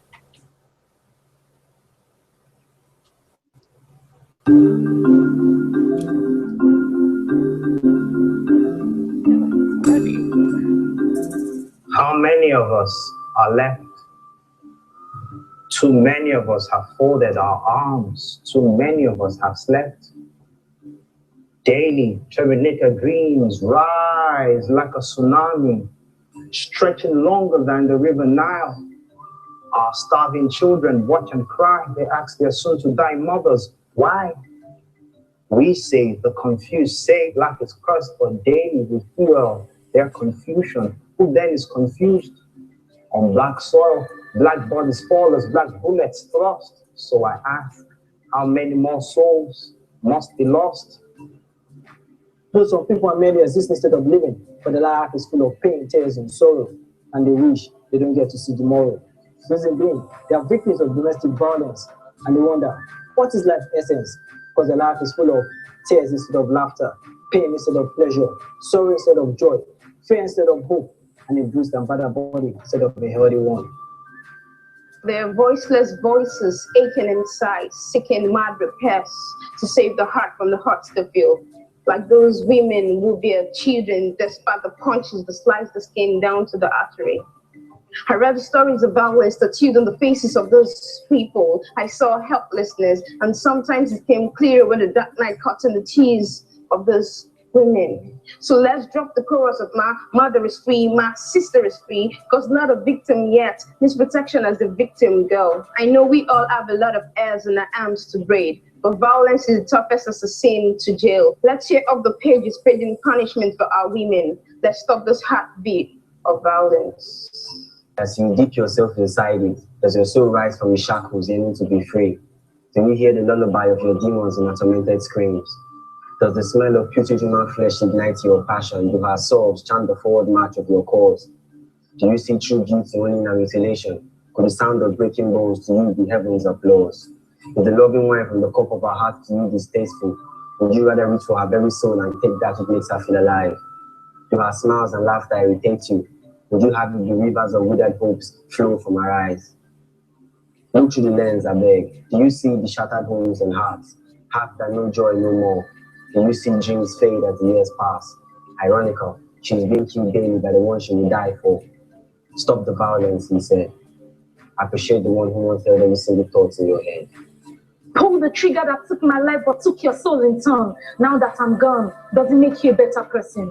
You came home drunk, met me happy, looked me in the eye, but my excitement filled you with spikes. Dragged me down the stairs, ripped my fragile strands of hair off my scalp. The look on my face, now that's unfair. My head continuously bouncing up the descending steps like a b-ball in the hand of Larry Bird. Like an athletic step, repeated the process over and over again. Cause stupidly was ready to stick with you over and over again. Till my life refused to stay one last time. And in protest, he said goodbye the final time. Now that I'm dead, with no more human bats for you to punch without reason. So tell me, does it make you a better person?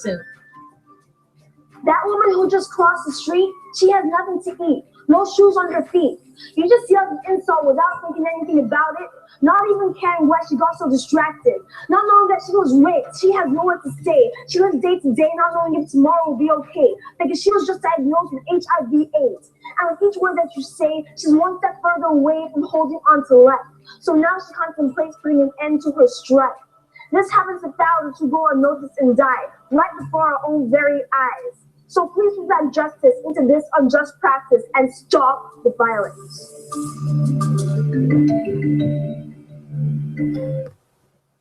Yeah, I like it. I like it a lot. Really important messages there. Yeah. Yeah, man. Oof. Yeah. What am I clicking on here? You're still not a face. Well, that's the thing.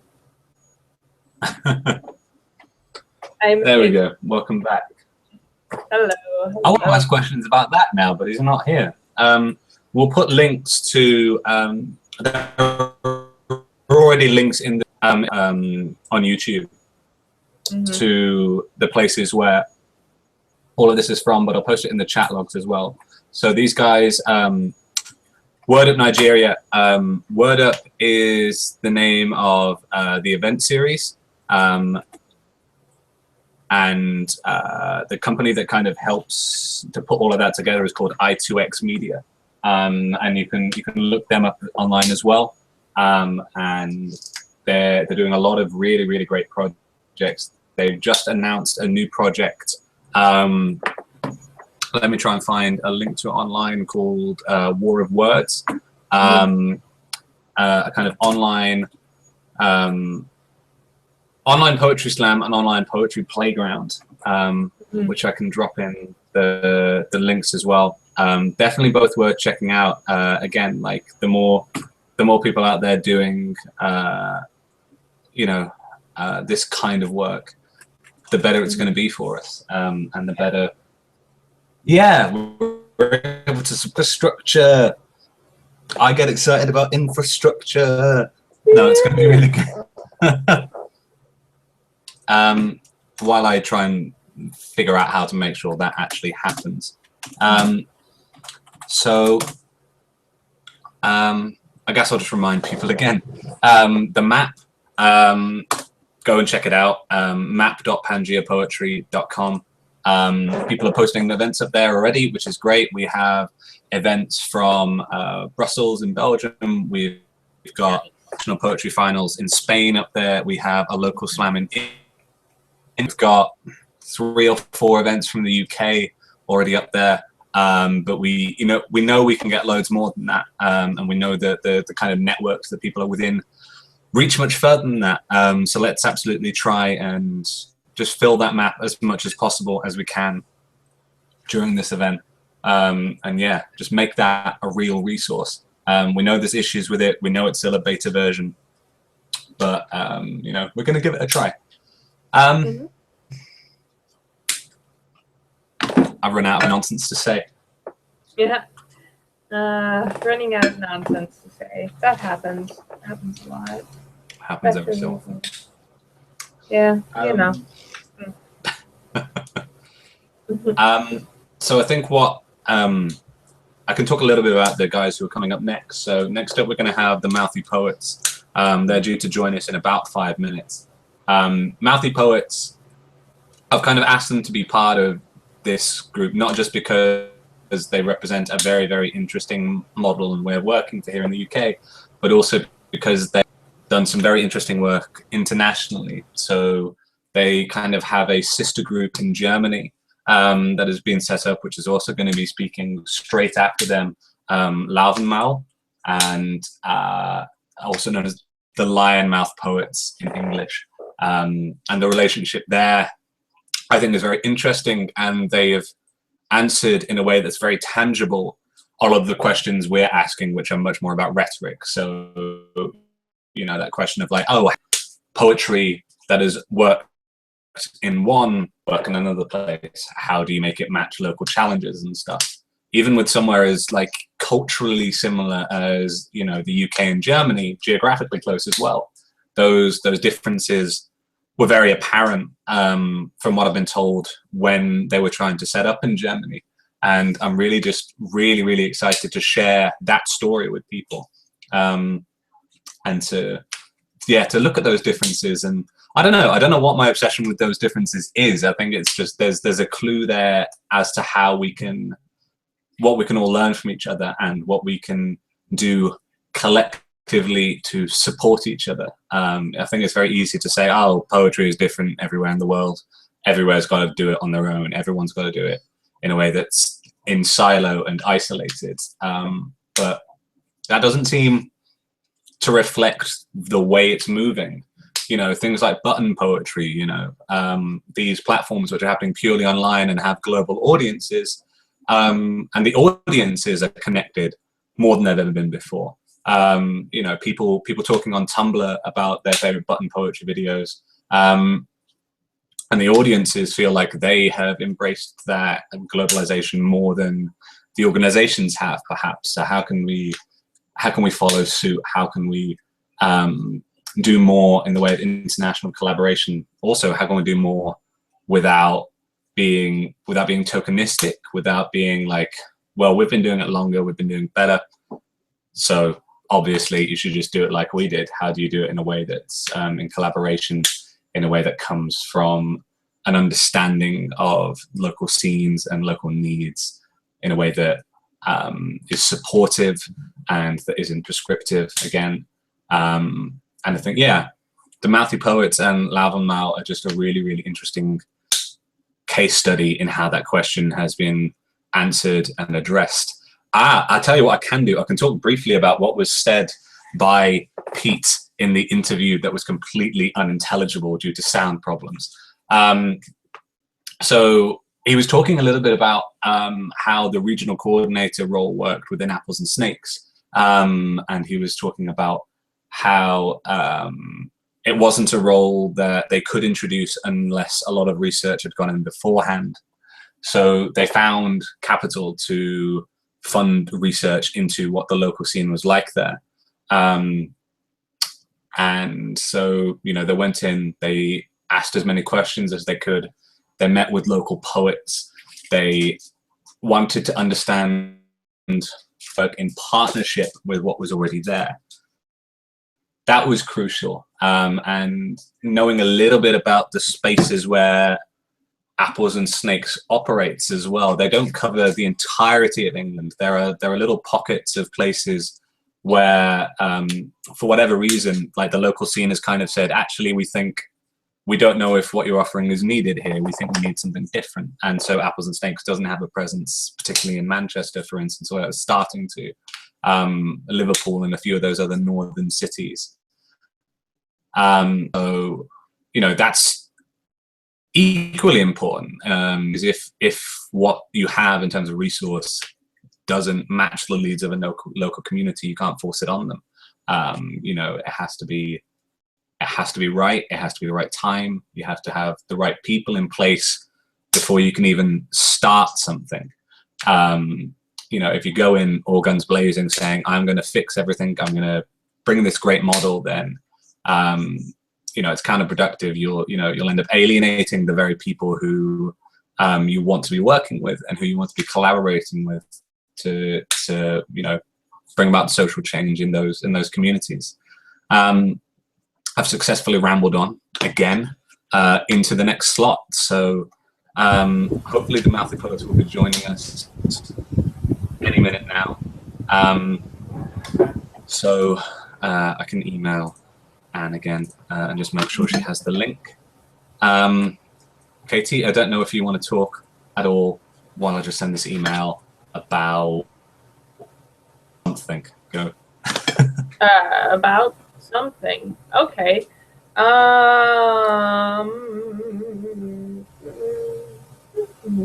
Yeah, okay. So what Carl was saying about, you know, how you can't really, you know, impose yourself upon communities and, you know, just be like, hey, we did it first, so you should listen to us and everything and all that other kind of don't do that sort of stuff.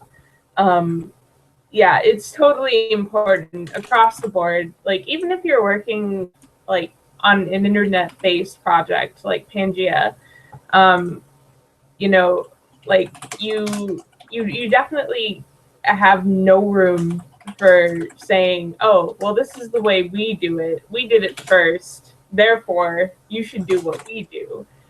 And I think it's with, like, you know, that knowledge that, you know, that's the thing that can make everything go horribly, horribly wrong. That I feel like it's definitely influenced at least Carl's and mine's, you know,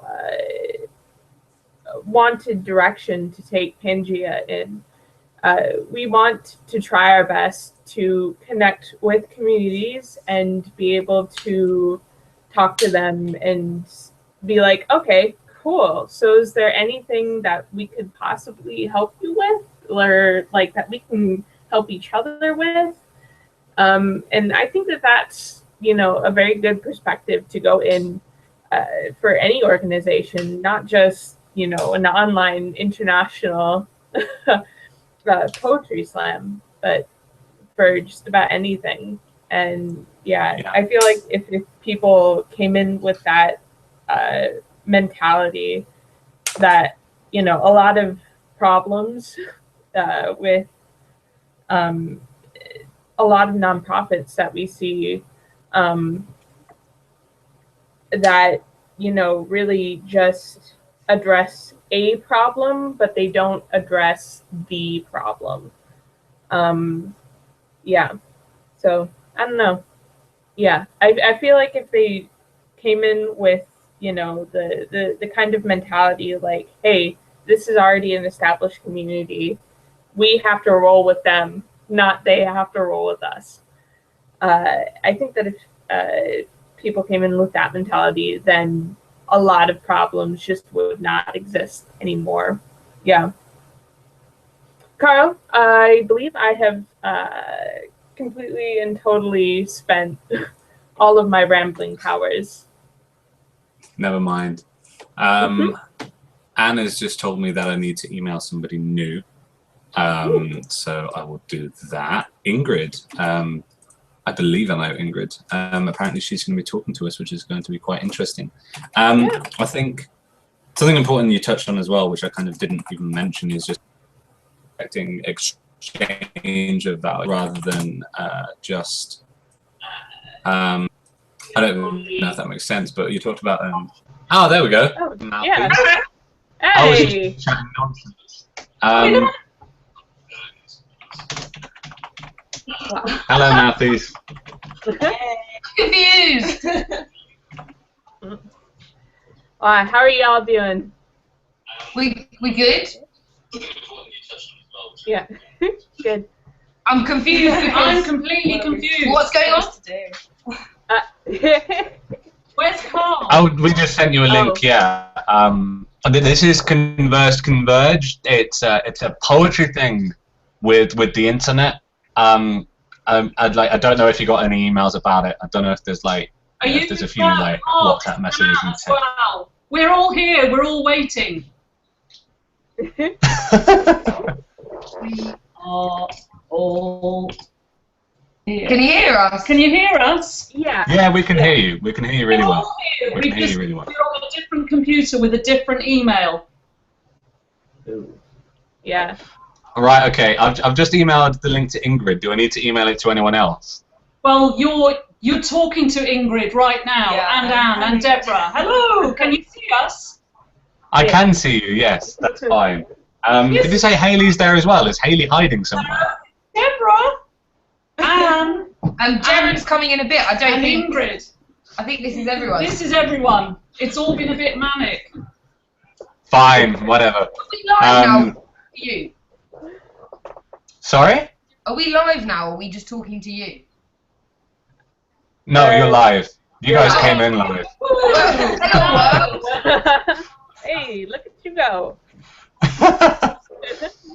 This is such a wonderful change of tone. We were having like a really philosophical conversation about working with communities with poetry. And it's just whack. No, it's wonderful.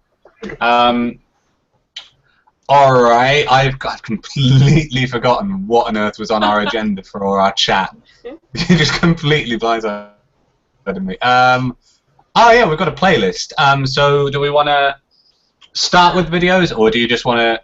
Yeah, let's start with an introduction. Shall we do that? Yes, absolutely. So I'm Debris Stevenson, artistic director and founder of the Mouthy Poets, also general prolific dancing queen. I am Anne Holloway. I am the sidekick of said Debris Stevenson, who she roped in, and now I am happy to be living the mouthy life dream. Hashtag mouthy life. I particularly like toffee-flavoured butter popcorn.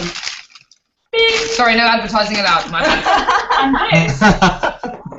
And this is... I am Ingrid. I don't have a special title. I am just a poet. She's a mouthy poet. She's a mouthy poet.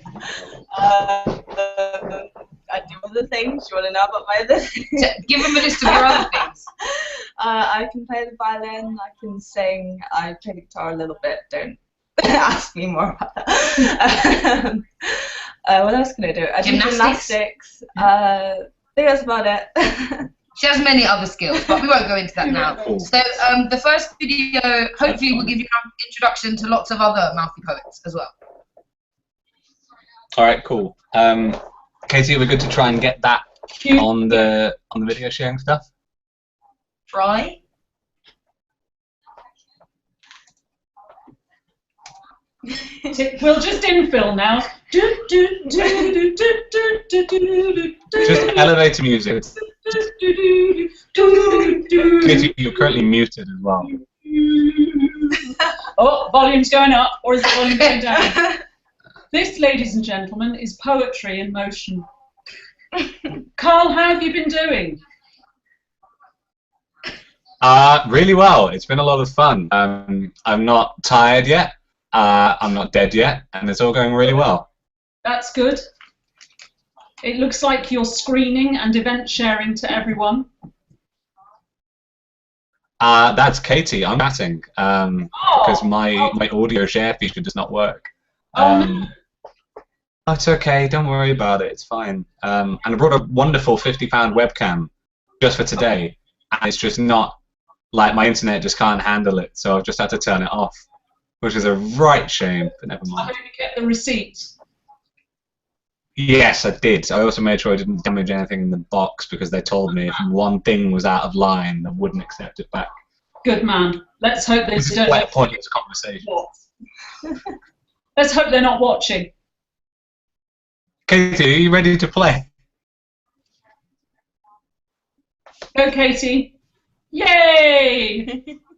You're muted in Hangout, by the way. That's where you're muted. No more. There we go. All right. Let's boogie. All right. Let's go, go, go. What's happening? But no, then they'll hear it in there. But can't they just mute it? Yeah. Oh God, you guys have got 8 laptops and you're all watching it. It's because people listen. Yay, Darren! I feel like I'm right. Right to entertain people. So in conversations, we're always kind of cutting across each other. And with writing, you stick it on a piece of paper, and I get to the end of what I want to say. It stops me from like... Words make sense of my life.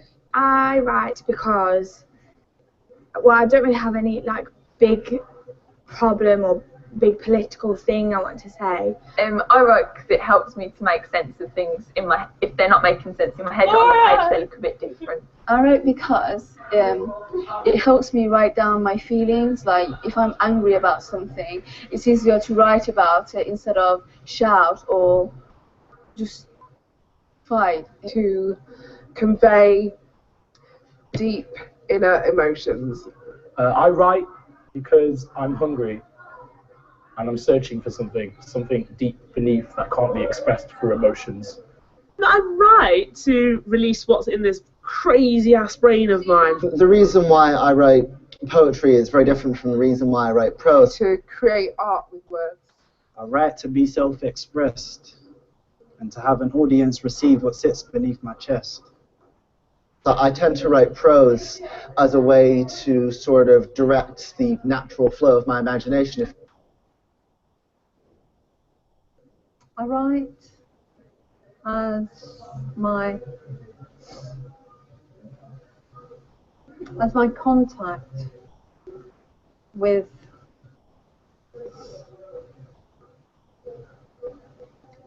the world.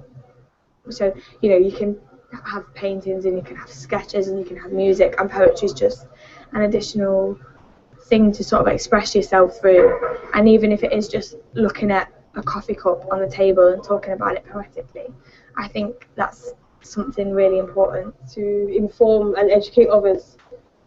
I write poetry because it's sort of, I get sort of images and lines and little pieces that are way too abstract to use in a novel or in prose, and I get them and I like them and I just feel the need to pursue them and to chase them up and actually do something with them.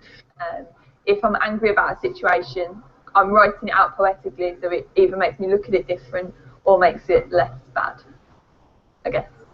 I write because I like to vent anger sometimes onto the page, and I find that more constructive than like physical violence.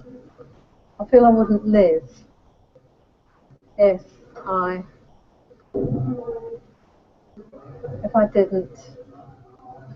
didn't write.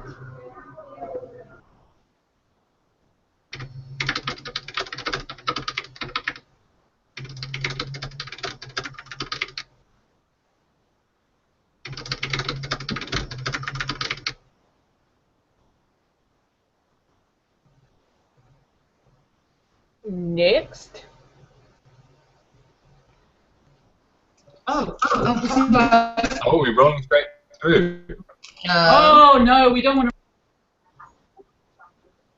to. Us. Hello.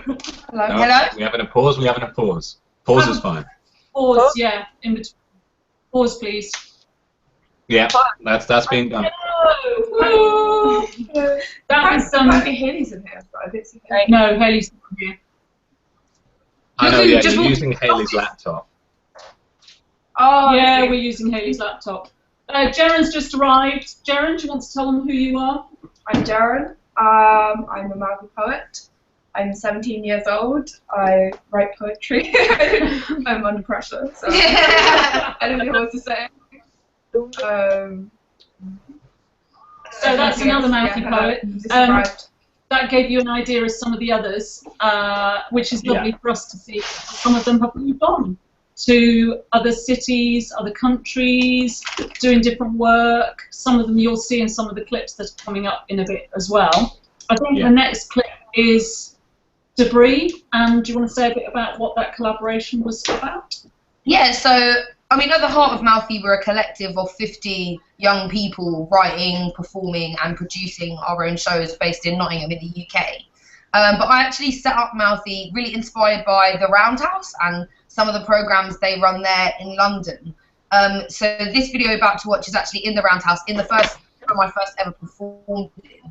And Mouthy's really about collaboration, working with other art forms. So although this is me working independently as Debris Stevenson, the poet, I think the video collaborating with the amazing artist Ayana Witter-Johnson, who's a cellist and singer, is a good representation of the kind of art we aspire towards and enjoy making. So yeah. Pew pew. Awesome. Roll Video. roll video. We're muting ourselves. No, you guys aren't muted, you're fine. Oh, okay. Hello, Katie. Hello, Why am- Katie. How's the video Why do I going? always get muted here? I feel so underappreciated. I'm not muting Here you. it comes. It's not me. I think it And does all these automatically clips- when you come back after screen share. All right. All right. Paradox. Go, go. Yay. You want me to mute the microphone? You had a chance and you gave it away. Now you're searching for somebody new to blame.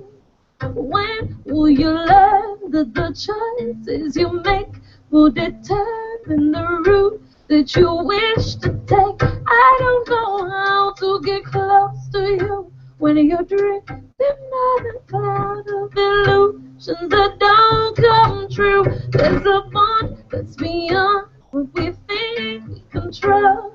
I'll patiently wait for you. She had morals for ladders in her tights, whilst I had a hymen, still do, so she pissed me off. We'd walk the same route home from school. Her slimy, naked pride, strawberries out of season and hidden under her blazer from the corner shop. Her smiles were all oil. My eyes were blue. Skin sunned beige, which made my clothes riper. Her clothes were cucumber tutorials. Like the videos everyone finds too funny to watch.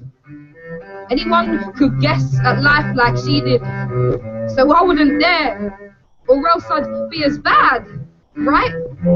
I stole her chair in the dinner hall once, cut open her bag, left her on knees, gathering. I'm regretting it now, of course. Now I understand.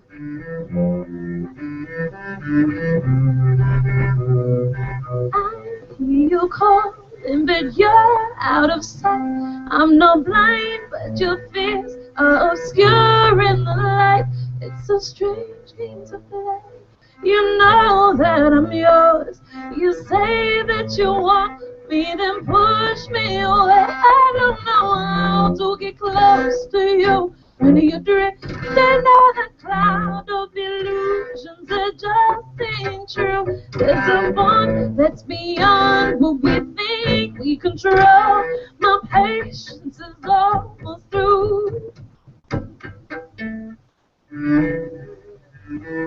Now I understand that sex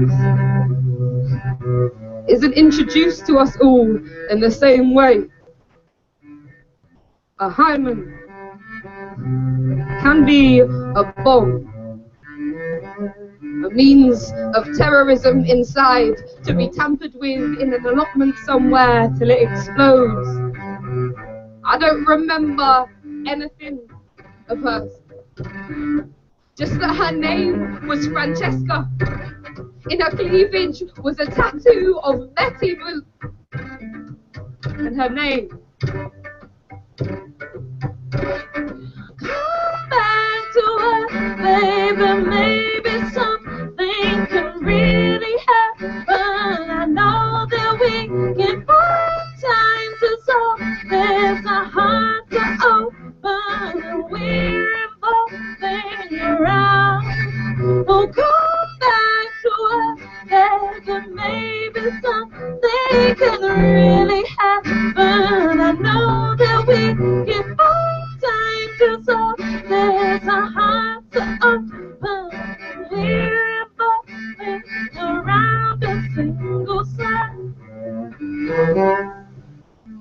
You're just as bad as her, I guess.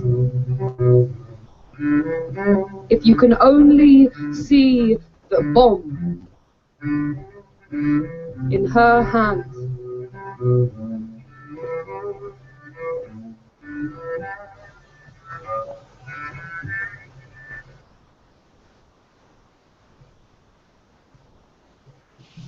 Whoa!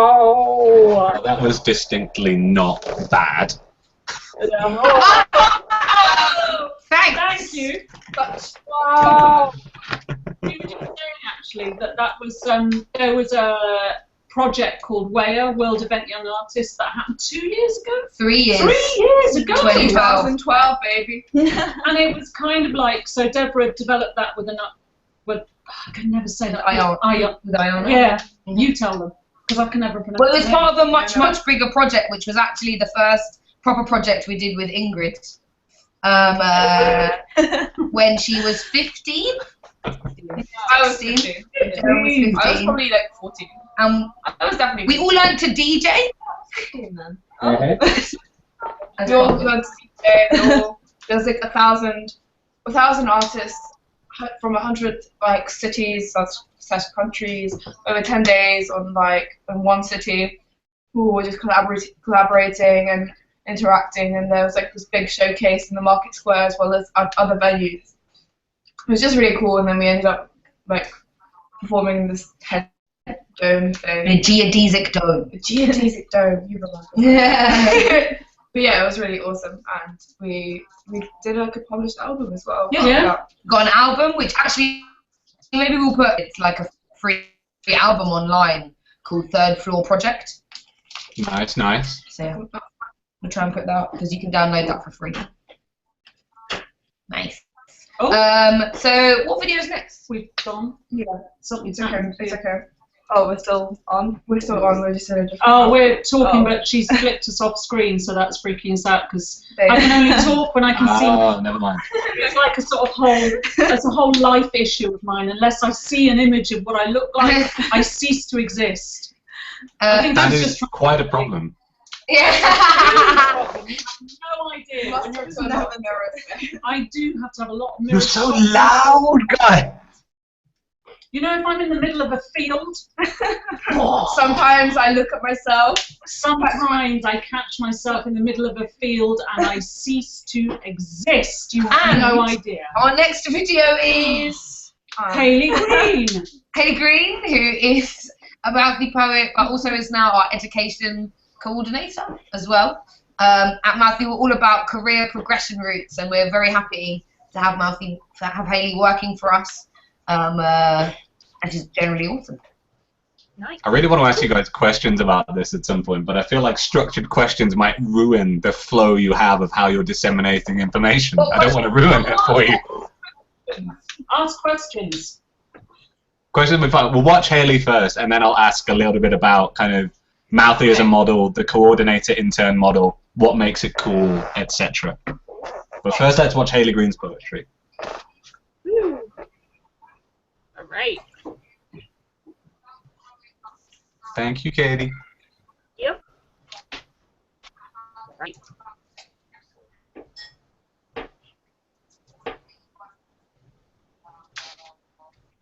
Oh, it's us. Yeah, infinity. I'm 12. Cemented in a changing room. Girls tiled on both sides.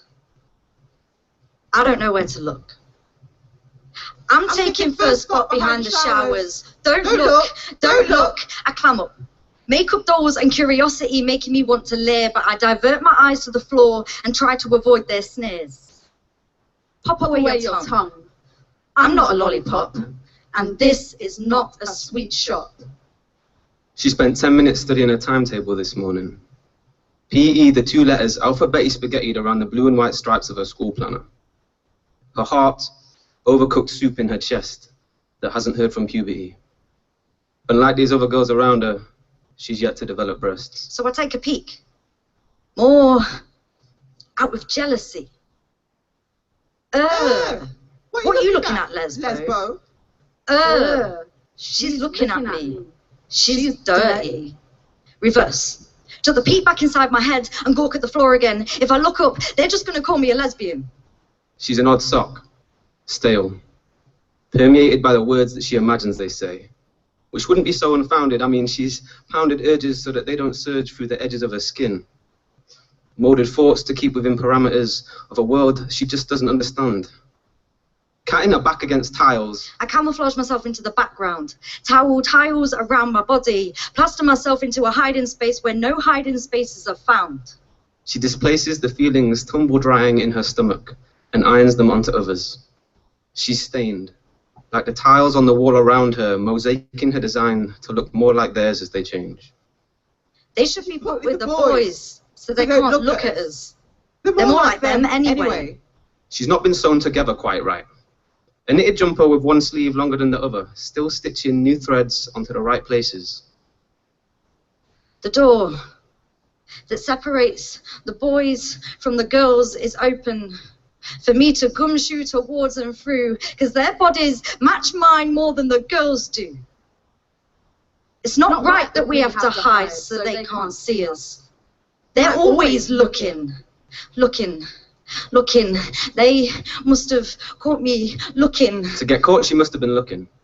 So maybe it's time that she stops tucking these feelings under her desk, unfold herself to reveal she's just not like them. It's fine to have these thoughts in your head. But I am 12. Cemented in a changing room. Girls tiled on both sides. And I don't know where to look.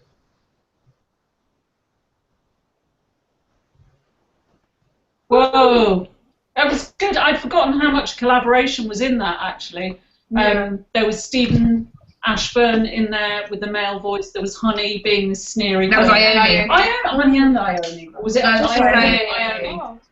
So that was like really trying to collaborate as much on every poem that we produce now. Yeah. I think it works really well. Yeah. I know Hayley does the poem quite a lot when she goes into schools, so it's good to see the big performed poem. Yeah. So you had some questions. Yeah. I did. Well, I'm going to make some up now. So obviously a collaboration is like a really important part of what Mouthy does. Do you want to talk a little bit more generally about kind of it does and how it does it, because you guys have this really interesting duality of like artistic development and professional development that you deliver to, you know, your participants and the poets who get involved with you. Do you just want to talk a little bit more about maybe tangibly what that looks like? What does that process look like for a young person or a young poet? Yes, so I mean, from the bigger perspective, like the way, you know, what really identifies Mouthy is sort of those three things: developing, creative writing, performance, but also event coordination. So all of the shows that you go to that's a Mouthy show has been like entirely organised by those young people, but they're also writing, editing and performing for and within the show. So, I mean, what that does is, you know, it gives really concrete career development, which is really applicable in more than just poetry or more than just any art form, and it has helped a lot of our young people get work in the creative industries, but also outside of it, which for me was really important setting Mouthy up, is that it gives people concrete skills in the real world. Yeah, I don't know if I want to talk about it from a different perspective. I mean, the role that I've taken on was, so when I first started being involved with Mouthy, because I was working in, you know, the business sector, people would say to me, oh, I'm applying for a job, can you look at my CV? And I know Deborah supported a lot of people in applying for university places for funding. So it became clear to us that we needed someone full-time on the team to support that more fully. So my very exciting title now is Professional Development Manager. And that means that I'm not only helping the participants develop professionally within the arts sector, but I'm also helping them develop as sort of rounded human beings, really. So helping them realise that the skills they learn within Mouthy we'll also support them in whatever career path they choose outside of the arts. Yeah. So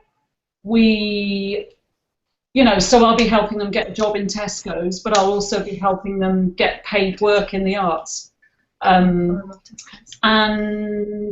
alongside of that, Charlotte Hodkinson, our lead producer, will support people when they're putting in funding bids. I mean, we all support with that, really, don't we? So, yeah, it'd be interesting to know from the participants' perspective. What was the question? What? Do you want to ask the question again, Carl? I can try and phrase it exactly as I did.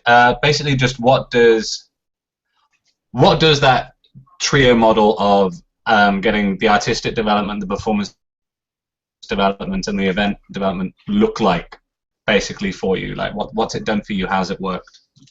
I think it's just really cool to be taken seriously as a poet. Like, that's the most amazing thing about Mouthy. Like, before it was just like little free writes and like dirty notebooks that that just kind of was a bit angsty and a bit cliche. But like now you get that professional development of just kind of even just learning how to like harness your craft and how to draft and like, and it just means like you're taken seriously as a poet, and you've got that, and you take yourself seriously as a poet because you actually recognize that it's your craft. And it's just really cool to be able to say, actually, like, I'm a poet, and actually, yeah, I do get paid, and it is actually something that's valid and a career for me. So yeah, that's so cool. That's really cool. Yeah. As Jared said, like, it's just really gone from me being a teenager and talking about my non-existent love life into actual poems.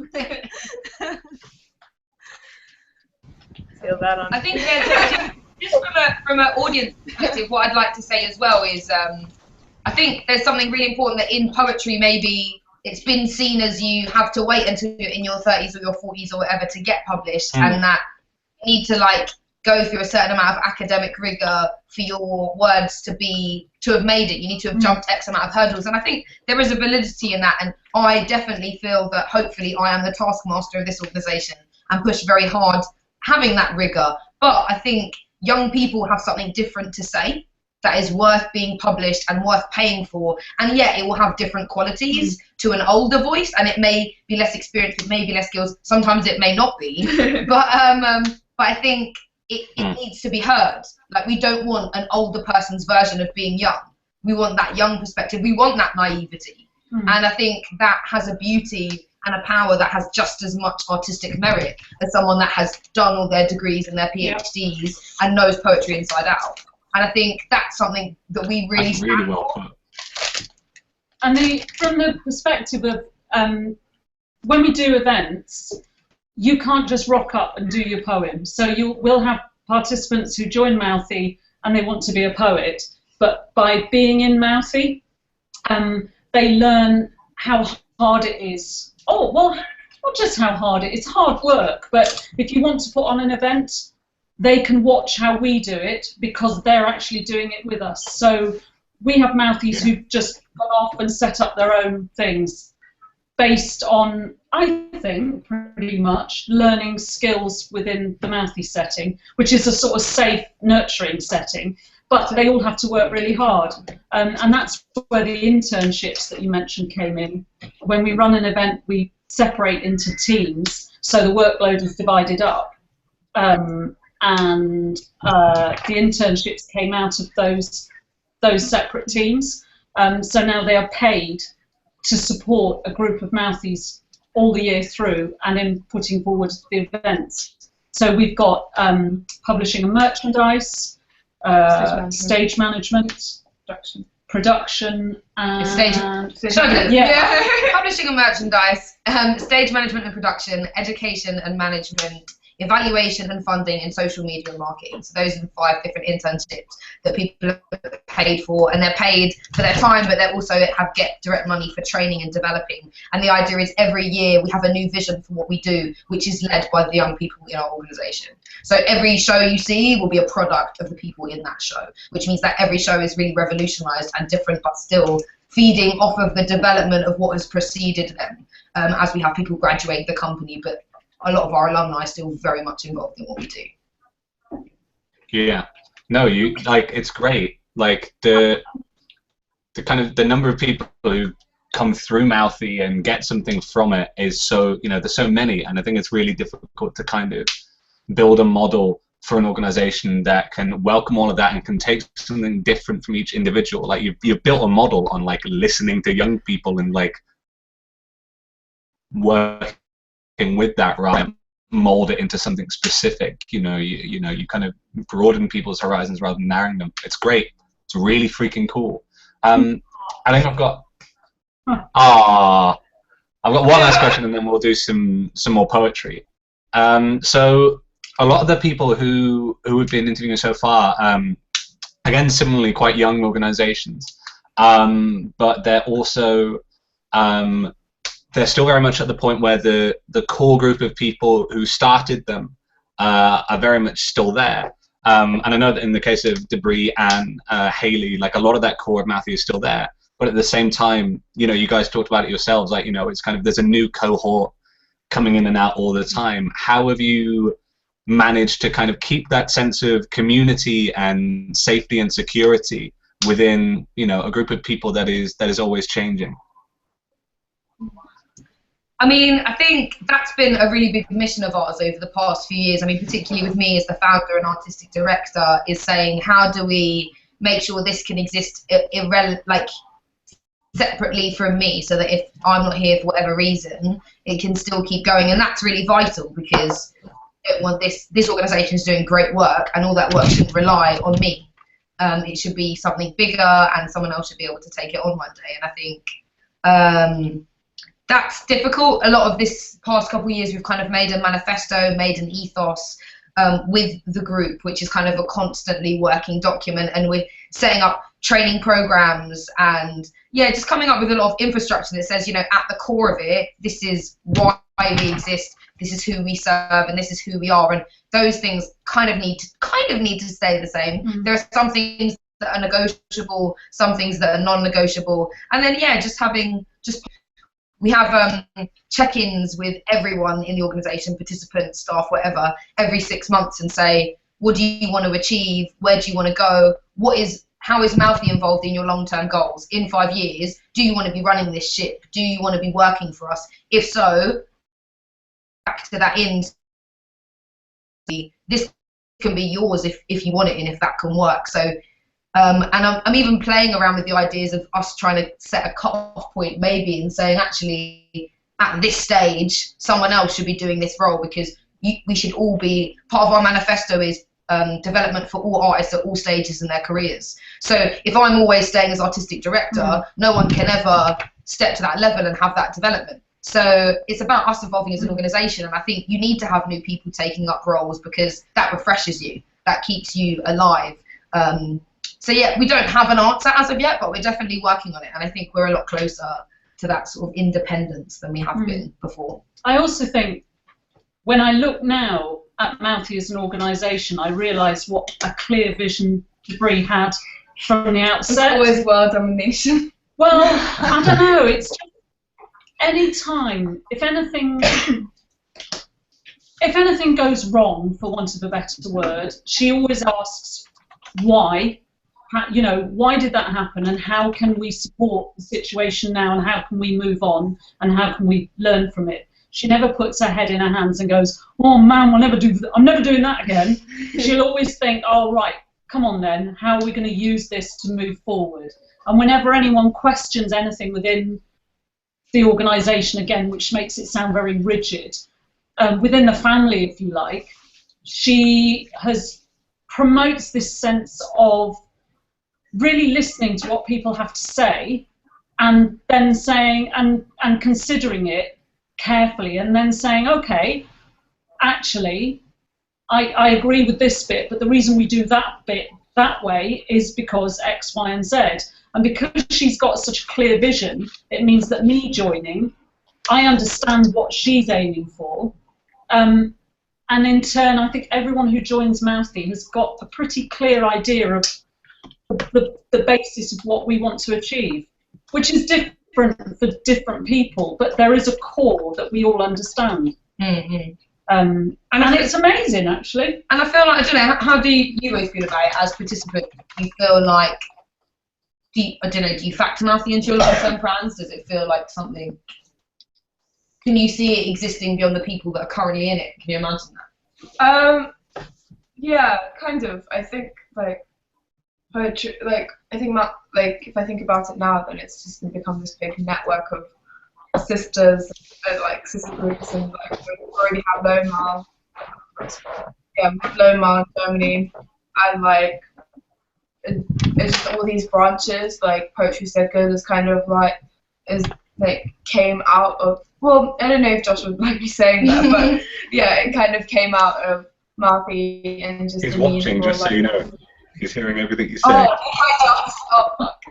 I think, you know, when I came to Nottingham, I was the youngest person at pretty much any poetry event by 25 years. And I think you can't say it came out of it, but you can say, like, it created a scene here. Yeah. I'm confident to say that. If you want to disagree with me, we can have that discussion. Yeah. But from being here for 4 years before I got Mouthy, it was like I was alone in many ways.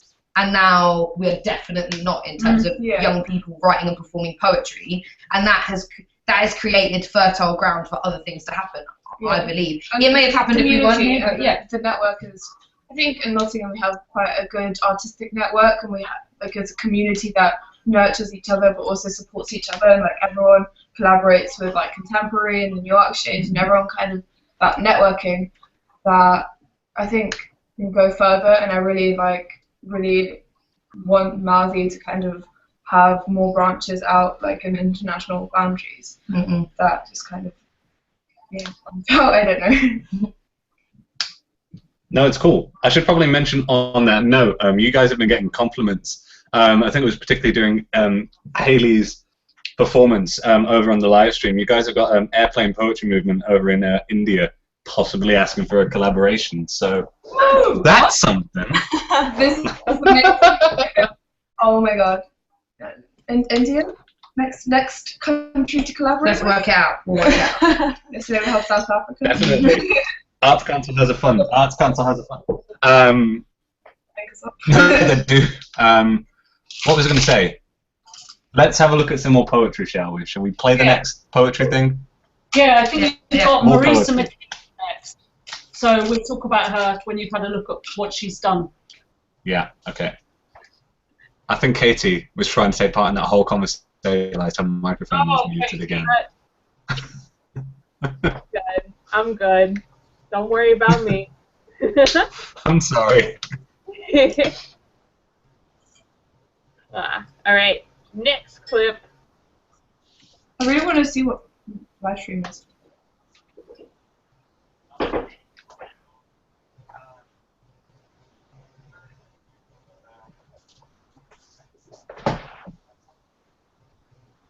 Oh, there's no sound, Katie. Yeah, there is. It starts silent, but there'll be sound soon. Okay. Yeah. Yeah. Sorry.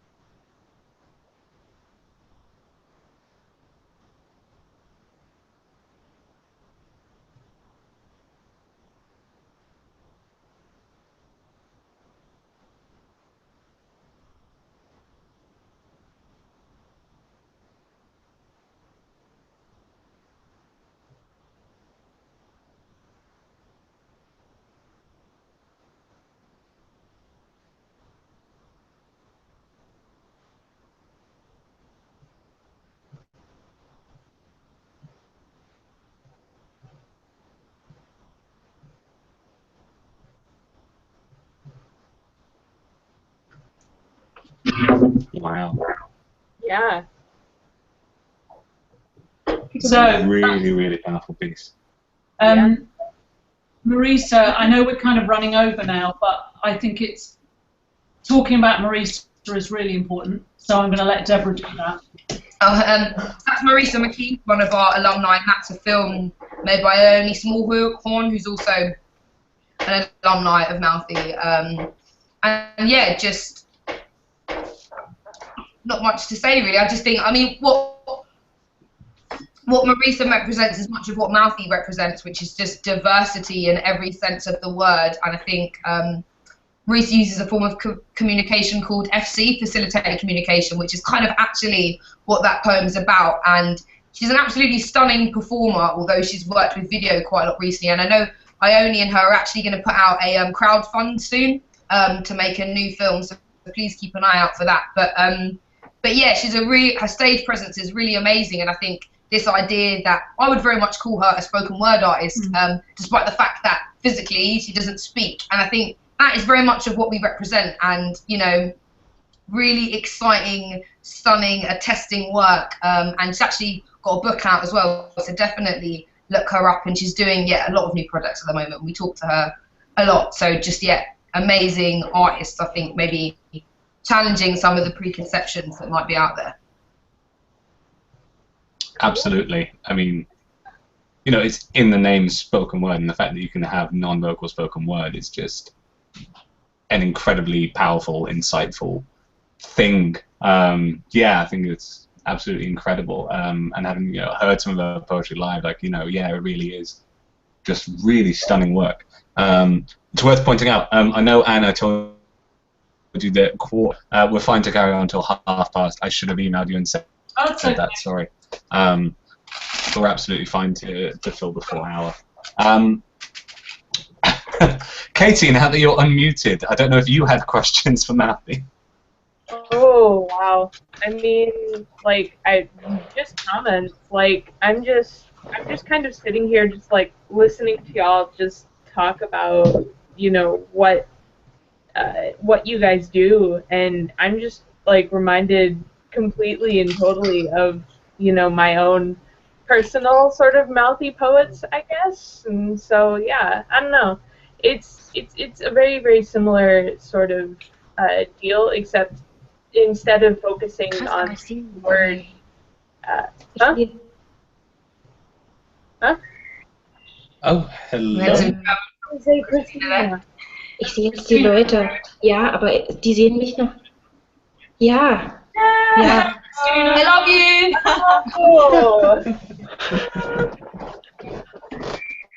Wow. You're early, Christina, but you can just come and hang out. Okay.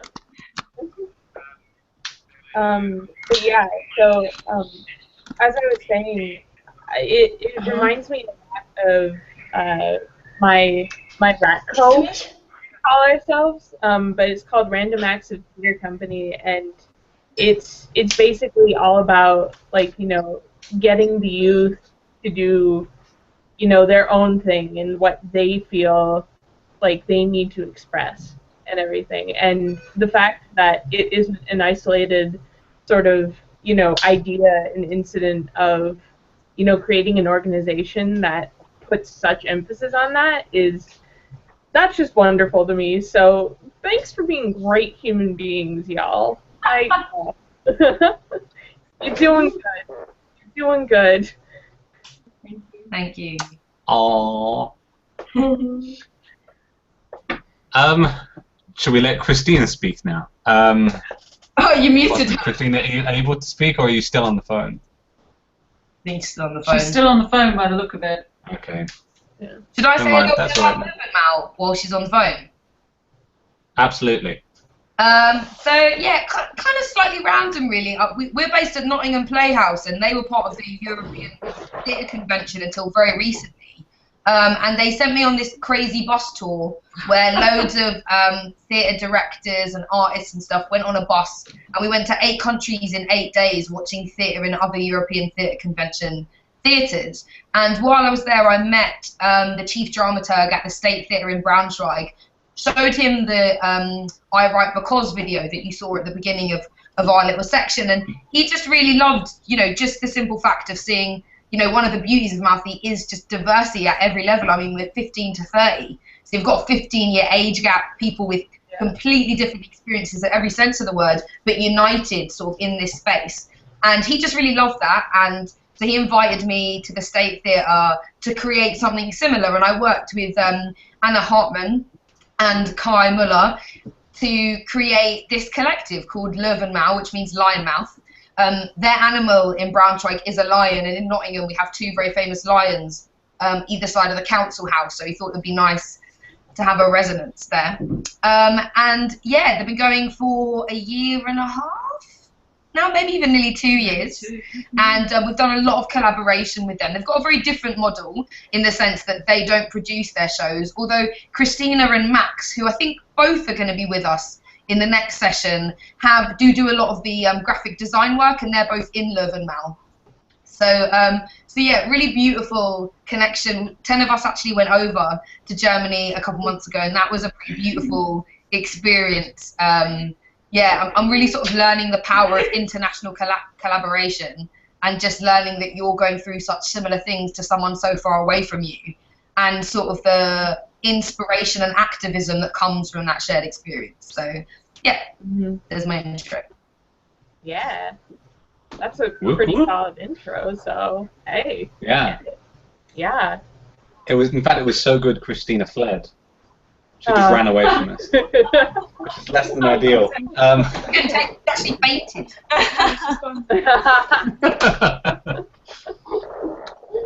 Oh man.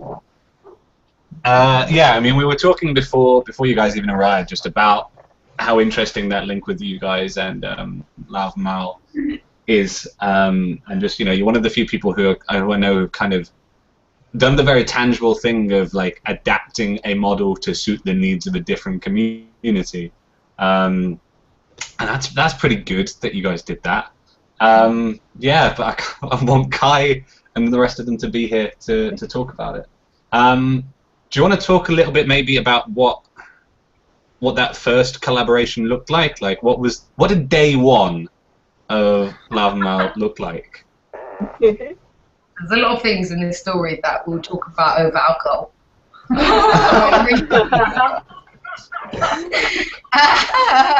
That's another story. But yeah, Anna worked in a pedagogy department, so like the theatre education department. So she'd worked with loads of schools and had got together the school groups. Like part of one of the really clear aims was that sort of Braunschweig's quite a bourgeois city, but with like quite a lot of immigrants, first generation immigrants and second generation immigrants in the suburbs, and there's a real divide between those two groups, and a lot of people feel the theatre is completely inaccessible to them, and you know, some of those things maybe not exactly the same in Nottingham, but not amazingly dissimilar in certain ways. So there was a resonance in stuff there in terms of theatres feeling inaccessible, which is I think something we feel in the UK all the time. So she'd sort of directly worked with some of the schools in these harder to reach areas and pulled them together into a group. So I already had a group of young people to work with, and day one I ran a massive workshop and performance with like the first draft of people, I guess, to see who was interested, and that was crazy, but a lot of fun. I mean, I think the hardest thing was with Anna translating me is I'm like really into pace as a workshop leader, and when you have someone translating you into German, which is slightly like elongated, slightly, just say Islam's 3 minutes in this country and 6 minutes in that country. So it basically like tripled timings and stuff, and that was, I definitely felt massively tested. I felt like a lot of my faculties as a workshop leader have been completely taken from me. So that was a really difficult process, but definitely great. And people kept coming, and we had a great showcase at the end. But yeah, that first day was really intense and a trial, but everyone seemed to enjoy it, I think. Yeah, right on. Good, man. Good. And what was good for us is, so Deborah went off and did that, and then came back, told us all about it, and then we managed to get the lovely Kai Muller, who you'll meet soon, to come and work with Mousy, and he really became, he's Mousy. I mean, he's like a cool uncle that brings you German work. Yes, exactly. Or in my case, cool nephew who brings crazy German words, and he really contributed in some very practical ways during the time that he spent here. And then he went, and that was quite traumatic because it was like losing a son. And then said 10 of the Mouthies were able to go over this year and rekindle that wonderful relationship all over again. So that's another thing. It's that whole collaboration thing where everyone that we meet will at some point meet Mouthy, and then some of Mouthy will go off and meet some of them, and it will grow. It's like what we're doing here. We also had the Neat 14 as well, which was Louwenmaul. So it was actually quite cool. It was for the European Arts Festival. No, Arts Theatre Festival. And we got to like produce a show that like really it was on the theme of borders and really transcended those borders. Like we had Anne, Kai, and Christina, come over, and then we actually Skyped in 2 other Louwenmauls from Germany, and by some miracle, like the Skype didn't lag, like the projection worked, the webcam. To the 2 poets in all the responses and the whole show, as well as us see them, which was really nice. It was just so, I don't know, like if I will ever be able to produce like a show that smooth again. It was just so you could hear them like clapping and clapping and responding back to our poems, and they could watch us as well because we had a webcam just like on stage and the like side at the side. So that was pretty really cool. Nice. Yeah. Good job, guys. Was Louwenmaul kind of your first attempt at an international collaboration, or were there like other earlier, smaller collaborations you learned from? Was it very much like a totally new thing for you, or was it? I mean, there was a question in there somewhere. Yeah, I've been working internationally for 6 years, and I've brought a lot of artists over to work with Mouthy and meet Mouthy and sort of work that way. I've always been really a really big advocate of working internationally and seeing what we're part of as a much bigger and important movement. But it is the first time we've tried to create a collective person countries. This is the first time it's like we were creating one from scratch, essentially, that was sort of in partnership. It is a cousin of us. Yeah. Sounds cool. Louwenmaul.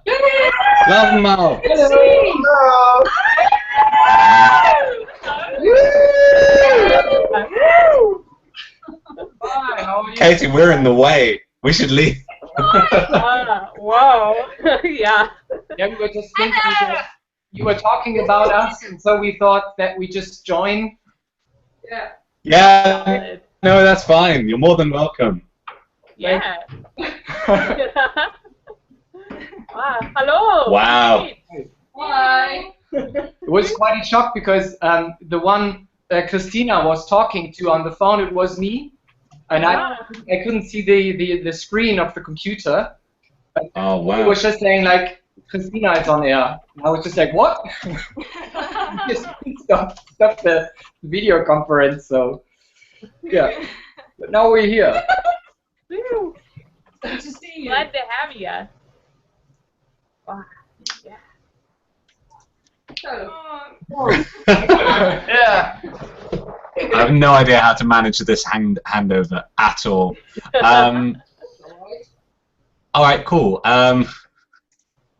Well, Kai, do you want to introduce Louwenmaul and the work that you do? Yeah, or maybe we first introduce ourselves, who's in the picture, who's in the frame, and then we've prepared a short video.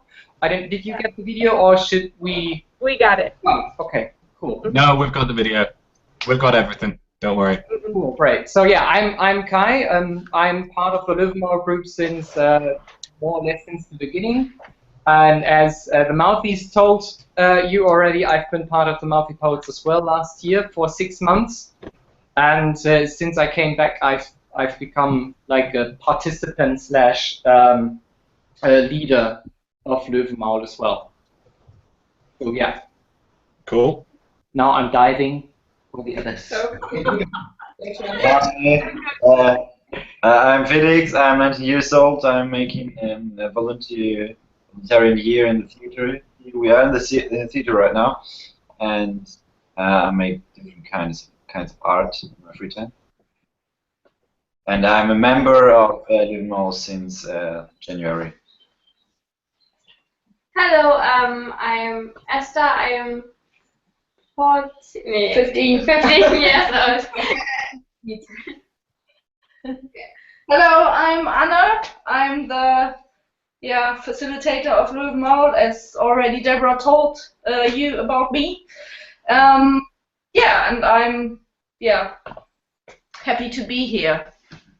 And I'm working at theater as an educator, as Deborah already said. So I'm working with schools. Sorry. Spoiler. It's actually good that you're introducing me. Yeah. So yeah. Hi, I'm Nicola, and I'm a freelance illustrator and a totally new member of Louwenmaul. Because Nicola saw our Louwenmaul show and she participated in the little workshop we did. And then she was so excited that she joined us. Yes. Oh, wow. Yeah, so she did like one session. She did one session. Now she's already part of this. Of this. This strange madness. No, Hello, I'm Axel. I'm writing books and I'm working for Louwenmaul. Yeah. And we also have Ruth over here. Wow. Come to Louwenmaul for a couple of months, maybe? 2 or 3 months. Yeah. So that's us. Sure, yeah, that's us. That's the part of Louwenmaul who's here today. And wow. Yeah, so we are like 30 more people, and just like currently we have like on a regular basis like 15 people are coming, so like 10 people more than you can see here. And we also have Josh over here in our meeting. Hi, Josh. Hey. Josh. Hello, Josh. Did this become a party while I wasn't looking? Yeah.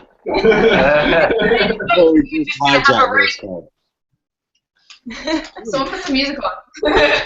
No music, no disco balls. I was not sure if that was Josh or... That was Carl. So maybe Kate, you could play our video we've prepared for today. That would be lovely. Alrighty, be on it. There are currently more people inside this hangout than there are people watching the hangout. I'm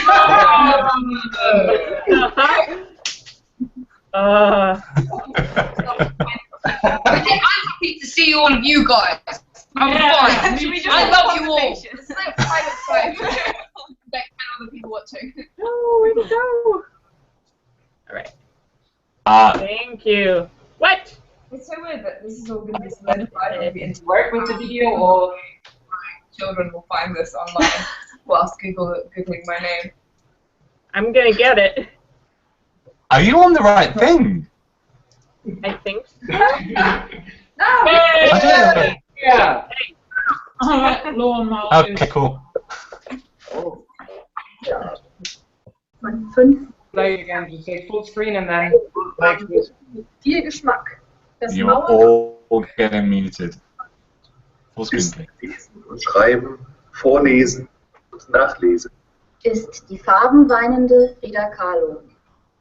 Eine Insel zum Träumen im U22. Die Stricknadeln für meine Herzenswolle. Ist Arbeit, Leben, Freizeit und Freiheit. Louwenmaul ist ein merkwürdiges Wesen im besten Alter. 14 bis 94 Jahre alt. Louwenmaul ist ein Stift, mit dem wir alle zusammen Geschichte schreiben. Knipsen statt Verknüpfen. Louwenmaul ist zu entdecken, zu forschen und zu machen. Louwenmaul ist der Marienkäfer, der auf meiner Nasenspitze landet und mich daran kitzt. Wer schreibt, der bleibt und ich will bleiben. Louwenmaul ist neu. Nice. Yeah, no, that was good. They're all muted and they don't know how to unmute themselves.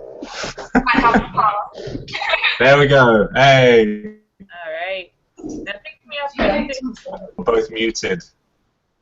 There we go. Josh is unmuted. Yes, we can hear you now. Presentation mode, Kyle. Pardon? Kyle. So yeah, Hello? we did this video. Oh yeah. Okay. Yeah, in order to just like introduce you to our group and also to show like a very important element we had in our last show we did with the Mouthy Poets, which was like, we had like a projector on stage and we had little like little letters of an alphabet soup, which we like used in order to introduce all poets standing on stage. Mm. We had like then the idea to like to show who we are, or to define who we are. Yeah. So cool. Yeah. So the thing is, I honestly don't know what has been said early on because I've been on the phone with Christina, so I don't know what you've already heard of Louwenmaul or not. We've heard little bits about kind of what the relationship between Mouthy and you guys is. I think we can still definitely talk a little bit about the Q&A. We can talk about there's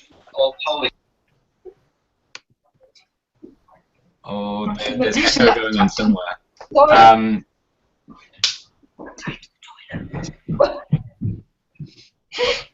Can I ask about the ethos? So why does Louwenmaul exist? What do you guys kind of see yourselves as, like, what's it all for, guys? Why is it important that you guys exist? So I think, well, for me, the most important thing why Louwenmaul is existing, and like throughout the time I've come to this point actually, that in Germany we have a very strong poetry slam theme. If you think about poetry, spoken words, in Germany you initially and actually exclusively think about poetry slam, so like poetry in this competition mode, and and we like tried to establish a platform for young people from 14 years old and older to be able to write, edit, and perform poetry outside this competition mode, and to be more able to experiment with poetry, to explore yourself and your voice by using techniques and strategies of poetry and of performance. So this is like what I'd say is unique about Louwenmaul here in Braunschweig and the region here, and which makes us stand apart. Basically. So this is what I say is like one of the most important things Louwenmaul is existing, or what makes it special. Yeah. I would, yes to that. Yeah, and what is actually also important for us, like the connection to Mouthy, how much we kind of learn from them or are still learning, and how we want to build that relationship up. So we kind of applied for funding to get a regular exchange happen between these two groups and between the young people. Like the first visit we had like in April with the small part of Mouthy was just the start of something more regular, hopefully. So because actually being on stage with Mouthy for the first time in April kind of pushed forward also our group in terms of what we can more explore performance-wise and text, like writing text and perform text. So we hope that we, through getting money and more money to kind of continue and get it done regularly on a regular basis. So, yeah. Because we see that, cool. yeah.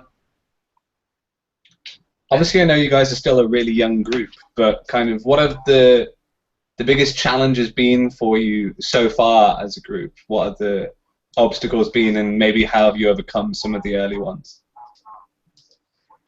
I think the most challenging thing is to kind of establish a group on a regular basis, because we had like loads of people coming and going, and now we kind of start to having like a core group of people starting to work and regularly. And because I think creative writing and poetry performance beside poetry slam is quite new for young people here in Braunschweig. So loads of like advertising and encouraging people to express themselves through poetry or through words, I think needs more, more a wider audience, and to make it more accessible for very different, like, or for a variety of people, like, yeah. And I'd also say, like, for me, the biggest challenge is with Louwenmaul, or was with Louwenmaul, is that since the beginning of Louwenmaul, I've been starting writing poetry on my own. So, like, I'm like all the participants, I'm only with them, and it's a quite interesting way of learning, or quite an interesting way of experimenting with this art form, because we sometimes have situations where we like try out some exercises. We don't know if they work or don't work, so it's just like learning with the whole group, which can be at sometimes, especially when you have like exercises which don't work, it can be quite challenging. But also at the same time, it can be really unifying. That we are like all on the same level and all like trying to learn and to experiment with poetry. However, we tried to how can you say, like, compete with the challenge by having Axel with us, who's like an experienced author here in Braunschweig. So he helps us with writing and editing poems, like in the sessions. And also he's using his network to help us to get possibilities to perform. So because we just, like, the last 2 years, we just performed in one spot and in the theater one time a year, like within the Intercultural Festival, the poster you see behind us. Yeah. But now we start, like, from the next season onwards, starting in September, we regularly perform in a small social or in a cultural cafe event place. So we have like an open mic session every 3 months. So that's quite new for us, and also we have the possibility to kind of to create or create an own page in a local magazine, which is published every month, where they have all the dates and Braunschweig, and we have a page to kind of publish our text and stuff we do in our group. So lots of things are going to start now on a regular basis. Does it make sense what I said? So yeah, so we also want to show some performances we already did, or actually we are all prepared to perform in a second live in front of this camera. Well, I would like to talk again about the Louwenmaul shows we did. Okay. Yeah, like last year and this year, so last year we did this show about poetry, like about the free poetry across borders. So we were like we Mouthy poets and some of the Louwenmaul poets explored the notion of borders in a geographical, in a philosophical, in a political sense. And we had what I'd like to show a poem by Max Oehme, one of our Louwenmaul poets, and he performed on stage in Nottingham while being in his living room in Germany. So he performed via Skype, and yeah, we prepared this video. I don't know, Katie, you can. Yep, I got it. I got it. Don't you worry. So Max also has been part of Louwenmaul since the beginning. He's a graphic designer, so he also helps us. So like, yeah, I'm just talking as long as until the video will be on. Yeah. It's a common tactic. We're doing it a lot. Yeah. Okay, now we can see ourselves. All right. And yeah, so also what we do in our sessions is that there it is. Okay, then start. All right. Live Skype of the night from Brownside. Let's give it up for Maximilian!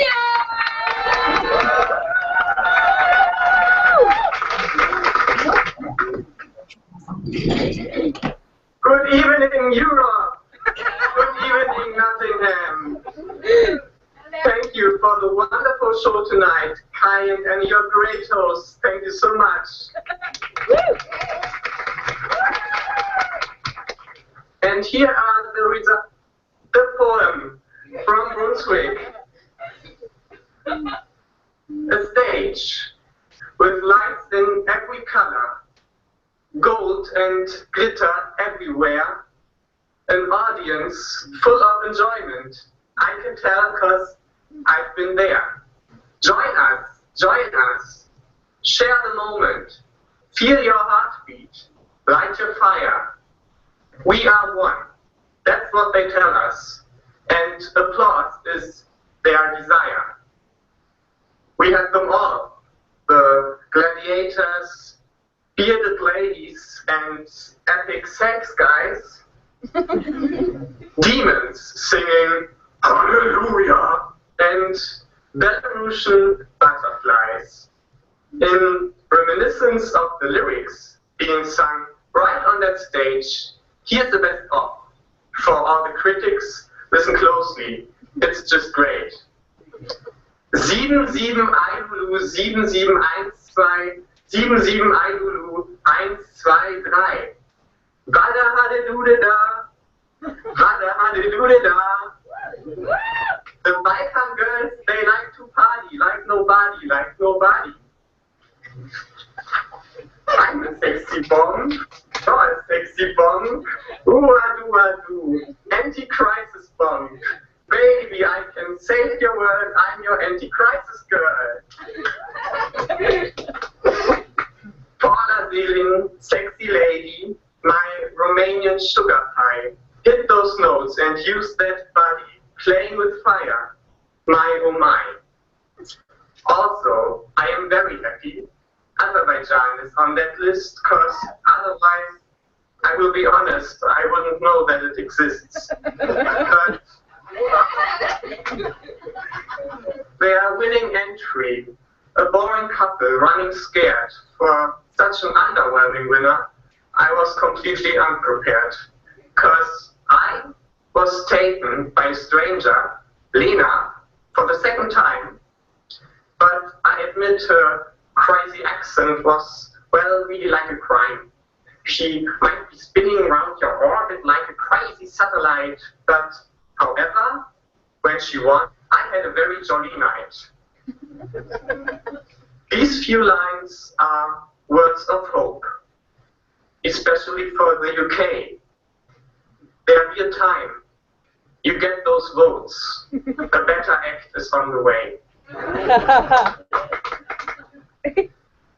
If you discuss this very show, the sentences are very split.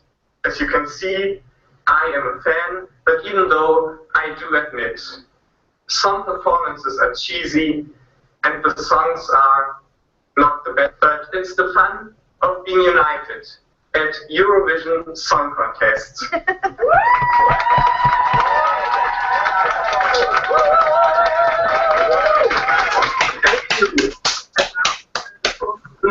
Performed, I just want to give the 12 points from Brunswick to Deborah Stevenson from the UK. 12 points to you, Deborah.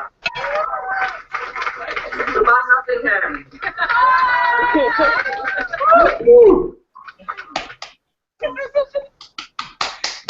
Yay!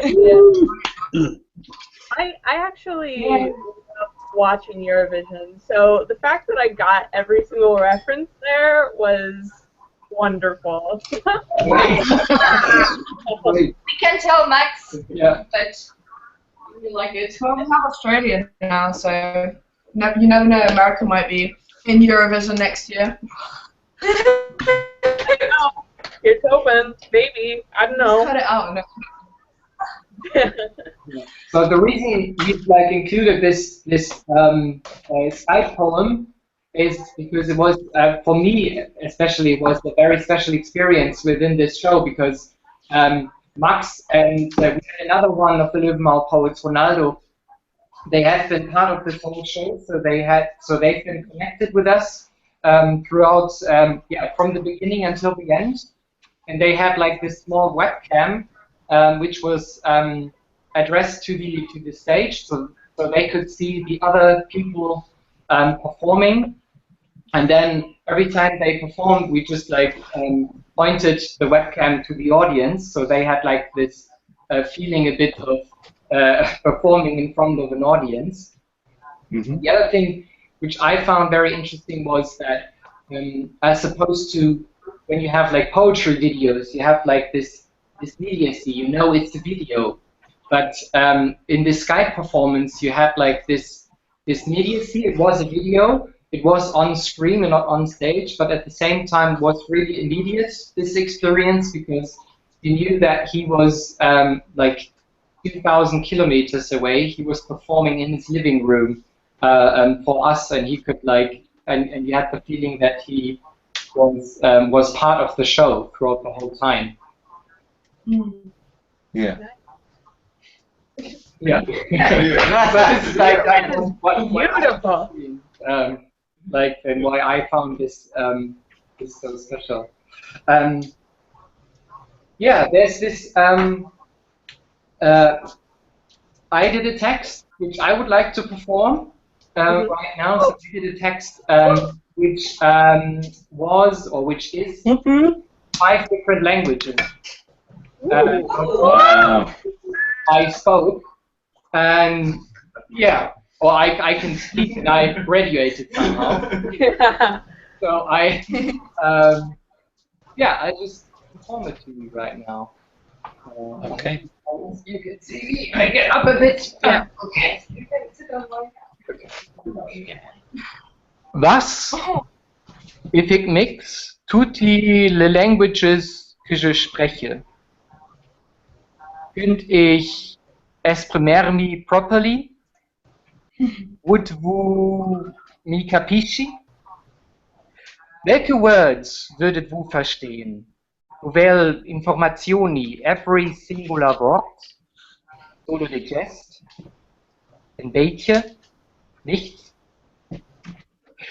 So if ik mixe tutti le languages que je spreche, io could vertelle tutto over mich, qualcosa embarrassant, something shockant, etwas monster-like. It's shameful. Something je heb niemals told about myself. En vous könntet solo guess what je tell you. Maar nein, no, non, nee. If it mix tutti le languages que je spreche, would have not be una slight possibilità that, obwohl io am speaking 5 differente langues, voi understand mich? N'est pas this in European Drome que voi still understand mich? Ik wette que voi understand mich, at least a bit. Parce que ik habe utilisé het meist comprehensable woorden da ogni langue per creare questo text. If ik included un andere non-europeisches lingua, for example Nihonshin, het würde be troppo difficulté pour vous.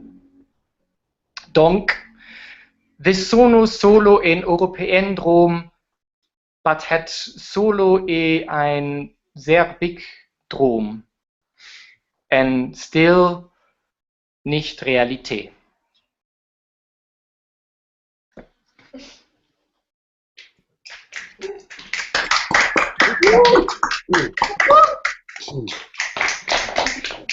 Sorry, half of us were muted for the applause, but that was absolutely amazing. Yeah. I love that poem. Yeah. All right. Now, what 5 languages were there in there? I mean, I could identify the French, and the English, and the German. Yeah, and the other one the Italian and Dutch. That's what I thought. Okay. Yeah. Cool. I like it. Yeah. I like it. Thank you. It was just like the idea of like how to get every language I had like radiated at some point in my life, and to have like this rule of like every other word is in another language. So the other performance from this show we'd like to show is from Christina. Whether Christina must call in again. Yep. I hope she's listening to us. Calling Christina. Oh, Christina. Hopefully. Been in and out. About an hour. Oh yeah. She ran out Josh, on are you planning on doing a poem in German at some point? Is that what you're here for? I remember you mentioning That's why I'm here, yeah. You haven't said a word. I've just been sitting back and enjoying the event that you have facilitated here, Carl. Yeah, so maybe, Josh, do you want, while we are waiting for Christina, that you could perform your poem in German and then tell us about, like, the exchange from your... Oh, wait, she just arrived. Uh-oh. Welcome to the party. Welcome, Christina. Is that what you're here for? Yeah, you mentioned. Hey guys. Hello. Hey. I've just been sitting back and enjoying the... Close the stream, Christina. Close the place where you're viewing it. Yeah, Josh, do you want to wait for Christina? Can you guys? Perform your poem in Close. German and Hello. Close the place where you're viewing it. Just It's an echo. Close YouTube while you're in here. Welcome, Christina.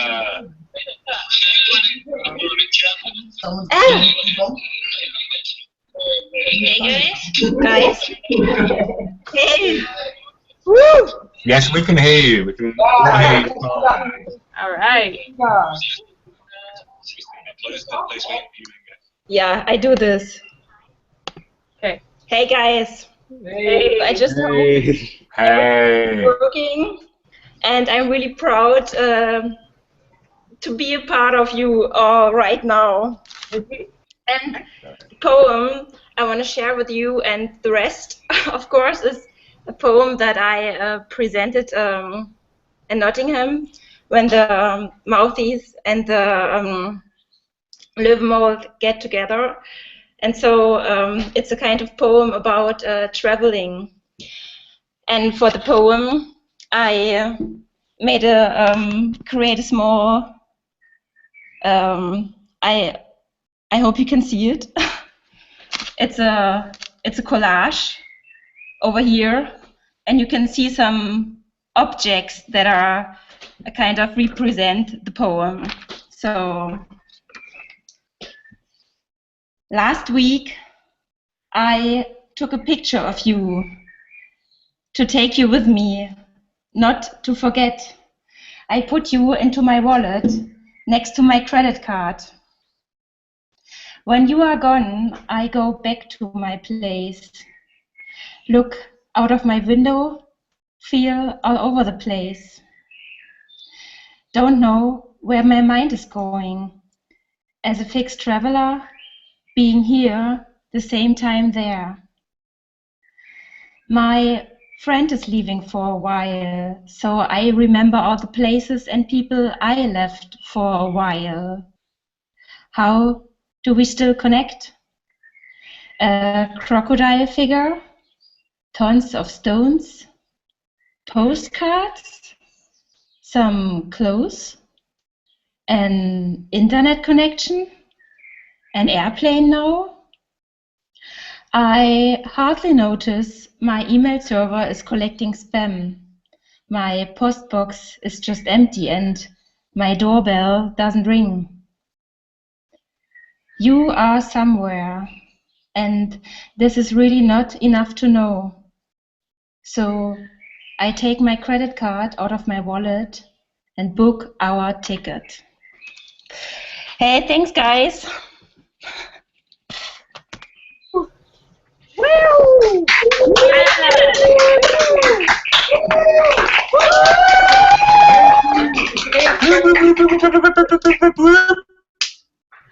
Whoa, Carl. Hey, this was amazing. Oh, that's right. I wish you a great, of course, day, and just enjoy the whole show. Thank you. Bye. Thank you. Bye. Bye, Christina. Bye, Christina. So now, yeah, so Christina's currently in Dresden. This is why she cannot be here with us today, like in this group. Yeah, so Josh, maybe you could tell about like the poetry slam you've participated in Germany, and then beforehand perform your poem. Okay. Well, I learned German in school for GCSE, finished with a B, and I always enjoyed it. I found it. Thank you. I always found it really logical and it just really worked in my brain. So obviously, last couple of years getting into poetry and going to Germany for various poetry functions, I did wonder what it would be like to translate one of my poems into German. So when we the Mouthy Poets were in Braunschweig, there was this opportunity to perform in this slam, so I had to take it. It is the most nervous I've ever been for a performance. I do not really get nervous for performances. I get nervous when I'm running events, but I don't get nervous for performances. But that is possibly the most nervous I've ever been performing a German poem. So. Cool. Yeah. Yeah. What?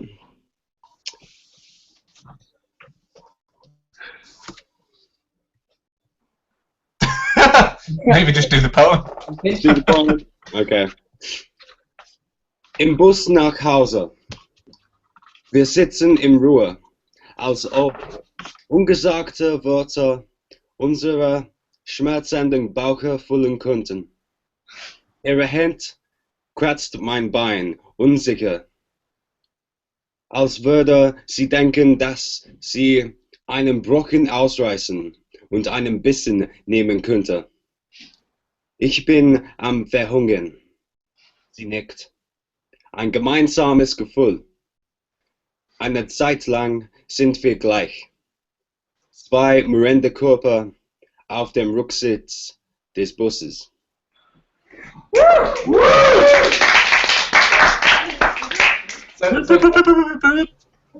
So Josh, did you perform this poem in English as well, or does only the German version exist? Only the German version. It's I can perform the English version if that would be interesting or not. Oh yeah. Okay. In English, it's called On the Bus Home. We sit, not speaking, as if unsaid sentences can fill our aching bellies. Her hand claws at my leg, half hindering, like she's thinking about tearing out a chunk and taking a bloody bite. I'm starving. She nods a shared sensation. For now, we're equal. Two grumbling torsos on the bus back to mine. So that's it in English. Woo! Thank you.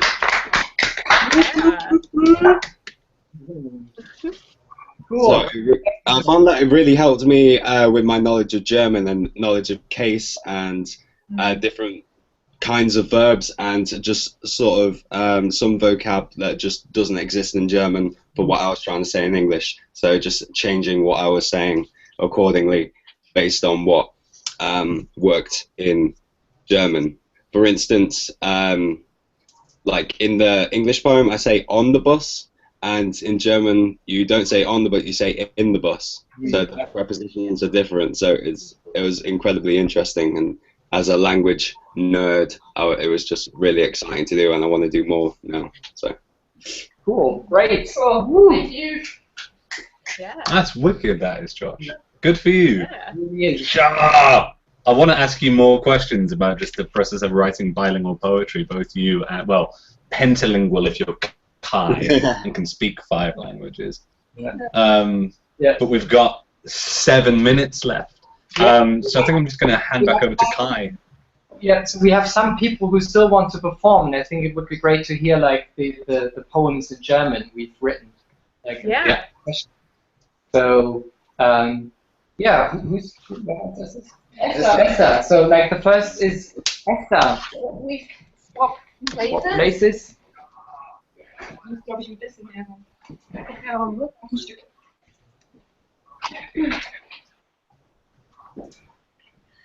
Ich hetze von einem Ziel zum anderen. Ich sprinte von einem Ort zum nächsten.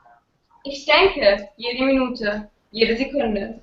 Ich denke, manchmal aber auch nicht. Manchmal ist es schwer für mich, in dieser perfektionistischen Welt zu funktionieren. Einerseits möchte man in einer Gesellschaft ja nicht untergehen. Es heißt sogar schon in der Bibel, und Fische schwimmen mit dem Strom, Lebendige dagegen. Doch ganz als die komische dastehen, möchte ich ja auch nicht. Es gibt so viele Faktoren zu beachten in dieser ach so tollen Welt. Hast du einen guten Schulabschluss, dann bist du schlau. Obwohl es doch gar nichts damit zu tun haben muss. Einstein zum Beispiel hatte man doch auch nur eine 4. Dann sprichst du den Maßen, dann bist du hübsch, 1,90, blonde Haare, groß XS, gerade Zähne. Ich denke, das soll doch jeder selbst entscheiden können. Hast du das nötige Talent? Ich bin der Meinung, dass jeder ein anderes Talent besitzt. Ich bin verzweifelt. Ich lasse täglich an den Massen und Maßen, die uns geboten werden. Hier, der neue Trend, ein neues Kleid, das neueste Smartphone, New Yorker, H&M, Taco, und Vollmarkt. Ich habe keine Lust mehr auf dieses Jammern auf hohem Niveau. In Ländern, wo sie viel weniger haben als wir, sind sie meist glücklicher. Ich habe echt keinen Bock mehr auf diesen Drang, immer das Neueste zu haben. Deshalb, das jetzt auch. Ich lebe mein eigenes Leben. Ich entscheide, was ich wann und wo tue, wie und warum. Denn ich habe nur ein Leben. Und wenn ich nicht mein eigenes Leben lebe, sondern das der Masse, verschenke ich meins. Ich bin ich. Akzeptiere es oder nicht. Verändern werde ich mich nicht für dich, denn ich bin und bleibe einfach ich.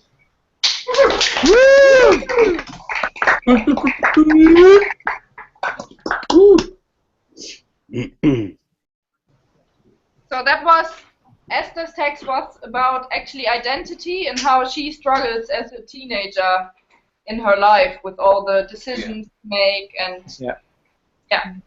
So just to give you a brief summary. Okay, now it's Felix. Yeah. So Felix has a languages like English and German. Okay, let's start.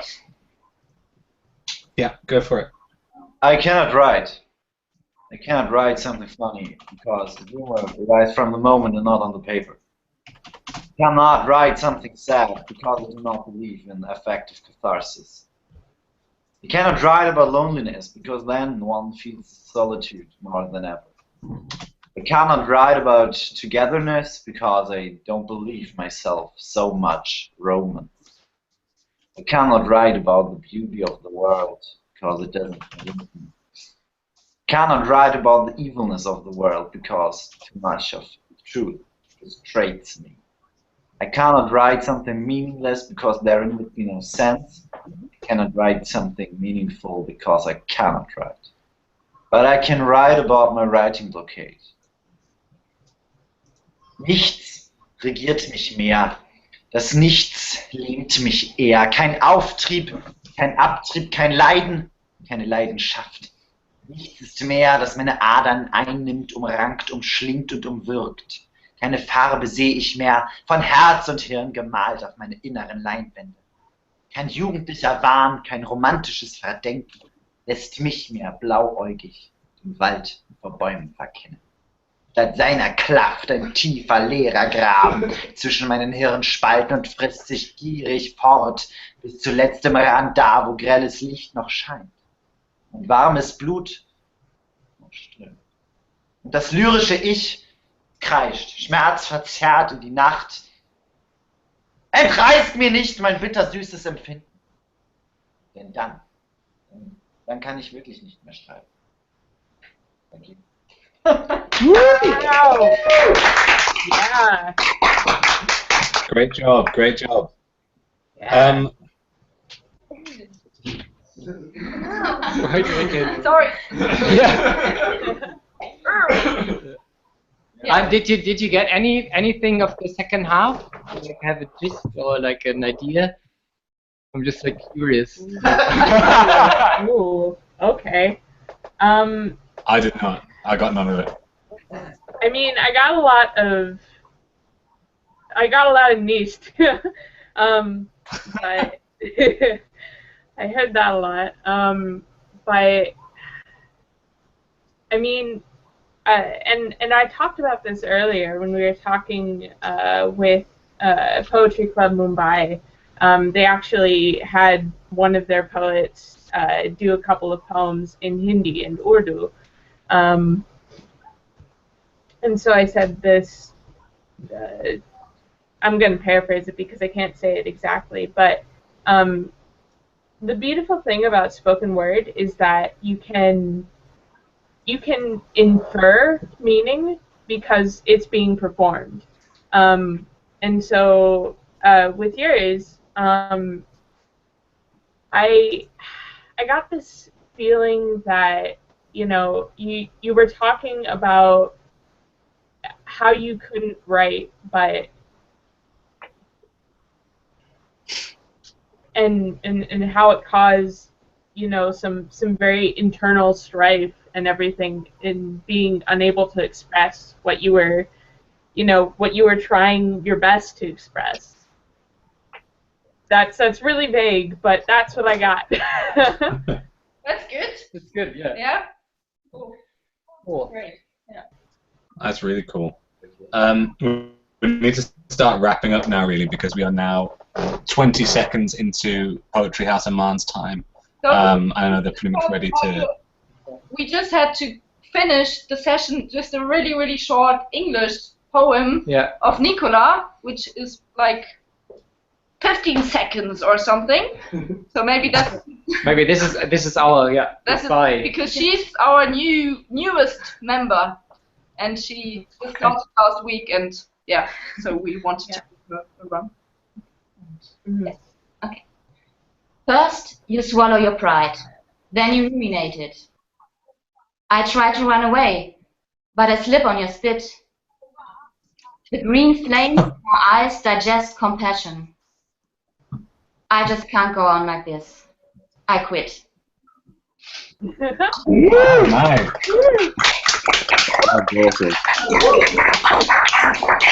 That's my kind of poem. Yeah. Yeah. Okay, cool. Then thank you very much that we could be part of this stream event. Yeah.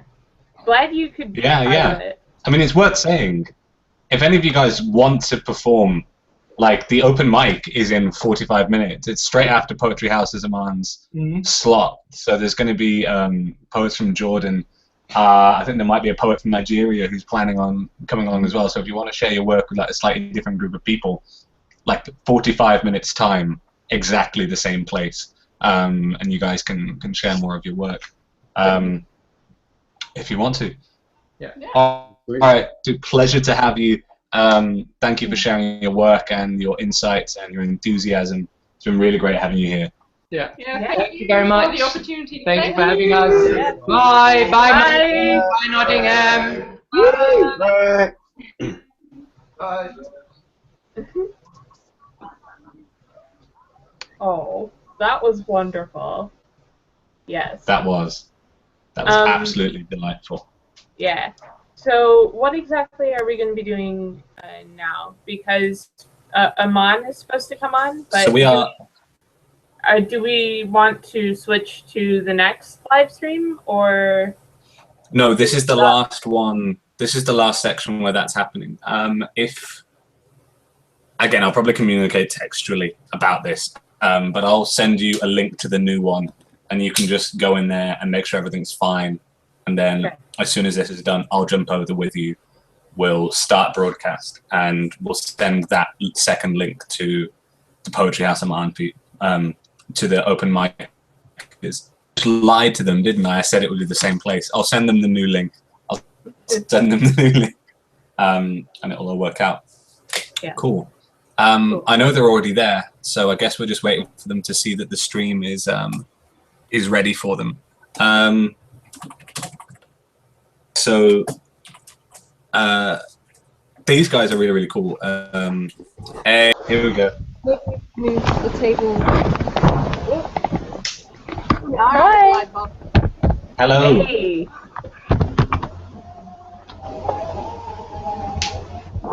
Hi. Hello. Hi, hello. Stand up. How are you? Hello. Hi. Hey. Can you hear us?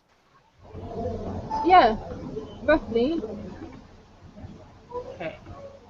Can you hear us? Yep. We can hear you pretty well. Yeah, nice. Pretty good. Yeah. So who's online? And do you mind if I keep eating while I'm No, you can feel free. Do you want to move around? Come on, whatever you want. Yeah, let's sit together. Can you see us? We can. The lighting's a little like you're really backlit, so we can't see much of your face. We can see your outlines. Okay. See outlines. Okay. Yeah. Maybe we should sit there. I'll be a shadow. Whatever you like. Well, I think yeah. Yeah, sorry about that.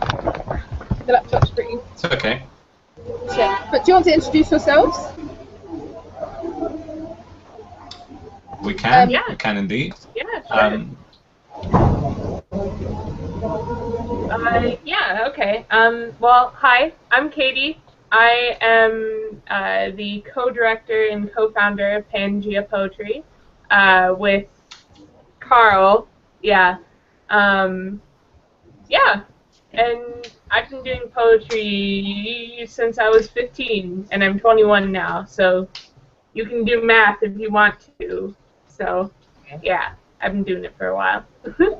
How long? How long have you been doing poetry? Since I was 15. 15. Mm-hmm. And you're now how old? I'm sorry.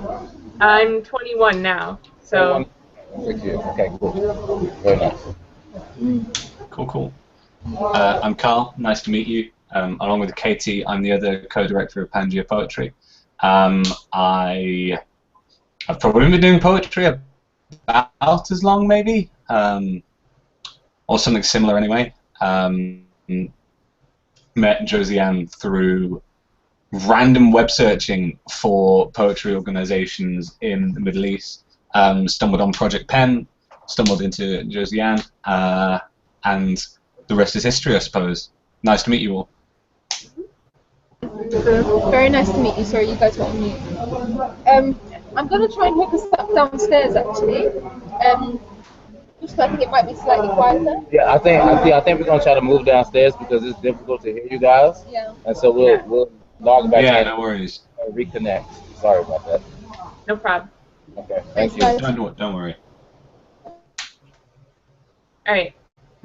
So I am going to hop downstairs for a little bit and grab something to eat because I haven't eaten today.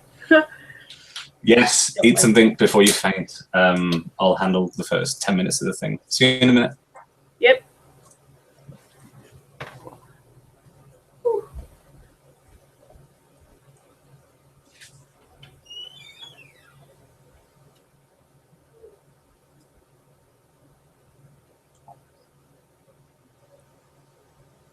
Well, just me and the live stream. If I was ever going to do poetry, now would be the time to do it. But I'm completely without an audience. Well, I've got 7 people watching. All right, so I'll talk a little bit more about Poetry House Amman and Project Pen and kind of the significance of us trying to work with them. So we initially, who are another poetry organization based in Amman, which is in Jordan. And they do a lot of digital stuff in the same way that we do. So they run a project called Twitter Stories, where they crowdsource poetry through Twitter. Their website is kind of dedicated to publishing young people's poetry in print generally, but they're starting to branch into some spoken word stuff. That was how we met Josie Ann. We got in touch and said, you guys are doing digital and doing poetry. Really want to have a look at a way of working together. And at the same time, Josie Ann was setting up this Poetry House Amman writers group, essentially, for young writers. I don't actually know if it's explicitly young writers. It might just be writers who want to perform their poetry. And so we've kind of been able to be part of that group and that ecosystem from the very beginning. So we were able to kind of look at how we could support an organization through digital technology and all of that. So we exchanged just like exercise ideas with Josie Ann just to talk about how she could run workshops. She's already very good at them, so there wasn't that much we could offer her. But we also were able to offer mentoring to one poet who was trying to build up her performance technique. We were able to do that through Skype pretty effectively. And so it's just a really interesting opportunity for us to understand how we can work in collaboration and in partnership with other groups. And, it's going really well from what I can tell. Poetry House Amman. Jordan seems to have a very, very rich culture of poetry, and like numbers haven't been a problem. Doing really, really well from what I've seen. So yeah, kind of really excited for this discussion, really excited for this, what I think is going to be quite an interesting discussion of challenges and issues that are being faced there. Josie Ann is one of the people, along with Poetry Club Mumbai, who have talked about kind of native languages versus English being the universally-ish understood language. And talking about how a lot of poetry doesn't get performed in Arabic, even though quite a lot of it is written, and this idea that kind of spoken word or slam is kind of seen as an English language thing when it doesn't need to be. And it isn't in quite a few European countries. But for some reason in those two places, kind of emerged as a primarily English-speaking thing. And I don't know if that's a bad thing. If it is, I couldn't articulate why it is, but I think, there is something interesting there around why you choose to do that. So, yeah. Katie is back. Hello, Katie.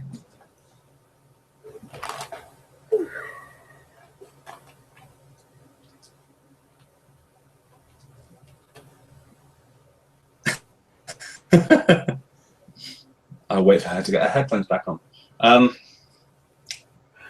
This is a brief interlude I did not account for. Hello, Katie. How are you? Hello. I'm doing well. I have food.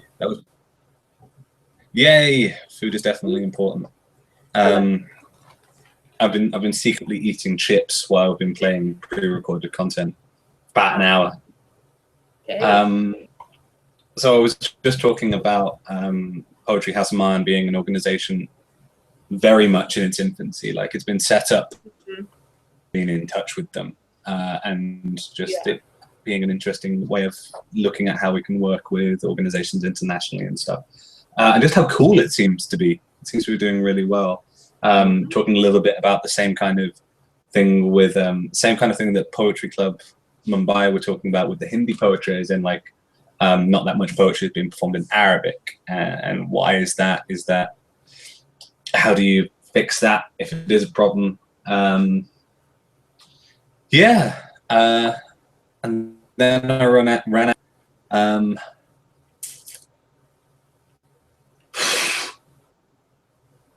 If any of you guys watching want to be part of the open mic, again, please email us, pangaeapoetry@gmail.com. We've got a few people booked in for the 7 o'clock slot, but there are still spaces there. And if you want to share your work with other international artists, if you're looking for collaborators, if you're just looking for a place to share your voice, this is a pretty cool place to try and do it.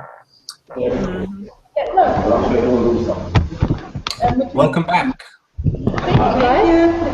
You're also. Okay. So, oh, you're eating too. That makes me so happy. Oh no, you're fine. Okay, even better down here. The sound. Yeah, for sure. So, would you guys like to see what I'm eating? I'm eating goat's cheese with thyme, za'atar in Jordan, with eggs and potatoes. What's that called in Arabic?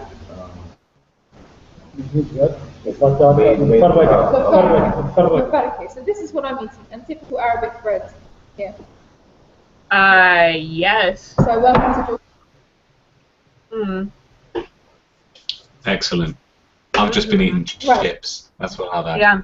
I just got my edamame beans. Like, listen. Man, I would love to have some of what you are having, Josiane. That sounds wonderful. Yeah. Josiane, do you want to just kick off by talking a little bit about Poetry House of Mine, what it is, how it came about, etc.?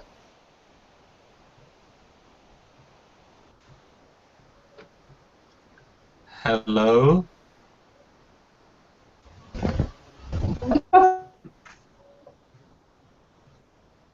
Uh-oh.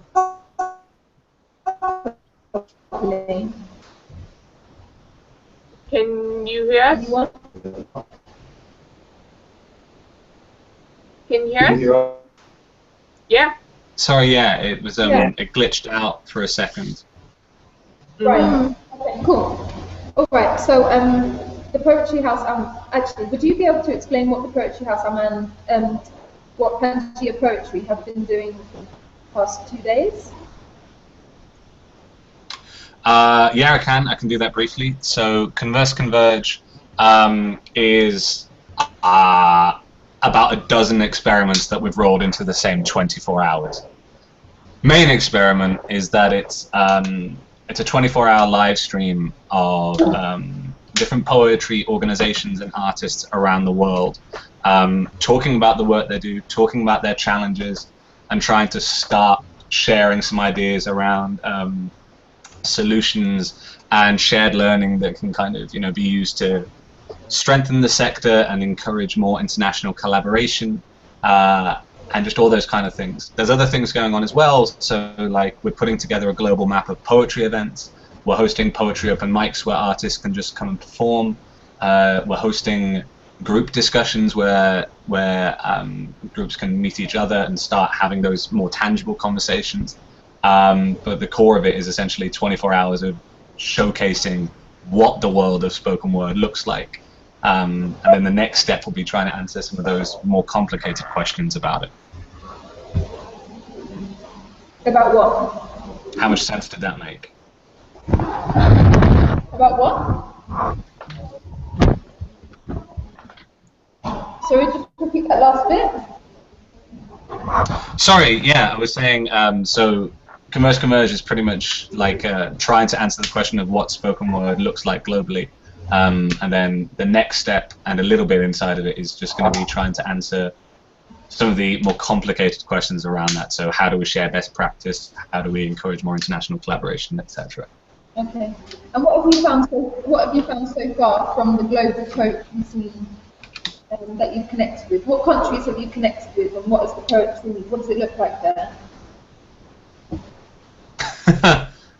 Varied. Katie, it looks like you're trying to talk, and the microphone is muted. That's been a pattern over all of today. But we've talked to poets from Nigeria and India and Germany and the UK, and basically what we get is that sustaining communities is very, very important to each individual organization.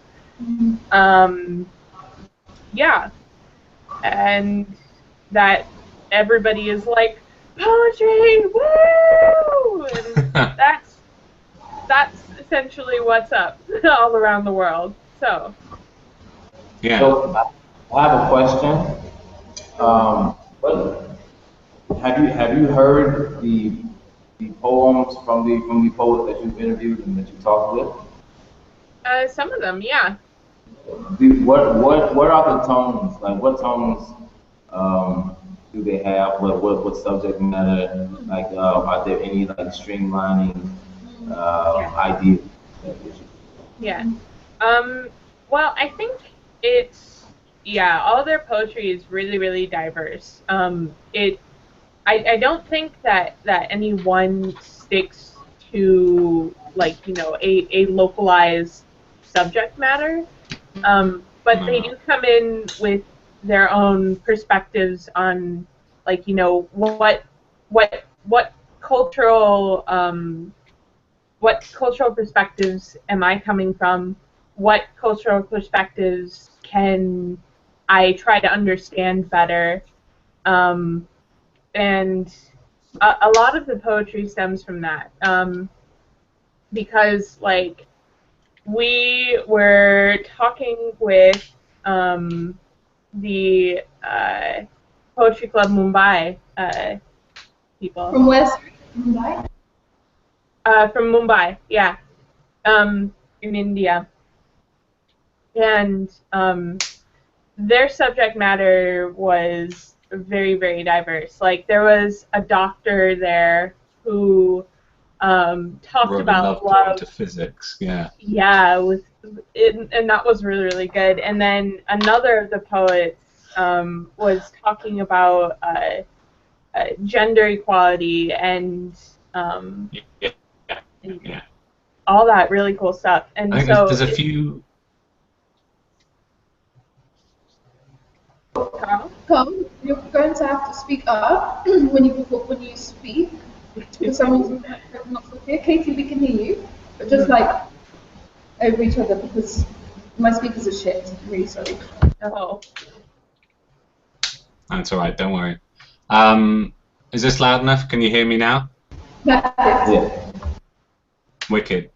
So, like Katie was saying again, it's very, very diverse subject matter all around the world. There's some localized stuff. Again, Poetry Club Mumbai, there was a poem about kind of borders, the borders between India and Nepal and stuff like that. But generally, there's not really. The breadth is huge, but the purposes are kind of relatively similar. So everybody's kind of either writing for self-expression purposes, at a very basic level, and then there's also in everywhere we've been to spoken to. There's the kind of more political angles and tones in the poetry. There's the wanting to use it for social change, identify social issues. There's a lot of poetry about raising awareness of issues. So with Nigeria, there was a really great piece about violence towards women, which was really important. And there's been a few like that. I can't think of tangible examples now, but yeah, somehow really diverse subject matters, but very similar kind of purposes and drives behind the poetry, if that makes any sense. Yeah, absolutely it does. So can I then transition from that question to ask my poets here? We have one Jordanian who will introduce himself, one Polish girl living and working in Oman, and one African American, living and working in Oman too. So I'd like to ask them the same question: why they write poetry, and why they perform. Yeah, why they write poetry and the purpose they think it serves here in Jordan, in the Middle East particularly. Okay, so would you like to introduce yourself first? Okay, yeah, no, I'll start. My name is Saxton. Can you hear us, huh? Yeah, can you hear? Yeah, we can hear you. I started writing when I was in high school. I was 16, 17, I'm 27 now. What was the question, Josiane? Why you write poetry? What purpose do you think it serves here? Okay. I write because sometimes I write because I can do anything I want to do when I write. I can make the world be what I want it to be. I can change my life on paper. And what purpose does it serve here? I think it's important everywhere, but I think it's depending on the aim of the poet. If the poet wants to raise social awareness, if the poet wants to free themselves or liberate themselves from emotions that they have, I think is a great way, a great catalyst to be able to express yourself. And I think expression is essentially very important any and everywhere. So I think this is the purpose that it can serve everywhere. Yeah. Okay, and Kat?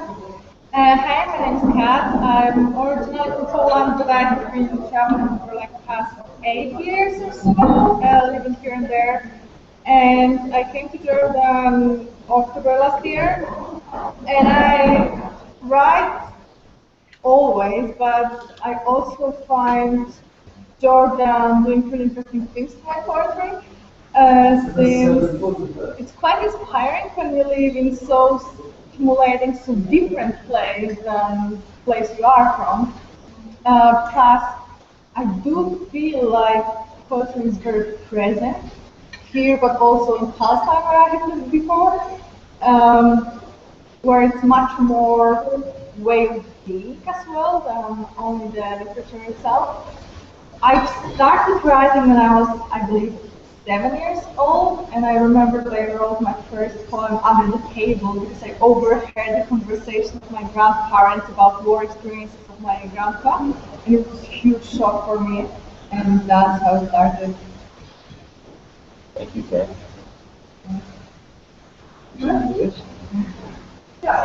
Okay, my name is Majid. I'm from Amman. Yeah, when did you start writing? Really, I started when I was a kid, but I didn't write it. I write it in my notebook or something like that. But 4 years ago, I believe, I feel like I want, after the revolution, I feel like I want to reflect myself. So I want to write about something that's happening inside me, what's happening inside my community in a humorous way. Because I love that's something humor to make it fun of what's happening. So also something about what's happening inside me, about meditation, yoga, and the things around us. So yeah, so I start to put some poems on my Facebook. Yeah, and write it in basic Arabic or this language. But yeah, thank you.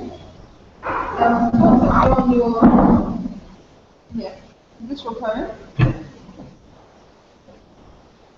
Is it on the group? If you go back, this is your profile, right? No, go to my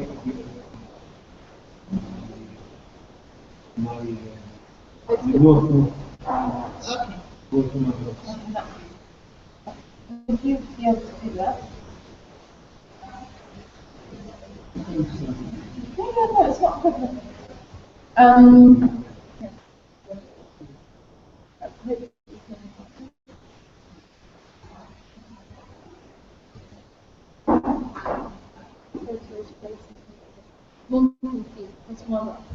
So one thing that I found about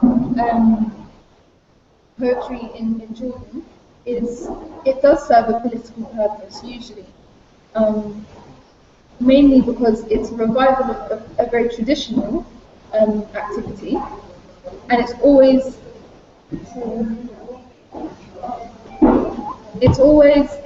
in relation to the stories of the old in relation to the new, and the new is obviously always political.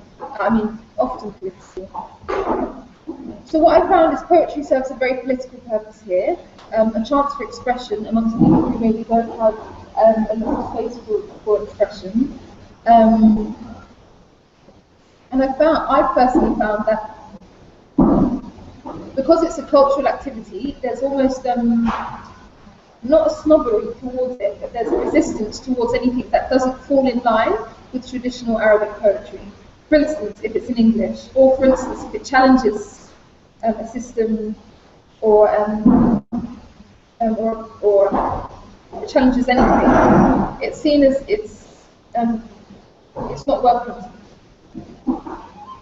Sorry. So yeah, so that's how I found poetry here. I think it's a really. Okay, so I'd like to ask. So we'll share each one poem. Are you comfortable with that? Because I don't like it. Normally performance is very loud. Yes, I think that's brilliant. Yeah, no, but I don't know if it's the appropriate space to do such, because especially considering the language. Is there family down here? Like people sit down here? Yeah, she knows that this space is booked for that, so it's maybe. Okay, alright, it's very cool. Very cool. Yeah, no, absolutely. Yeah, okay, that's cool. It's very cool. Can I pull my poem? Say my business. Have you found conflict? Yeah, but I found the one in conflict. Oh. Okay, I will. It's in Arabic, huh? Yeah. Tamam. Would you guys like to hear some Arabic poetry? Yeah, I would love to hear some Arabic. Love to hear some Arabic. Quite ironic. But I want to show another one, but I can write this. This is the one I found. Well, then it's meant to be. Okay? Yes. Meant to be. You okay? And right. here. Nice and loud, huh? نزلت البحر لأخوض غمارا فوجدته هائدا ولم أجد بحارا ووجدت كل شيء حالك فزادت الحرارة ووجدت كل شيء حالك فزادت المرارة وشعرت بالبرودة وتجمدت وشربت الخسارة وشربت ماء مالحا وفي جوفي الحرارة ولم يسعفني تاريخ الحافل بالأفضل والشطارة وعقلي أصبح مالكي وأظهر في الكون شطارة وتذكرت أني ما ذهبت إلى مكان إلا أحسست بالخسارة وأحسست أني أغرق وزاد البحر انتشارا فبدأت أولول وأصيح وأفرسر بجدارة وأنا لا أرى إلا نفسي كل شيء حولي أظهر افتقارا أشرفت على الغرق وغلبني البحر ولم تسعفني المهارة وغلبني البحر ولم تسعفني الشطارة وغلبني البحر ولم تسعفني الجدارة وغلبني البحر ولم يسعفني كل ما أملكه ورأيت اندثارا وغلبني البحر ورأيت انتشارا وعلمت أني ضعيف أمام هذه القوة الجبارة، وطواني في بطني خيفة وأعلن افتخاره، ولم يسعفني عقل جارف وأفكاره، وتوقف قلبي عن النطق وقال دق صنيع يديك وأظهر احتقاره. ثم عرفت مشكلتي أني دائما أقاوم وأرفض ولا أقبل، فرضيت واستسلمت بجبارة، وخضعت خضوعا دليلا أمام هذه القوة الجبارة، وسحبتني أمواجها الجرارة، ورضيت ولم أبدي مقاومة، وفجأة زال الخوف وزال الحزن وزادت الجسارة، وبثقة رضيت ثم قبلت وأعلنت استسلامي وقبلت، وفجأة أظهر عقلي المزيف الأناني انكسارا، ثم أحسست بعد القبول بالامتعاض قليلا، ثم إذا بالفرح يأمرني ويبهرني ويظهر انبهارا، ورأيت في كل هذا العذاب رأيت الخسارة، وانقشع من بين الظلام نورا أظهر أنوارا، وأحسست أن لي جسما جديدا وزادت في الحرارة، ثم زدت قبولي وأعلنت استسلامي ورضيت جواره، وأعلن عقلي ثورة وغير شكله وأبدى اللطف والوقار، ولكني أراقبه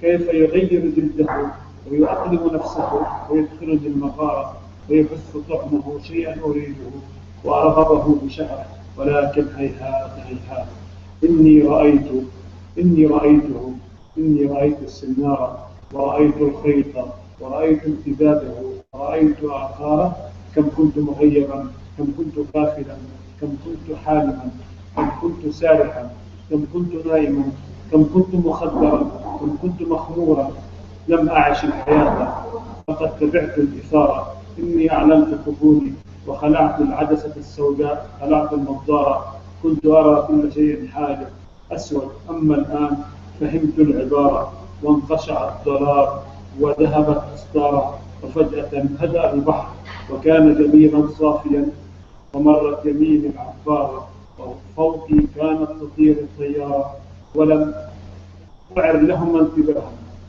والبحر هادئا ولم أجد الموجة ولم أجد آثاره، وغطست في البحر فرأيت الجمال وكل سمكة تبحر بهجة ومهارة، إنها بحارة وجدت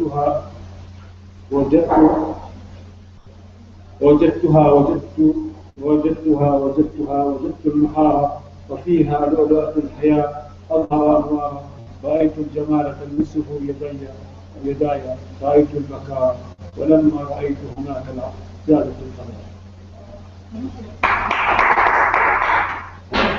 Would you like to explain a little bit about what that poem is?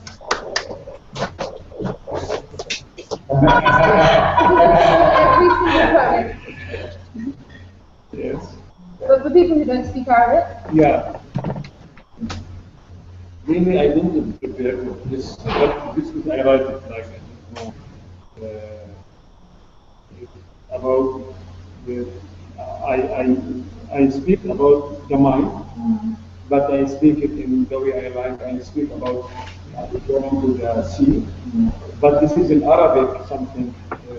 I go inside the sea to swim and to discover.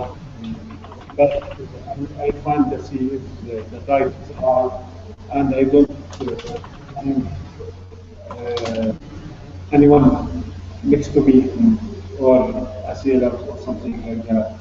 And with an Arabic, you can go from one to the other thing, but the language is difficult. So I am alone in the sea, and everything is dark. And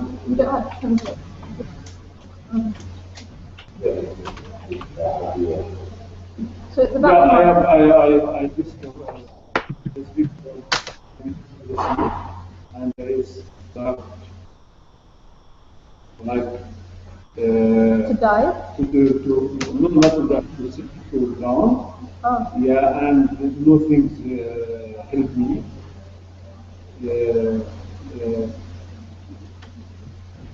Not my history, not my intelligence, everything is collapsed around me. Yeah. And I start to speak about, I discovered how the mind is misleading me. And any place I feel the misery and that's basically how this and what happening, how the series. I make like suppression. I don't know how to explain that. It's taking me inside the sea and I can't. Carl, can you turn your microphone off? Sorry. Yes, about the can't resist and the sea taking me. After that, I feel fast my heart and stop and I can't do anything. So I surrender. So after that, I become to understand my problem and what's happening to me, and I surrender more and more, and I discover how I create the problems. So speak about the life and the sea, and I make it like what means separation to make things with the things, speak about the sea.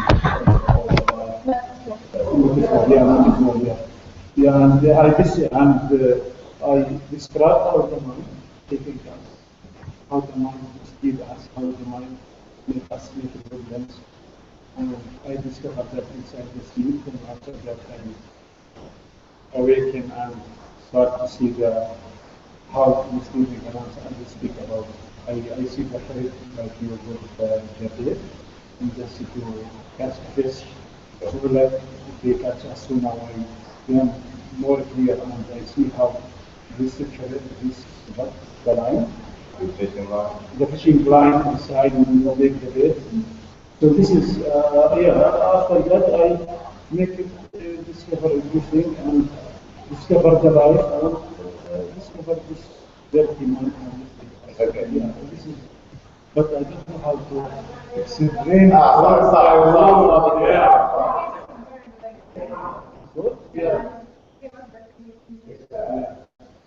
Arabic is very difficult to translate to English sometimes. No, I can translate it what the word I can do that. It does take time. No, I can directly if I have the mood, I can do it directly. Yeah. Okay. So we have 8 minutes left before the open mic happening. Now, my suggestion, okay, is that because Nama and Lima haven't turned up here, I don't know whether they will join the open mic from where they are.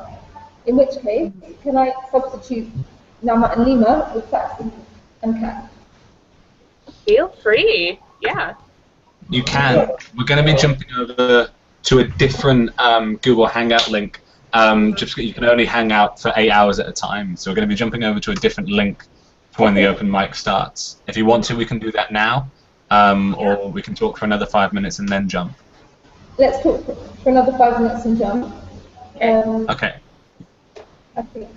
So the kind of questions that I wanted to ask you, I'll keep it open questions, is how have you found writing and performing poetry in the Middle East?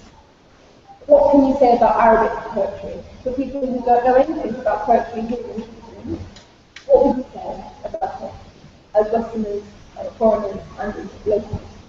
I think there's a particular type of Arabic poetry that's very systematic. Also, there's a bit of political consciousness in the poetry. Also, there's a lot of passion and or projecting your voice a lot of times when people are performing poetry. So, and from my layman's understanding of Arabic poetry, this is what I see when I hear people perform. And actually, what I'd say in relation to that as well is, as someone who doesn't speak Arabic, I still understand when I hear Arabic poetry, and this tells me the power of poetry is the rhythm and the sounds and the expression is telling. It tells a story, and it can really wash over you, like the sea we were talking about of the mind. And so I love Arabic poetry for that reason. I really, when it's told in a beautiful way, you can really you feel it very much. Kat, what about you? For me, definitely, like the main thing about Arabic poetry is about love. And then comes the concept of politics. Right. Okay. But I do love the way how lyrical and subtle and gentle the is. I find it way more detailed work and like kind of prose, and also it's very interesting kind of the position of the poet in society. Like I have the impression that where I'm from, poets are kind of freaks, you know, like they are not exactly dangerous. We are just like the ones who are like somewhere on the edges of society. Right? While here, I would say that they are worshipped, you know, and they are way more respected. So this is also like beautiful. And since I have lived in Palestine before, I really love this car. So and you run comparison with not elite at all. Okay, but if you go to the market to buy your vegetables, and you will end up having a close conversation about Mahmoud Darwish with this person who sells tomatoes. And it was just This is nice. I think this is the beautiful thing about living in a culture where the oral tradition is strong, because anyone has access to the poetry and to the song and to the discussions. Whereas, for instance, in England, poetry is definitely for the elite, for the ones whose parents teach them poetry, or who go to a school where poetry and English is taught in a very good way. So it is definitely more divided. Okay, maybe a couple minutes, one more minute, say your answer, and then we'll jump.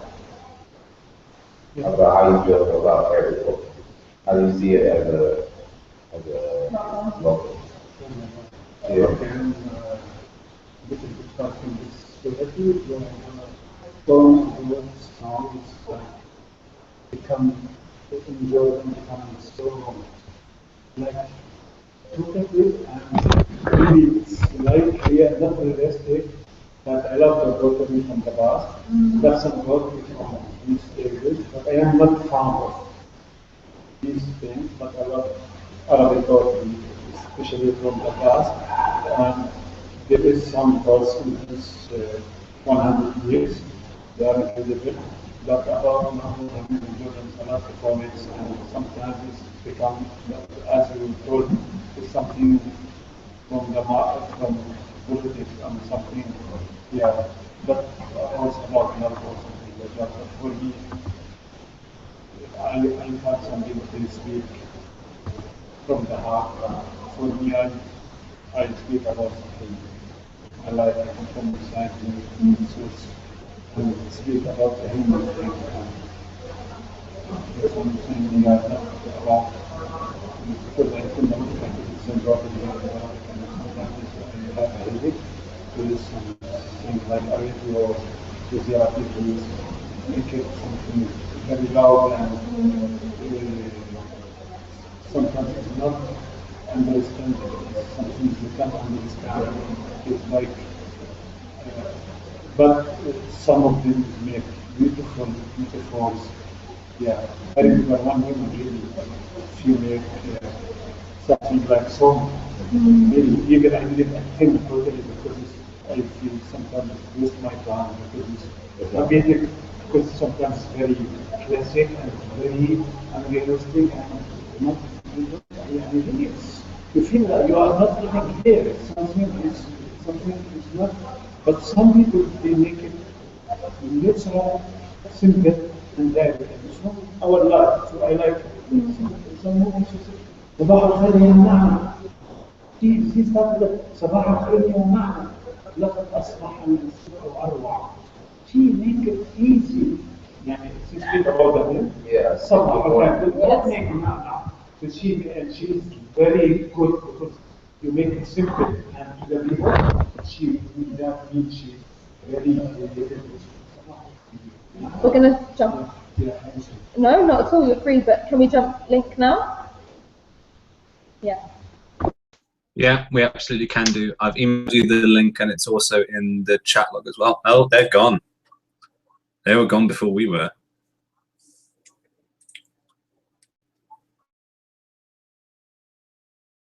I'm going to stop this broadcast then. Katie, you're on mute. Ah, dang it. Obviously. All right, so anybody who's watching, transfer to the next link. It should be on our event page on Facebook. Carl, could you get that link to them?